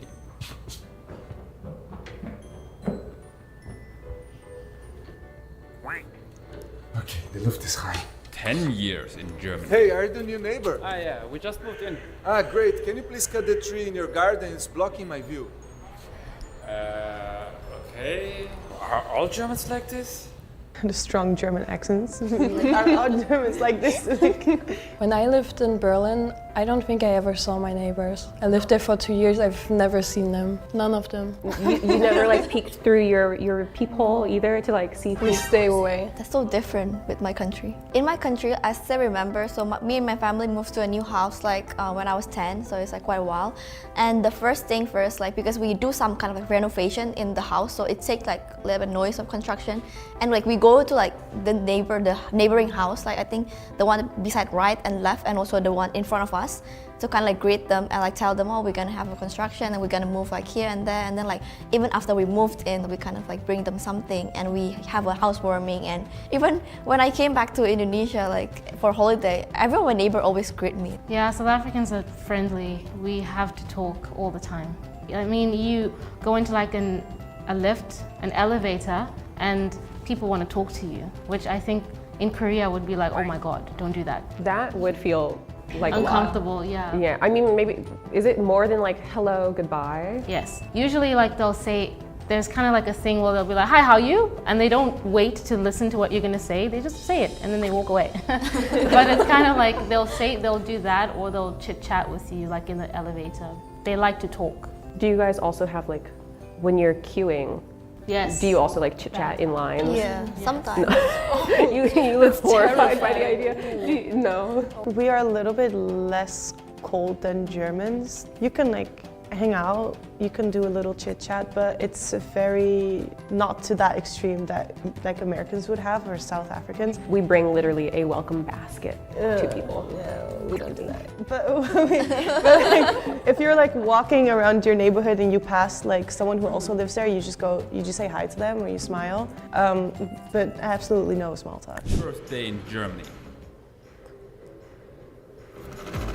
What a stress to cross the street without a traffic light, man. 1 week in Germany. Oh, what are you doing? You're out of your mind. What do you mean? Well, you're crossing the street without looking. It's a zebra crossing. Exactly, and doesn't have a traffic light. I just saved your life. You're welcome. You know the cars will stop, right? They have to. 1 month in Germany. Oh, wow, the cars really stop when they see someone crossing the street. And they don't even honk it. That's incredible, I can't believe it. 1 year in Germany.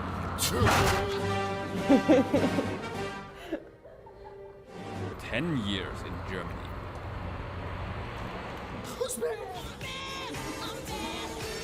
It's the law. You gotta stop the car, man. I think usually in Germany we really just walk and expect the cars to stop. Like usually, especially young people, like we don't check, we just go and hope for the best. And it normally turns out okay? Yeah, they always stop, yeah. Even if a car is like really speeding, would you still walk? Maybe not, but they probably would stop, right?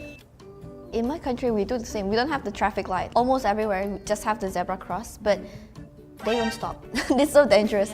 Like one fact is like, I never be able to like cross the road by myself because I'm too scared. Like they will still just like speeding even though someone is like crossing. So you really need to like walk slowly and like see the situation and like, you know, you need to like, you know, always have your hands like this, you know. Oh, do people actually walk like that? Stop, you know. Even like I think in kindergarten or elementary, like they teach you to like do this, like. But you don't have any traffic light like at all? Barely. Oh wow, they are the zebra and the cars are cheetahs. That sounds like that. We love traffic lights. But you have to make sure that you actually hit the button. If you're at like an intersection, you have to hit the button, otherwise it will not go. It's not automatic. And so sometimes there's the button can be like, it's got like a little hole almost on the front with like an LED light. You have to actually press that and it kind of beeps at you and that's how you know it went off. In neighborhoods or like school areas, residential areas, you can just walk across, but like you need to look because people are not looking. Have you ever pulled like where you get mad at a taxi here then that's like trying to keep going and you like back it up like that guy in the video and you're like stop. Yeah, I will stop walking, yeah, I will stop walking. And just like wait. We can play this game. I have all day. People generally stop, some don't, but if they're driving a VW Polo, they probably would not stop. But usually they stop. Do you have to look before you cross? Yes, we have to look left, right, and then left again. Do you guys signal when you cross? Because like for us also, if a car stops, we'll be like, thank you. Like say thank you? Yeah, or if the car is like coming and they're telling you that they're gonna give you like, you can go, they'll be like, oh, then you can just be like, okay, thanks. Yeah, usually thanks. No. You don't have to, but yeah. First day in Germany. Is this the famous German bread people keep talking about? Oh. Why is it so hard? It kind of hurts. This can't be healthy for the teeth. 1 week in Germany. This is proper work, isn't it? You know you don't have to cut it by hand. We have a Brotschneidemaschine. A what? A machine that cuts the bread. You're kidding, right? 1 month in Germany. Oh, wow. This is so straight. And you can even adjust the width of the bread by millimeters? This is genius. 1 year in Germany. Can't believe I've wasted all those years eating toast for breakfast. Oh, and those pretzel things. Oh. 5 years in Germany. Who would have thought that baking your own bread is so easy? You just need flour, water and wheat. Oh yeah. 10 years in Germany. Excuse me? What is this? I ordered bread. This is no bread. This is toast. It's sweet. It has no crust. This is duck food. Duck food. You understand? Toast and bread, are those different for you guys? Oh, yeah.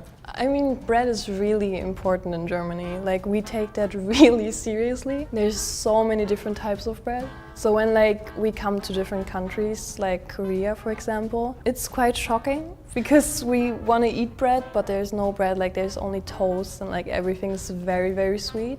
Okay, I have a question. Seeing that video, are the deli slicers that you use for the bread, are those expensive or are they like relatively? I'm not too sure. They're probably not too expensive. Is it common in households? No, it's not really common, but we do have them in supermarkets. Oh, they'll slice the bread Yeah. all for you if it's not sliced? Is it like eating rice in Asia, something like that? Like the way you Probably. guys eat bread? Yeah. So do you guys like buy like maybe every week or every Oh, day? yeah, Like yeah, how yeah. do you guys buy the bread for like eating? Every week, maybe even every day for like breakfast. And like we even have like a word for it. Like dinner is called Abendbrot. So it literally means like night bread. Night Because bread. we just like eat that. you just eat bread yeah, at night. for dinner. But do you guys also bake at home? Like make the Yeah. breads? Maybe not too many, but my mom does bake bread too. Wow, that's really interesting. In Indonesia, everything is just bread. Because like we don't really eat bread. I mean, we do eat bread, but like it's only for just breakfast or just like as a snack. I think no one really eat bread for like main lunch or dinner. So if you go to like a restaurant, because you know how at Western restaurants they'll give you like bread and butter, but it's not technically an appetizer, it's just like a thing that you eat. Do you guys have something similar to that? No. No. If you go to like a Western restaurant in Indonesia, then maybe they will give, but Indonesian restaurant or other cuisine restaurant, they don't. Like, yeah, we don't really eat bread. It's more like a dessert for us. Maybe like sweeter than like European country like bread. We eat bread a lot. I do. I eat bread a lot. I think like usually you would take bread to school or like eat it at the cafeteria for lunch and for breakfast as well. So we do like our bread, we don't eat it sweet at all. And also when we have like a barbecue, we always have bread. Well, not always, but it's very common to have like bread. Is it like the braaibrotje? Right. Yeah, yes, I heard yes. that. Bread, but it's garlic bread, and the garlic bread is not sweet at all. It's not sweet. It's supposed to be like no sugar. There should be no sugar in your garlic There should bread. be no sugar in bread, but it's fine. That's a controversial topic. I feel like that you guys were both echoing that it was so spot on for your countries. It would be fun to like go and see people actually live like that. For Indonesia, I think it's quite much different the way people live. Like it's more collectivism than individualistic, and yeah, like food also like we eat rice other than bread, something like that. So it's really really interesting to see how like German people live. I think the last one with the bread is me in Korea because I've resorted to making my own bread at home. Really. So I actually, from watching this, I think I actually do like the way that German people live. I think it's really cool. I think it's very holistic. Yeah. It was really fun, especially to like show you guys some new stuff and some new facts maybe. It was really exciting. It was nice to see some German content again. I kind of missed it. Today we reacted to 1 day versus 10 years in German. If you like the video, please comment, like, and subscribe to this channel. We'll see you next time. Bye.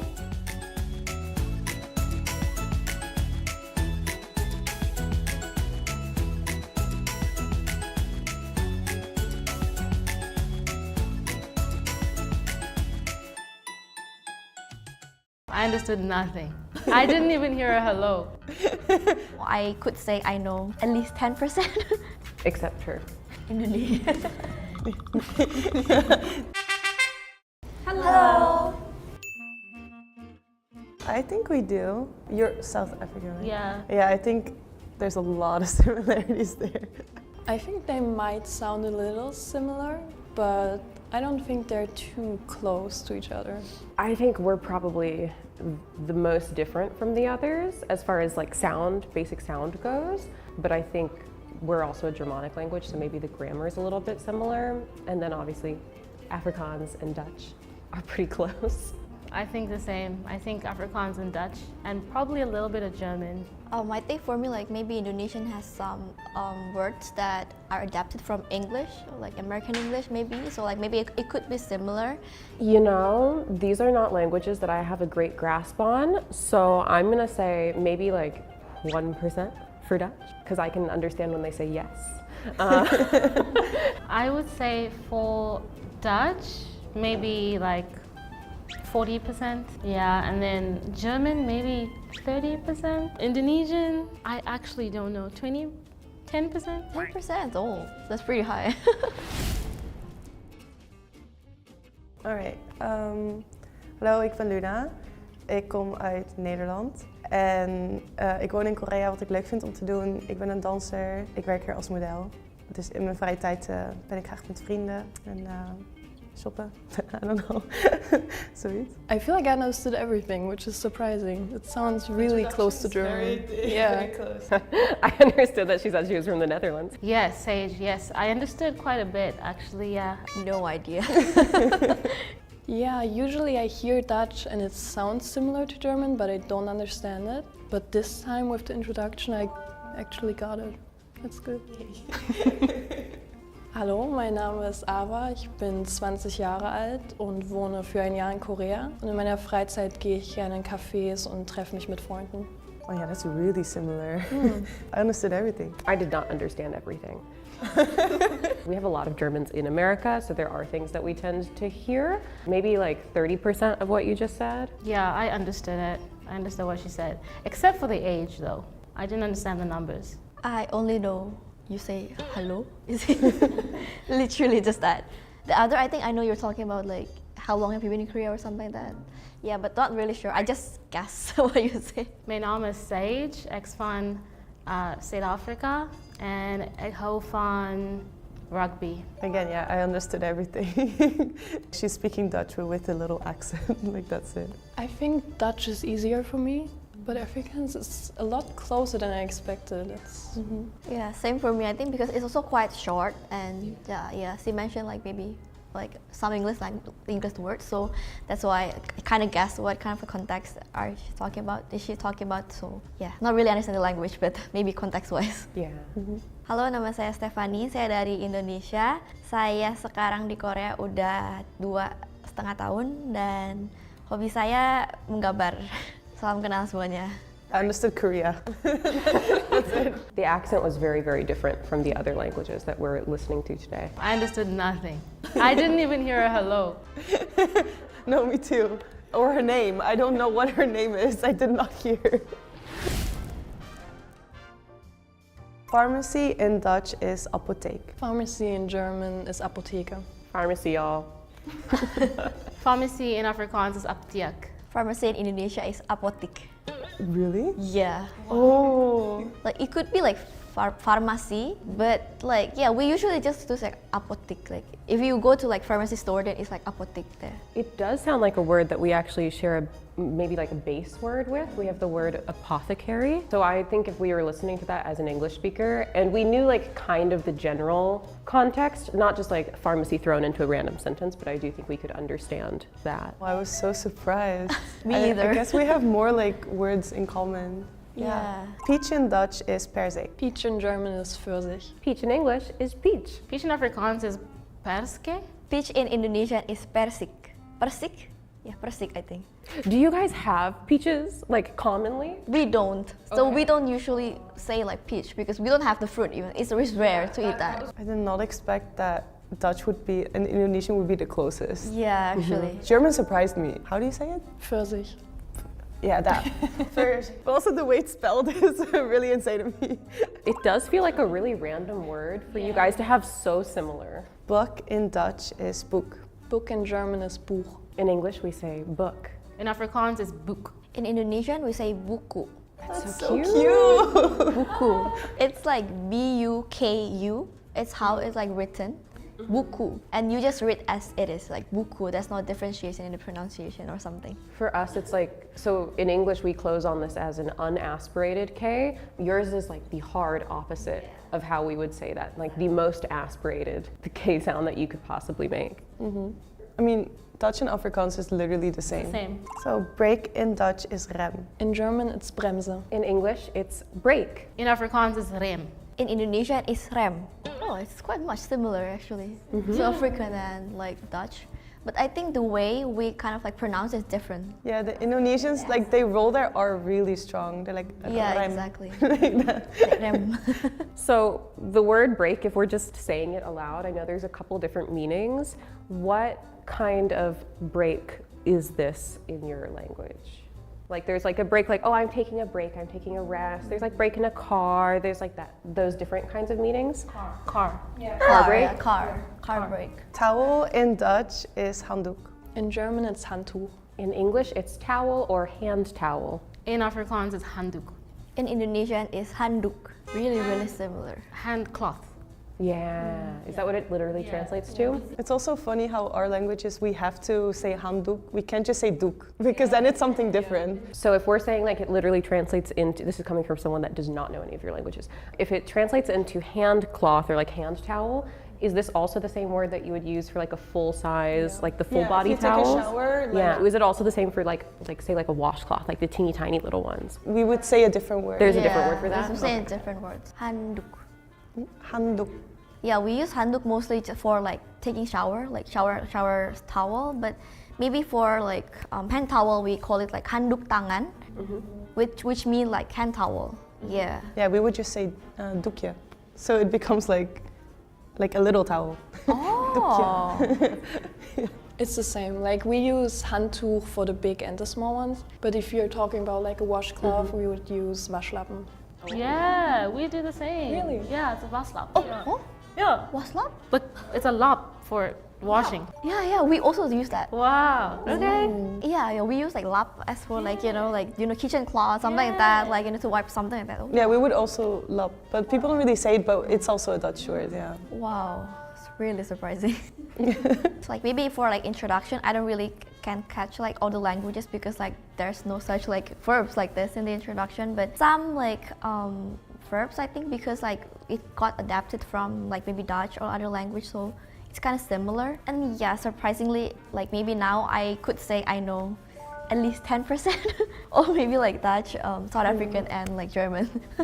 Okay, zipper in Dutch is rits. In German, it's Reißverschluss. In English, it's zipper. In Afrikaans, it's rits. In Indonesian, it's resleting. It's like rits, like the but Resleting. yeah. I think it's like quite longer than like South African and like Dutch. I was surprised by how long the German word was though, because we have had so much similarity leading up till now at least, that it was kind of shocking how long, but it sounded a little bit more similar to the Indonesian word. Actually, we don't really use like resleting like in our daily life because pretty much like quite hard to like pronounce as well. So we just use it like sleting like to like make it easier. Like in daily life, you want to talk to your like friend or something like that, like, oh, that's my sleting, like it's going down or something, you know. See, you're sleting, you know. Sluiting in Dutch means like to close. Ah, really? Yeah. Like close the Yeah, so the you're zipper. saying you're like oh, closing. That's what you're saying. And I think that's why it's similar in German because I think you're also using that word, right? Yeah. Schließen. Like the closing. Yeah. I think this game is going to go very badly for us. Yeah, it's not gonna go well, but it's gonna be funny though.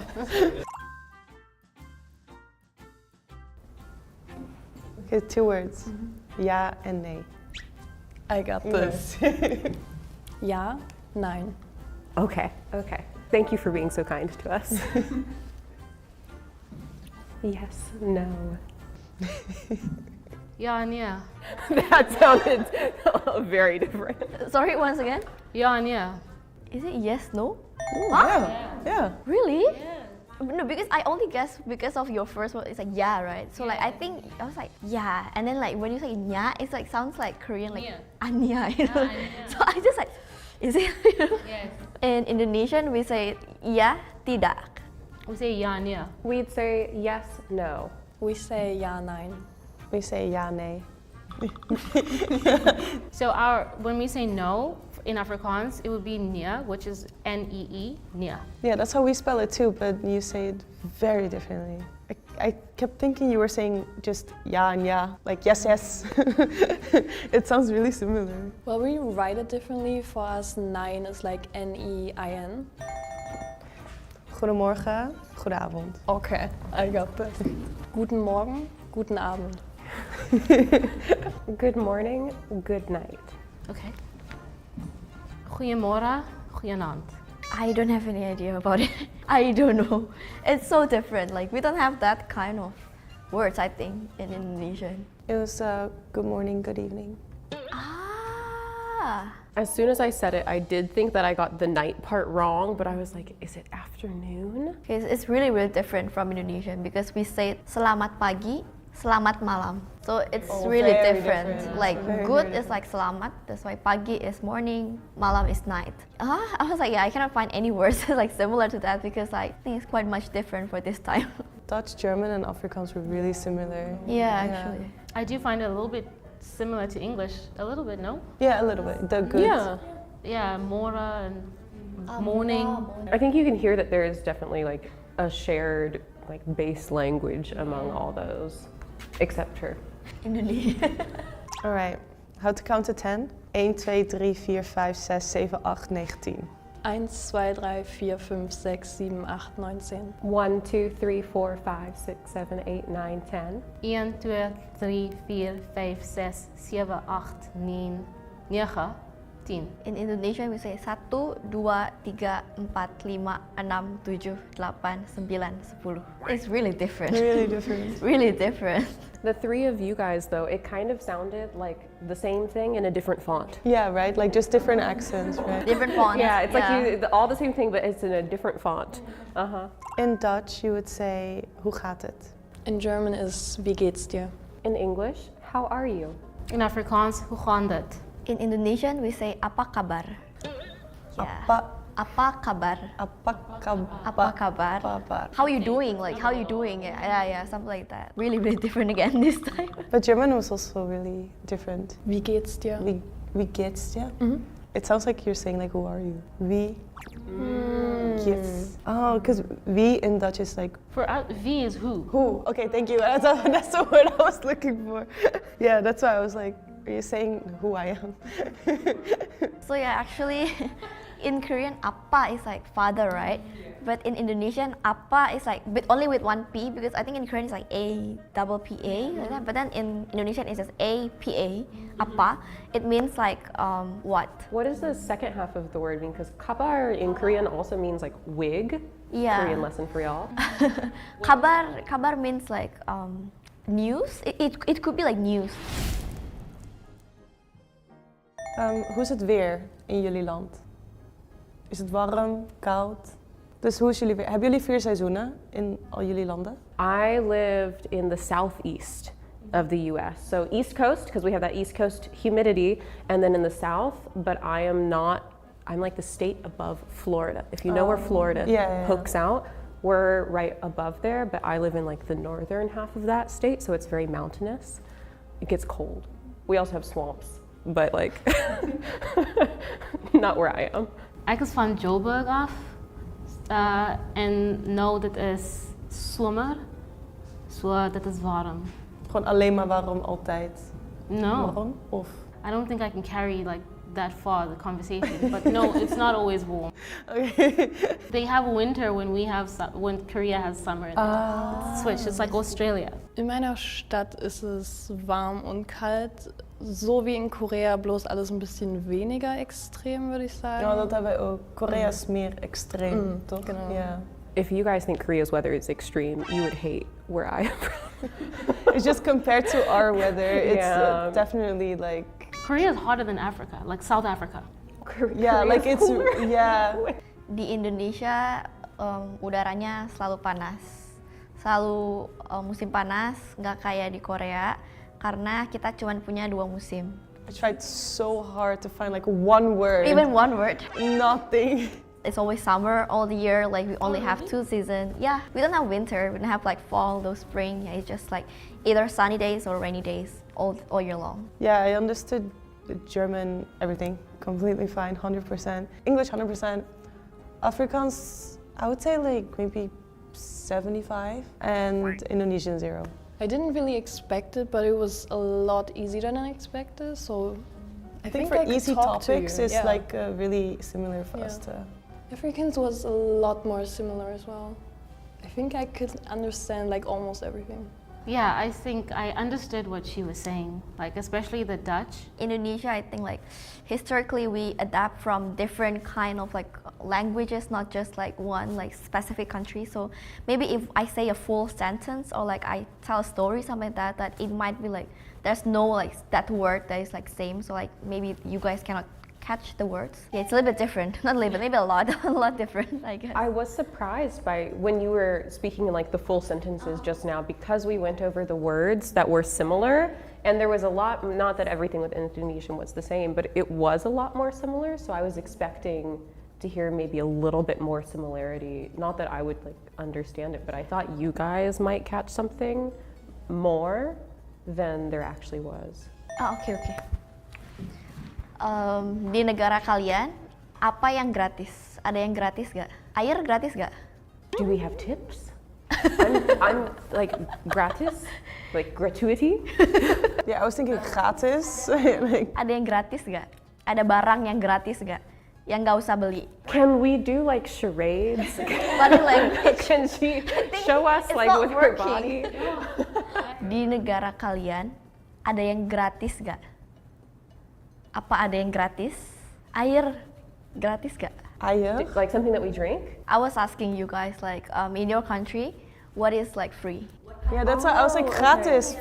So I knew that's the only word I had. Yeah. Is it also gratis in? Yeah, gratis. It's the same in German, gratis. Yeah. I haven't been back in a long time, but when I was there, it depends. If you want sparkling water, obviously it's not going to be free. If you want bottled water, it's not going to be free. Do they only give, because I know there's some countries where the standard is they give you like bottled water if you just ask for water, but if you ask for like tap water or whatever the equivalent like word is in your language, then that water is free. Yeah, I think the tap water is free. You know? For us, like we cannot drink the tap water.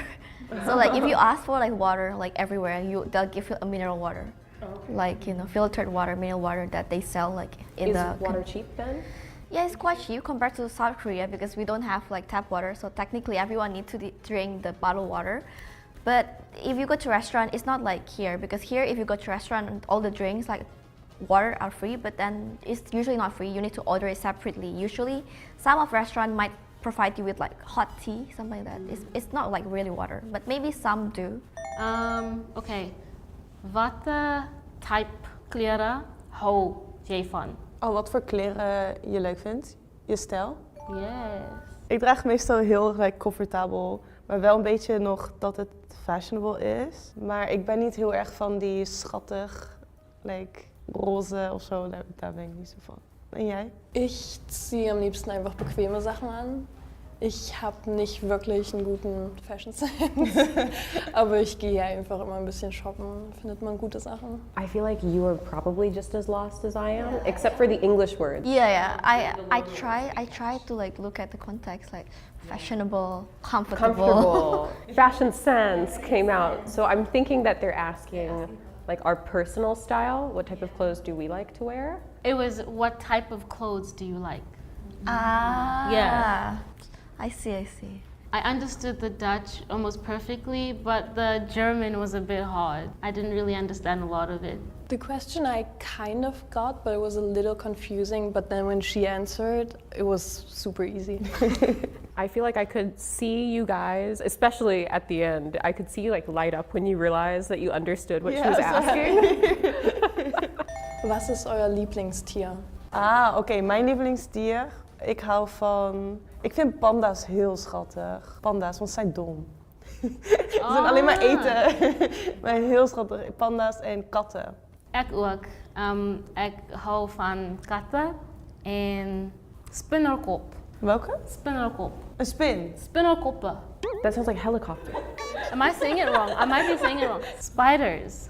Yeah, no, but we were saying spin. Like, wait, are you for real? Like, do you really like spiders? Yeah, like the little jumping spiders. Oh, those are cute. Yeah, those are cute. Because now that spiders has come out, I feel more confused. That's why. Like, cats and cat is really similar too, right? But I guess in the context, like, if you don't know. What is cat? Cat. I see. I was like, is it kata? Because kata in Indonesian mean words. So I thought that you guys were talking about like your name, like your name. What does it mean? Like it actually means something, like from your parents, something like that, right? So I was like, are they talking about that? Because I'm trying to like guess like about the kata, right? But it turns out it's like cats, right? It's like cats. So they're talking about animal. The question was, what's your favorite animal? And then yours I also understood, but then I got confused when you talked about spiders. Because it is like similar in German, it's Spinne. But I didn't think you would like those. So. Yeah, it wasn't the response I was expecting for like, what's your favorite animal? It was really interesting. Like I love hearing more about Indonesian because like I had no idea we had so many similar words. That's really cute. But when she starts talking, like no clue. But that's interesting. No, today was really fun because I didn't know a lot about the other languages besides like English and Dutch. So I didn't expect to have like any similarities. But when we talked about the words and everything, I was really, really surprised. This was my first time getting to compare these languages in like one real life setting. So I think obviously Indonesian was way out there when she was talking. Definitely couldn't understand any of that. But it was especially interesting to hear the word comparison with Indonesian because it was so much more similar with the others than I would have expected. And it was obviously cool hearing the different kind of accents on very similar sounding words and grammar. It sounds like you guys have all like the same grammar structure as well when you're talking. So that was an interesting thing to be able to compare today. Yeah, I thought the same. I thought that we are quite similar. Even Indonesia, I actually had no idea that you had so many similarities with like our languages. So I thought that was really interesting. Yeah, even for me, like I knew it before that like some of the words, some of the verbs from our language are like taken from other language. So I'm guessing that like maybe like Dutch, like also like South Africa maybe have some similar like pronunciation or something like that. But like even more surprising is like those similar words are just a random words, you know. But we say it like really, really similar. It's like we just different pronunciation, but technically like it's the same thing. We're referring to those like same words, like for example like handuk and like those stuff, right? Really, really interesting actually. I really liked the dad's wig word when you said that earlier. Apa kabar? Is yeah, I really liked that one. That was a fun one to learn. So today we compared 5 different languages to kind of compare and contrast those similarities and differences. If you liked the video, like and subscribe and comment down below. See you next time. Bye.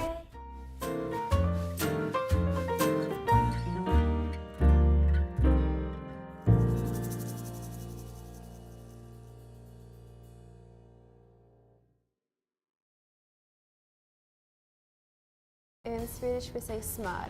In the Netherlands we say butter. Put a line through Yeah. It's a bit old school. Ättika. Eddik. Okay. I could get it, I could get it. But I will not understand that. No? When we're saying the same thing. That's the one. Yeah, I think you guys are gonna be very, very. What a prediction. I mean, I've been to all of the countries, and whenever I go to the grocery store, I think I understand, like, there's a lot of similar words, I think. I think we're gonna have a few similars. Yeah, I mean, if I think about drinks or food and like beer, milk. Yeah. Soup is similar. Yeah. Yes. I think there will be a lot of similarities. And I think many times written is almost the same, and then it's just about the pronunciation, at least between the 3 of us. And the Dutch. Yeah, I feel like maybe like reading Dutch will be easier than like understanding by listen, because I haven't like heard that much Dutch. So yeah, I think maybe English will be the odd one out in this one. So I think we would say either mataffär or matbutik. In Norwegian, we would also probably say matbutik. In Denmark, we would probably just say supermarket. In German, we would say Supermarkt. In the UK, most people would also say supermarket. In Dutch, most people say supermarkt. Look at us! Bye! Did you say food store? Yeah. Matbutik? Yeah, it's food store, yeah. Food store. Some people probably learn the word grocery store, but that's very American. Like people from the UK don't really say that. If somebody said to me, "Oh, I'm gonna go to the grocery store," I'd be like, "Okay, have a nice time on your plane to America." Like we say Supermarkt, as in supermarket. You can say Lebensmittelmarkt. What is that? Yeah, it means grocery store. Okay. Like groceries mean Lebensmittel, and then market. That's okay. You know, like it depends on person, which area you live, I guess. It's a bit old school. Swedish and Norwegian, we also have something similar. We just heard when you said the livsmedel, because we say livsmedelsbutik. I think livsmedelsbutik is more like old school. Yeah. We don't have anything like that in Danish. I'm trying to do we have anything similar? But another word, I guess, would just be købmand. Køb is to buy, and mand is man. I'm not sure why why it's called that, but when there's a more local store, it could be like a købmand. It's not a supermarket necessarily. In Swedish, we say bröd. In Norwegian, we say brød. In Danish, we say brød. In German, we say brot. In the UK, we say bread. And in the Dutch, I forgot. In Dutch, you say brot. Dutch is similar to German, and you are also similar. Brot. Brød. No T. D. D. Yeah, German often likes to turn the D into T. Yeah, that's probably why German sounds harsher than Yeah, ours is written the exact same. The pronunciation is slightly different. Right. But it's similar. Always have bread. We can't live without bread. No. There is a whole section of just bread, and you walk in and you're like, heaven. fresh baked. Yeah, like in Germany, you even have really amazing bake-off, big sections. Yeah, we have good, freshly baked bread every morning. You can go to the bakery in your pajamas, like just wake up and before doing anything, go to the bakery and get your fresh baked goods. And they're still warm. And then you go home and then you sit down and have a nice breakfast. Do you have that too? Brotzeit, like bread time. It's like the time of the day where you have your bread time. Around afternoon, like 3 or 4 p.m., like before dinner, between lunch and dinner. But some also do the dinner just bread time. Like no proper dinner and just bread. I don't need other food, I only need bread. In Norway, I eat bread like 2 or 3 times a day. That's breakfast. 60-70% of my meals is bread. In Swedish, we say mjölk. In Norway, we say milk. In Denmark, we say milk. In German, we say milch. In the UK, we say milk. In the Netherlands, we say milk. German stands out. Yeah. I'm the only one that changes the k to a ch. For the Dutch one, it's the same spelling for this one, for Norwegian and Dutch. We also have the AE, which I guess would be the equivalent to the A with the double dots. Yeah, we do the O with the 2 dots for that. Oh, the O. Mjölk. Oh, okay. In Swedish, we say kött. In Norwegian, we say kjøtt. In Denmark, we say kød. In German, we say Fleisch. Flesh. Okay. I know it. It's very different, yeah. In the UK, we say meat. In the Netherlands, we say vlees. V is like f. Fleece, like the fleece. Like You know when you go to the supermarket and they have like the names above the sections, does it actually say like Fleisch? Meat market. Fleischmarkt is the meat market. What was you guys again? Kött. Shot? Kött. K-O with 2 dots, T-T. Only you two sound similar. Yeah. And then everyone else is like super different. But not like the fabric. Yeah, right? It sounds like the fabric fleece. Oh, Yeah. fleece! Yeah. In Swedish, we say fisk.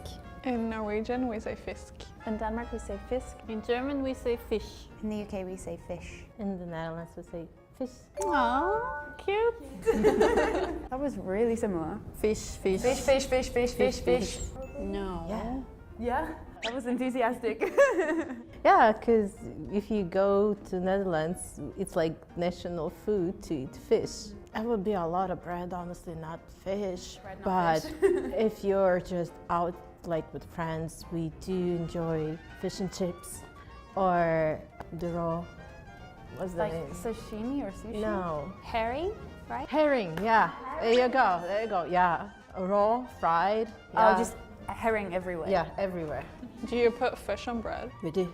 With onion. Interesting. Maybe out of all these countries, Germany is the least fish country. I don't know. Is it? I'm from South Germany, Southwest. But then in the northern Germany, like if you live in Hamburg or so, there it's more. They have a big fish market. But southern, southwest, no, not at all. I guess it makes a lot of sense in terms of like if you live close to the sea or not, because Norway has a really long coastline, so most of the country eats a lot of fish.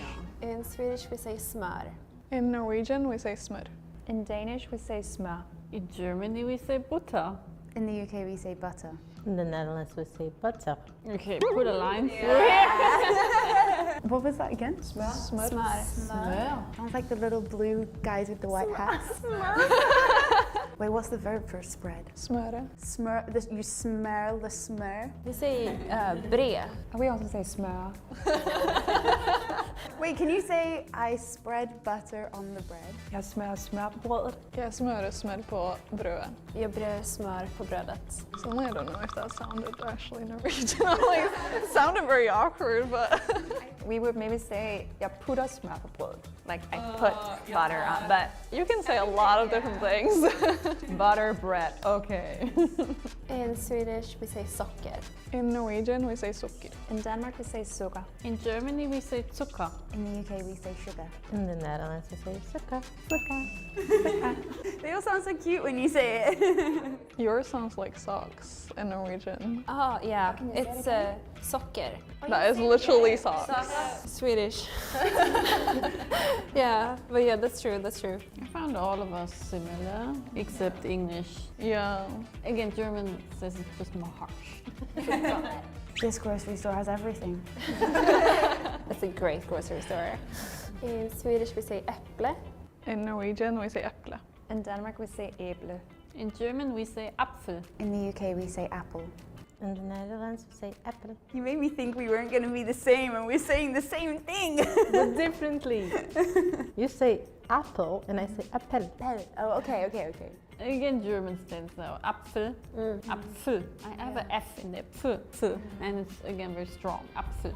Yeah, it seems like only Norwegian has E for the beginning. Oh, and then there's like A as well. Yeah, we spell it with the A with the two dots. What do you call the one with the A?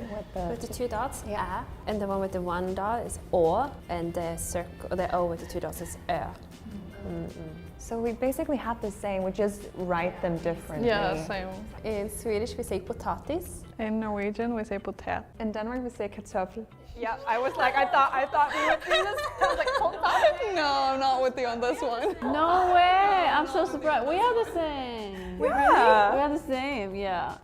In German we say Kartoffel. Yes. Oh, we even write it the same, do we not? Kartoffel. Oh my god! Yes! In the UK we say potato. In the Netherlands, we say aardappel. Does that literally mean earth apple? Because I think it's the same with French, right? Yeah. It sounds like apple, yeah. Like a type of apple. What is it? Pomme de terre. Yeah. Kartoffel. That's the one. These guys were similar, and we were kind of similar, right? Yeah. Yeah, we were similar. French. Yeah. I wonder where kartoffel came from, because this was very much like English. Because in Sweden too, like we could say potato. Like I feel like it's like a slang, not a slang. I feel like maybe it's like a dialect or like an old, like it's more similar to like because you say potat. Yeah. Unless normally we say potatis. That's our main like starch, like our main yeah. Sweet potato, you mean?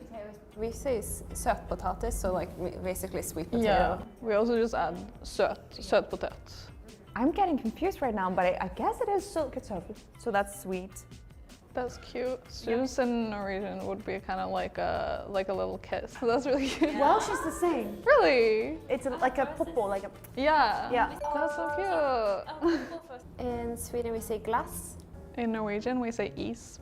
In Denmark we say is. In German we say ice cream. In the UK we say ice cream. In the Netherlands, we say ice is the same when you say J, it's not really J. It's like, remember the word near is nabay. So you say like ice, but not ice. You kind of need to say the k sound when you say J, and it's really difficult to do. How do kids ask their parents for ice cream? Mommy, I want ice cream. Do they like? But for them it's probably not that hard to pronounce. I think Swedish was very far off. The thing is with the Swedish, that means like a glass in Norwegian, and it's like. Because glass is with double S, and with one single S in the end, it's become glass. Yeah, like window or glass. But with double S, it's become ice cream. Oh, in German with double S, it means glass. G-L-A-S-S.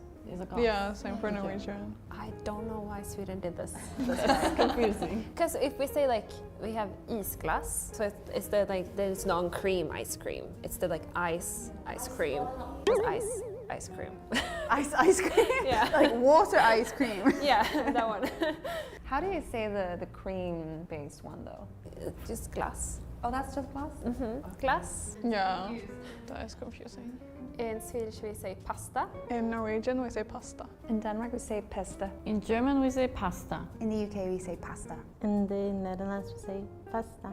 Does that not come from Italy? Yeah, I was gonna say it's an Italian word. Taking it straight from Italy. Pronounce it was all slightly different. Yeah. But, yeah. We say spaghetti a lot though. I know that's Yeah. also Italian, but I think we would say spaghetti. It depends what kind of pasta it is. Generally pasta, but then also there's noodles. Like pasta are noodles. There's different types of noodles. So noodles in German is Nudeln. That would be noodles, which is pasta. They're kind of different though. No?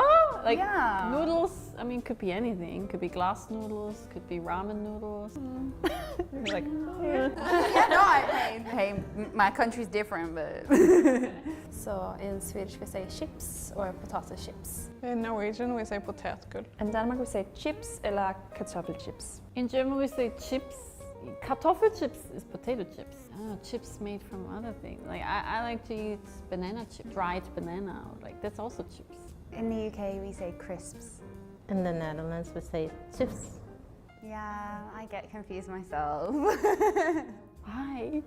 No, listen, hear me out, there is logic. But when you cut the potato super thin, right? And then you make it like you do to put it in this bag, they're tiny little like fragments, right? It's not like you took a knife and like got these chunks off, right? Okay, never mind.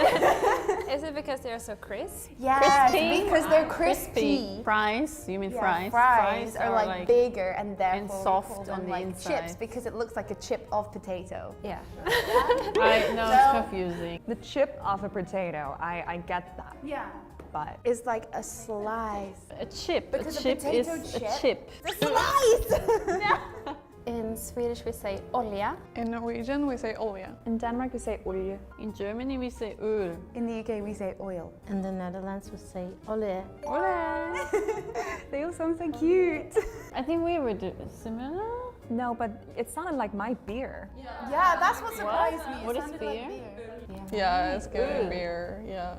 So don't ask for. But beer means nothing in your language. I think people, they will still get it if you say beer. We understand English, but yeah. We can try it out to see. Yeah. Well, öl, we don't write it with O. We write it with the ö, the umlaut, with the two dots. Yeah, that's how we spell beer, exactly like that in Swedish. It's Yeah, literally the O with the so two dots weird. and an L. Yeah. You even spell it the same? That's definitely confusing then. Even if I would read the menu in Sweden then, and I would see öl, then I would see oil. I can order oil. 500 milliliters of Hi, would you like some oil? Lager oil or which one? Hefe oil? We say vinäger or ättika. In Norwegian we say eddik. In Denmark we say eddike. In German we say essig. In the UK we say vinegar. In the Netherlands, we say ezig. Okay, That's those- German. yeah, those kind of. Essig. Yeah, I could get it. I could get it. But I would not understand that. No? Essig? Maybe in the context. I mean, looking at the spelling, it's kind of similar, Yeah. right? Ättika. Eddik. Eddike. But if you see the spelling, you just added like an E at the end. So it's just the pronunciation that's good. But Danish is very known for, we say words differently from how it's spelled. Yeah. So we would, if I were to read it like it's written, it's eddike, eddike. No, I can't. But we say eddike. Yeah, because you kind of like swallow your like. But when you say it like that, it sounds like öga in Swedish, like I. Yeah, I was like, oh, I'm so confused. So in Swedish we say kassör or kassörska, but I think most people just use kassör. But kassörska is like the female version, but you can say both. In Norwegian we say kassadame, but it basically is like only for female But yeah, that's the word we use. I guess it's goes like in Sweden. Sjuksköterska, like nurse, is only like it's a female, but we use it for men too. So maybe you can use it for men too. I mean, I think you would just say like butikkansatt, so like a worker at the store. You wouldn't really specify that they're working behind the counter. You would just say like butikkansatt. Yeah, in Denmark here it says kassedame, like with the same with Norwegian, but yeah, it's only for women. So I think also we would just say butiksmedarbejder, like someone working at the store. I think it's like kind of old. Yeah, you wouldn't really say it. In German, we say Kassierer or Kassiererin for female. Kassierer is general, Kassiererin is the female version. So in America, they say cashier, or with an American accent. In the UK, I think similar. We call it a till, where you put all the money and stuff. So you'd probably just say the person at the till or the shop employee, rather than like specifically the person, you know, have a word for that.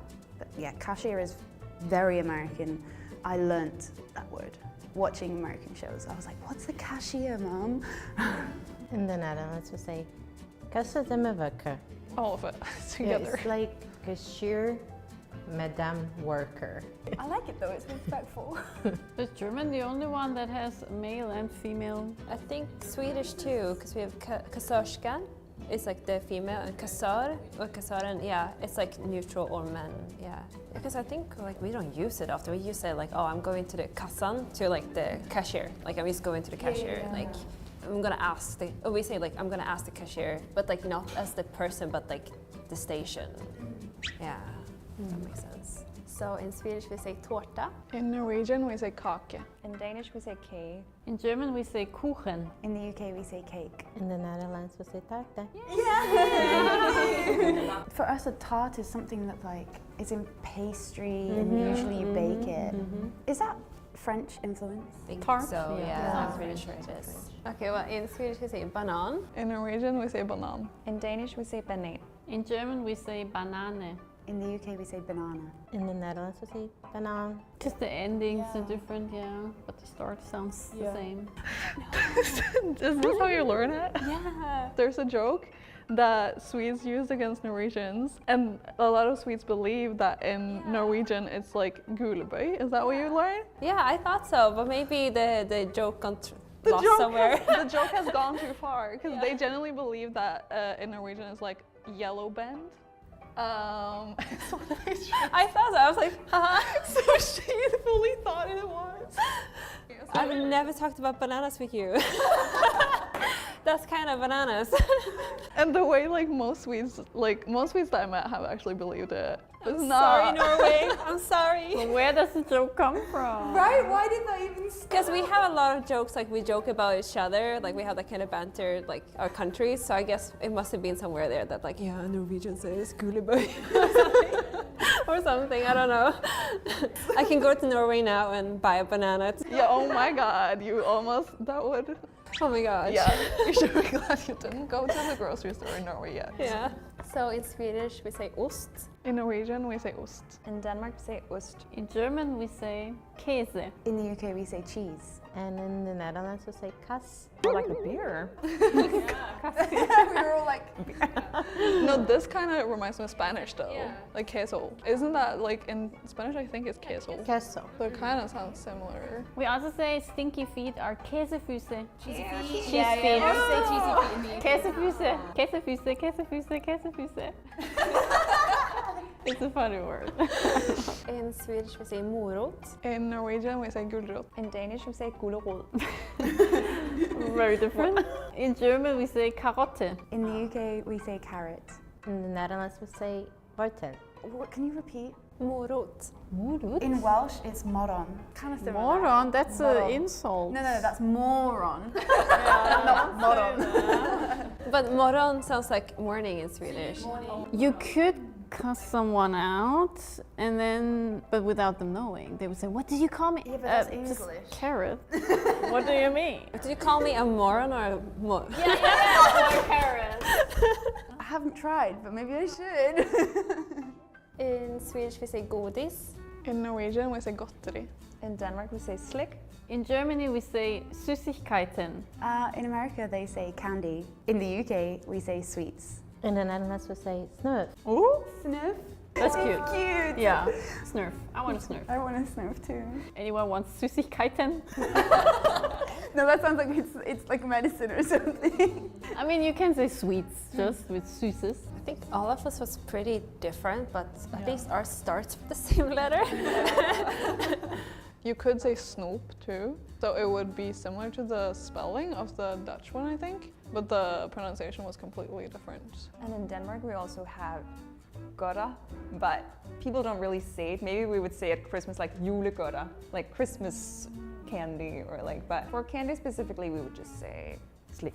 I think you could say like karameller. Oh, for like all of? Yeah, like but more like hard candies, karameller. But I feel like that's also like older Swedish, karameller. Yeah. More differences than I thought. I thought there would be more similarities. Judging of like milk and milk. Yeah, judging on milk. But actually there were more differences than I thought. The oil beer thing. Yeah, the oil beer thing. Everyone, don't do that. Don't go to Sweden. I think Dutch was more different than I thought. Like I thought it was going to be a little bit more similar. And sometimes Danish too, I'm like, wait, no, what is going on? I was also surprised that I sometimes really differentiate. Yeah, sometimes it was like, okay, yeah, wait. That's great, yeah. I do feel like it's probably like I'm not gonna understand what German people say because like in the context, maybe, but exactly no way. But I also think maybe based on the context of us, let's say I visit a Dutch supermarket, maybe just because of the context of it, it would be easier to understand. Like, so even if there are differences, we might be able to like, I mean, obviously you can see the thing. That's true. So today we compared words from the grocery store. If you like this video, please like, subscribe, and comment down below. See you next time. Bye.